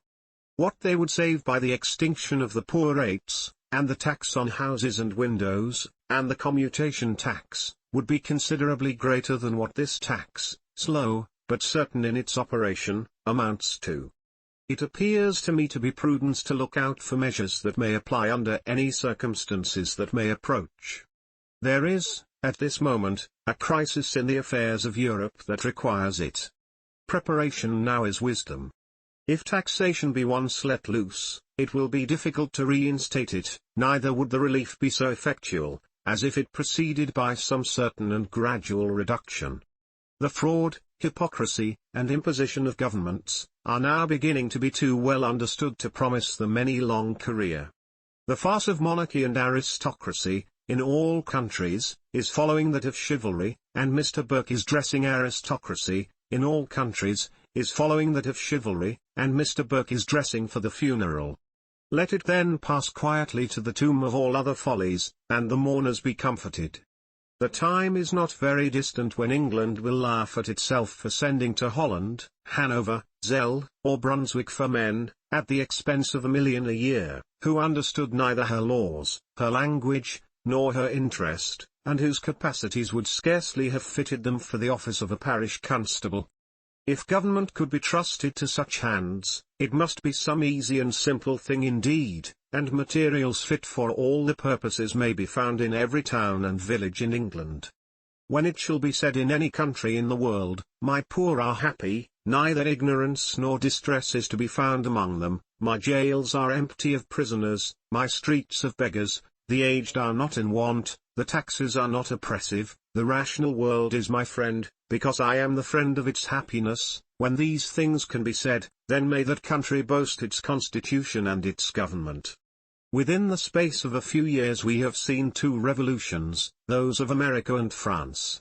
In the former, the contest was long, and the conflict severe; in the latter, the nation acted with such a consolidated impulse, that having no foreign enemy to contend with, the revolution was complete in power the moment it appeared. From both those instances it is evident, that the greatest forces that can be brought into the field of revolutions, are reason and common interest. Where these can have the opportunity of acting, opposition dies with fear, or crumbles away by conviction.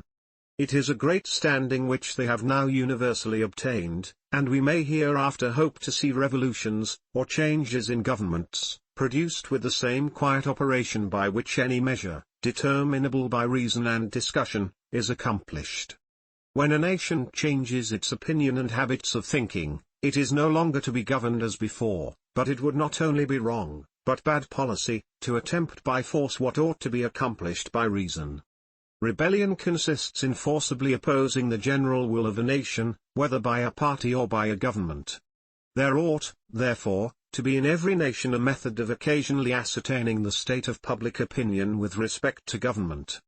On this point the old government of France was superior to the present government of England, because, on extraordinary occasions, recourse could be had what was then called the States General.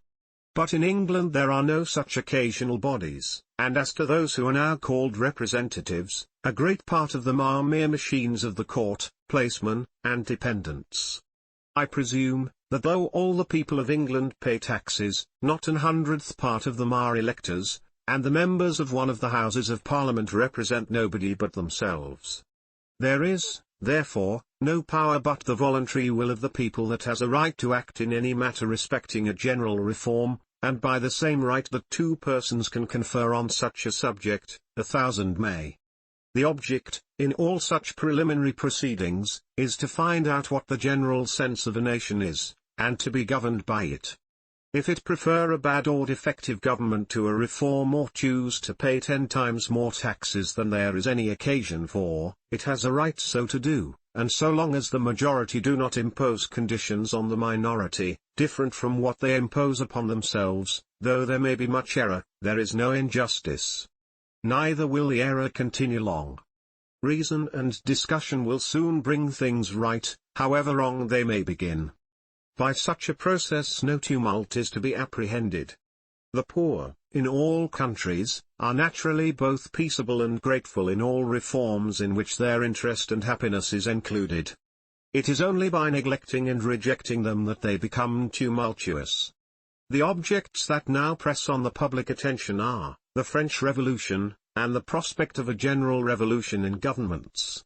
Of all nations in Europe there is none so much interested in the French Revolution as England.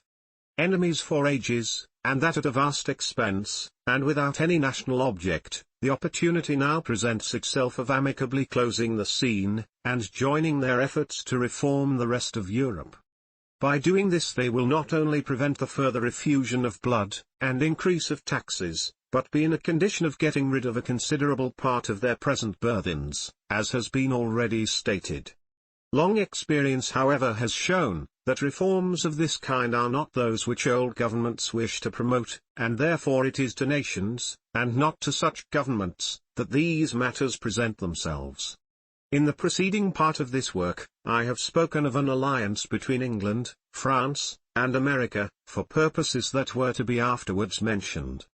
Though I have no direct authority on the part of America, I have good reason to conclude, that she is disposed to enter into a consideration of such a measure, provided, that the governments with which she might ally, acted as national governments, and not as courts enveloped in intrigue and mystery.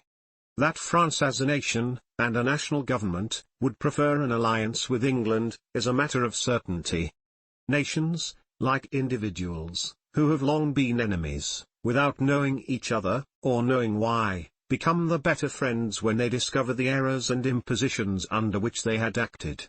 Admitting, therefore, the probability of such a connection, I will state some matters by which such an alliance, together with that of Holland, might render service, not only to the parties immediately concerned, but to all Europe.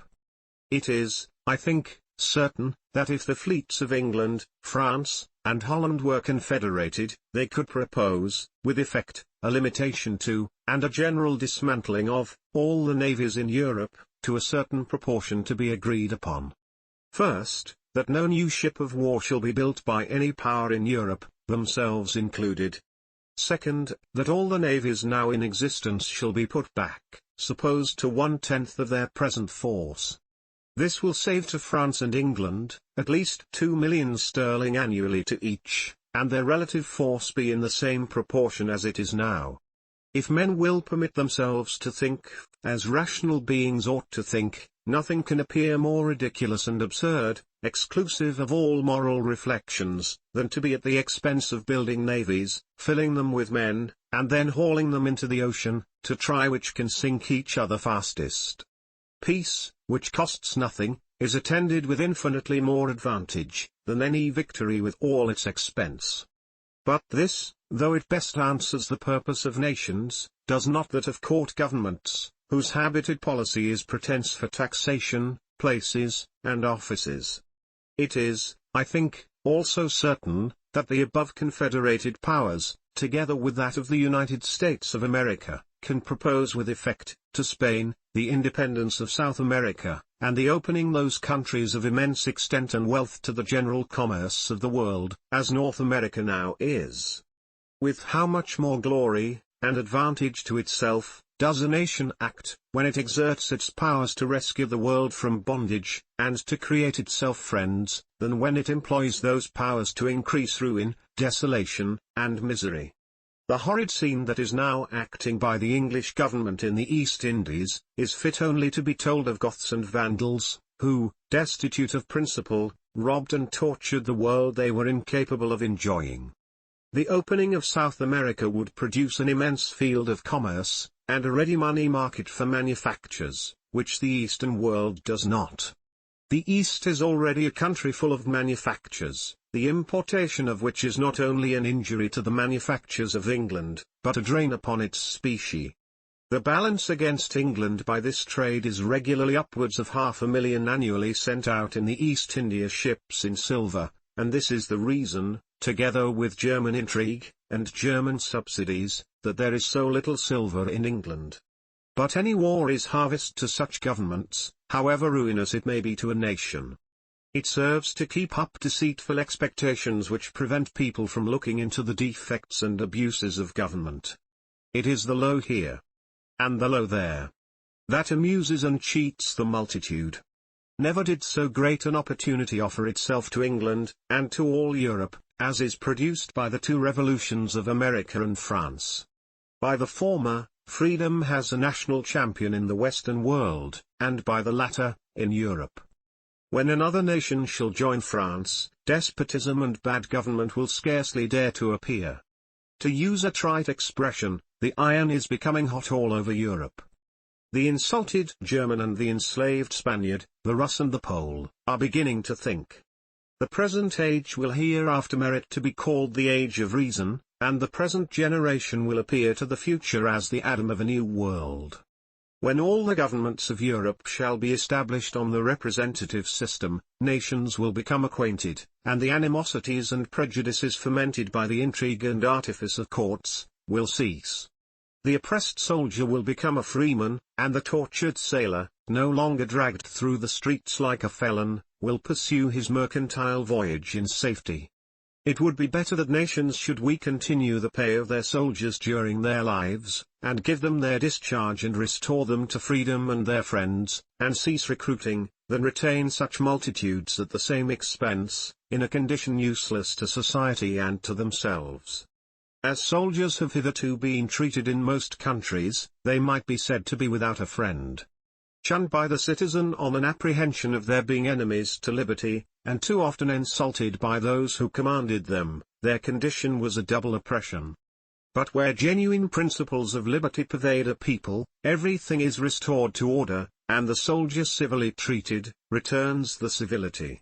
In contemplating revolutions, it is easy to perceive that they may arise from two distinct causes, the one, to avoid or get rid of some great calamity, the other, to obtain some great and positive good, and the two may be distinguished by the names of active and passive revolutions. In those which proceed from the former cause, the temper becomes incensed and soured, and the redress, obtained by danger, is too often sullied by revenge. But in those which proceed from the latter, the heart, rather animated than agitated, enters serenely upon the subject. Reason and discussion, persuasion and conviction, become the weapons in the contest, and it is only when those are attempted to be suppressed that recourse is had to violence. When men unite in agreeing that a thing is good, could it be obtained, such for instance as relief from a burden of taxes and the extinction of corruption, the object is more than half accomplished. What they approve as the end, they will promote in the means. Will any man say, in the present excess of taxation, falling so heavily on the poor, that a remission of £5 annually of taxes to 104,000 poor families is not a good thing? Will he say that a remission of £7 annually to 100,000 other poor families, of £8 annually to another 100,000 poor families, and of £10 annually to 50,000 poor and widowed families, are not good things? And, to proceed a step further in this climax, will he say that to provide against the misfortunes to which all human life is subject, by securing £6 annually for all poor, distressed, and reduced persons of the age of 50 and until 60, and of £10 annually after 60, is not a good thing? Will he say that an abolition of 2 millions of poor rates to the housekeepers, and of the whole of the house and window light tax and of the commutation tax is not a good thing? Or will he say that to abolish corruption is a bad thing? If, therefore, the good to be obtained be worthy of a passive, rational, and costless revolution, it would be bad policy to prefer waiting for a calamity that should force a violent one. I have no idea, considering the reforms which are now passing and spreading throughout Europe, that England will permit herself to be the last, and where the occasion and the opportunity quietly offer, it is better than to wait for a turbulent necessity. It may be considered as an honor to the animal faculties of man to obtain redress by courage and danger, but it is far greater honor to the rational faculties to accomplish the same object by reason, accommodation, and general consent. As reforms, or revolutions, call them which you please, extend themselves among nations, those nations will form connections and conventions, and when a few are thus confederated, the progress will be rapid, till despotism and corrupt government be totally expelled, at least out of 2/4 of the world, Europe and America. The Algerine piracy may then be commanded to cease, for it is only by the malicious policy of old governments, against each other, that it exists. Throughout this work, various and numerous as the subjects are, which I have taken up and investigated, there is only a single paragraph upon religion, viz. That every religion is good that teaches man to be good. I have carefully avoided to enlarge upon the subject, because I am inclined to believe that what is called the present ministry, wish to see contentions about religion kept up, to prevent the nation turning its attention to subjects of government. It is as if they were to say, look that way, or any way, but this. But as religion is very improperly made a political machine, and the reality of it is thereby destroyed, I will conclude this work with stating in what light religion appears to me. If we suppose a large family of children, who, on any particular day, or particular circumstance, made it a custom to present to their parents some token of their affection and gratitude, each of them would make a different offering, and most probably in a different manner.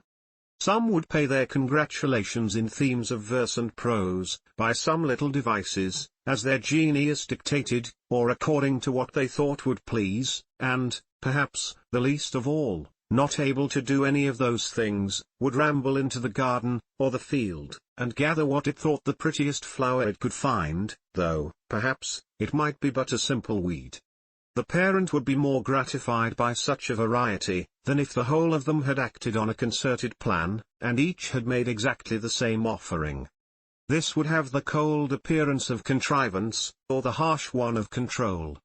But of all unwelcome things, nothing could more afflict the parents than to know, that the whole of them had afterwards gotten together by the ears, boys and girls, fighting, scratching, reviling, and abusing each other about which was the best or the worst present.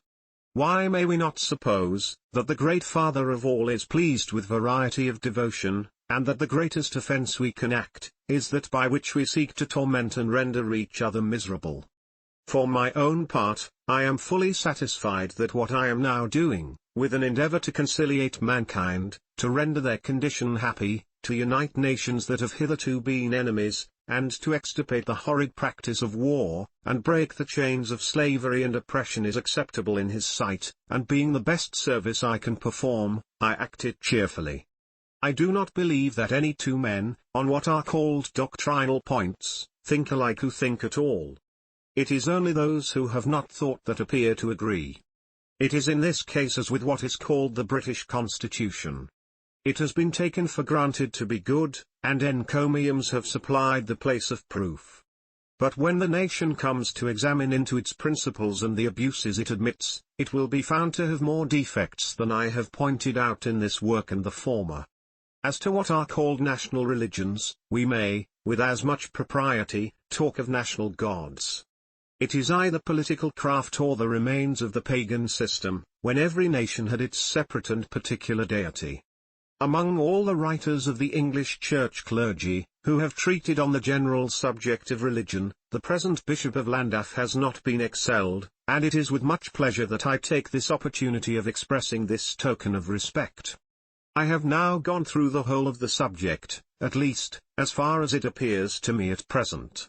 It has been my intention for the 5 years I have been in Europe, to offer an address to the people of England on the subject of government, if the opportunity presented itself before I returned to America. Mr. Burke has thrown it in my way, and I thank him. On a certain occasion, 3 years ago, I pressed him to propose a national convention, to be fairly elected, for the purpose of taking the state of the nation into consideration, but I found, that however strongly the parliamentary current was then setting against the party he acted with, their policy was to keep everything within that field of corruption, and trust to accidents.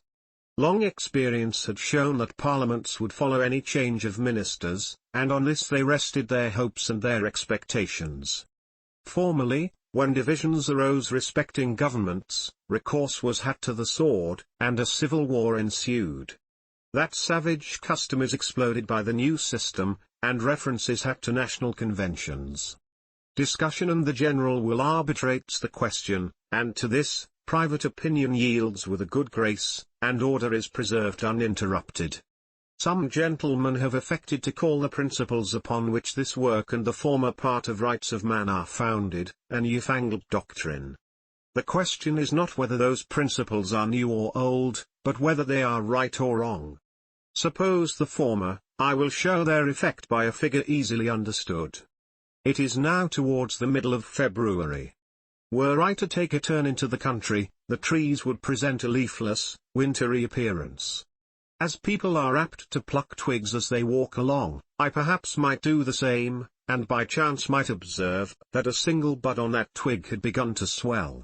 I should reason very unnaturally, or rather not reason at all, to suppose this was the only bud in England which had this appearance. Instead of deciding thus, I should instantly conclude that the same appearance was beginning, or about to begin, everywhere, and though the vegetable sleep will continue longer on some trees and plants than on others, and though some of them may not blossom for 2 or 3 years, all will be in leaf in the summer, except those which are rotten. What pace the political summer may keep with the natural, no human foresight can determine. It is, however, not difficult to perceive that the spring is begun. Thus wishing, as I sincerely do, freedom and happiness to all nations, I close the second part. Appendix. As the publication of this work has been delayed beyond the time intended, I think it not improper, all circumstances considered, to state the causes that have occasioned delay. The reader will probably observe that some parts in the plan contained in this work for reducing the taxes, and certain parts in Mr. Pitt's speech at the opening of the present session, Tuesday, January 31st, are so much alike as to induce a belief that either the author had taken the hint from Mr. Pitt, or Mr. Pitt from the author. I will first point out the parts that are similar, and then state such circumstances as I am acquainted with, leaving the reader to make his own conclusion. Considering it as almost an unprecedented case, that taxes should be proposed to be taken off, it is equally extraordinary that such a measure should occur to 2 persons at the same time, and still more so that they should hit on the same specific taxes. Mr. Pitt has mentioned, in his speech, the tax on carts and wagons, that on female servants, the lowering the tax on candles, and the taking off the tax of 3 shillings on houses having under 7 windows. Every one of those specific taxes are a part of the plan contained in this work, and proposed also to be taken off. Mr. Pitt's plan, it is true, goes no further than to a reduction of £320,000, and the reduction proposed in this work, to nearly 6 millions. I have made my calculations on only 16 millions and a half of revenue, still asserting that it was very nearly, if not quite, 17 millions. Mr. Pitt states it at 16,690,000. I know enough of the matter to say that he has not overstated it. Having thus given the particulars, which correspond in this work and his speech, I will state a chain of circumstances that may lead to some explanation. The first hint for lessening the taxes, and that as a consequence flowing from the French Revolution, is to be found in the address and declaration of the gentlemen who met at the thatched house Davon, August 20, 1791. Among many other particulars stated in that address, is the following, put as an interrogation to the government opposers of the French Revolution. Are they sorry that the pretense for new oppressive taxes, and the occasion for continuing many old taxes will be at an end? It is well known that the persons who chiefly frequent the Thatched House Tavern, are men of court connections, and so much did they take this address and declaration respecting the French Revolution, and the reduction of taxes in disgust, that the landlord was under the necessity of informing the gentlemen, who composed the meeting of the 20th of August, and who proposed holding another meeting, that he could not receive them. What was only hinted in the address and declaration respecting taxes and principles of government, will be found reduced to a regular system in this work. But as Mr. Pitt's speech contains some of the same things respecting taxes, I now come to give the circumstances before alluded to. The case is, this work was intended to be published just before the meeting of Parliament, and for that purpose a considerable part of the copy was put into the printer's hands in September, and all the remaining copy, which contains the part to which Mr. Pitt's speech is similar, was given to him full 6 weeks before the meeting of Parliament, and he was informed of the time at which it was to appear. He had composed nearly the whole about a fortnight before the time of Parliament meeting, and had given me a proof of the next sheet. It was then in sufficient forwardness to be out at the time proposed, as 2 other sheets were ready for striking off. I had before told him, that if he thought he should be straitened for time, I could get part of the work done at another press, which he desired me not to do. In this manner the work stood on the Tuesday fortnight preceding the meeting of Parliament, when all at once, without any previous intimation, though I had been with him the evening before, he sent me, by one of his workmen, all the remaining copy, declining to go on with the work on any consideration. To account for this extraordinary conduct I was totally at a loss, as he stopped at the part where the arguments on systems and principles of government closed, and where the plan for the reduction of taxes, the education of children, and the support of the poor and the aged begins, and still more especially, as he had, at the time of his beginning to print, and before he had seen the whole copy, offered £1,000 for the copyright, together with the future copyright of the former part of the Rights of Man. I told the person who brought me this offer that I should not accept it, and wished it not to be renewed, giving him as my reason, that though I believed the printer to be an honest man, I would never put it in the power of any printer or publisher to suppress or alter a work of mine, by making him master of the copy, or give to him the right of selling it to any minister, or to any other person, or to treat as a mere matter of traffic, that which I intended should operate as a principle.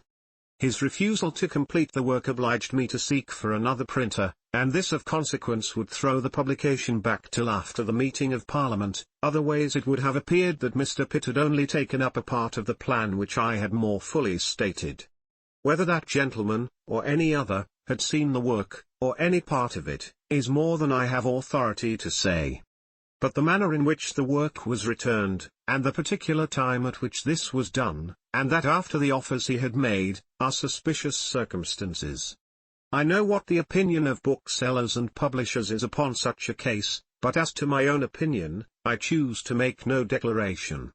There are many ways by which proof sheets may be procured by other persons before a work publicly appears, to which I shall add a certain circumstance, which is, a ministerial bookseller in Piccadilly who has been employed, as common report says, by a clerk of one of the boards closely connected with the ministry to publish what he calls my life, used to have his books printed at the same printing office that I employed, but when the former part of Rights of Man came out, he took his work away in dudgeon, and about a week or 10 days before the printer returned my copy, he came to make him an offer of his work again, which was accepted. This would consequently give him admission into the printing office where the sheets of this work were then lying, and as booksellers and printers are free with each other, he would have the opportunity of seeing what was going on. Be the case, however, as it may, Mr. Pitt's plan, little and diminutive as it is, would have made a very awkward appearance, had this work appeared at the time the printer had engaged to finish it. I have now stated the particulars which occasioned the delay, from the proposal to purchase, to the refusal to print. If all the gentlemen are innocent, it is very unfortunate for them that such a variety of suspicious circumstances should, without any design, arrange themselves together. Having now finished this part, I will conclude with stating another circumstance. About a fortnight or 3 weeks before the meeting of Parliament, a small addition, amounting to about 12 shillings and sixpence a year, was made to the pay of the soldiers, or rather their pay was docked so much less. Some gentlemen who knew, in part, that this work would contain a plan of reforms respecting the oppressed condition of soldiers, wished me to add a note to the work, signifying that the part upon that subject had been in the printer's hands some weeks before that addition of pay was proposed.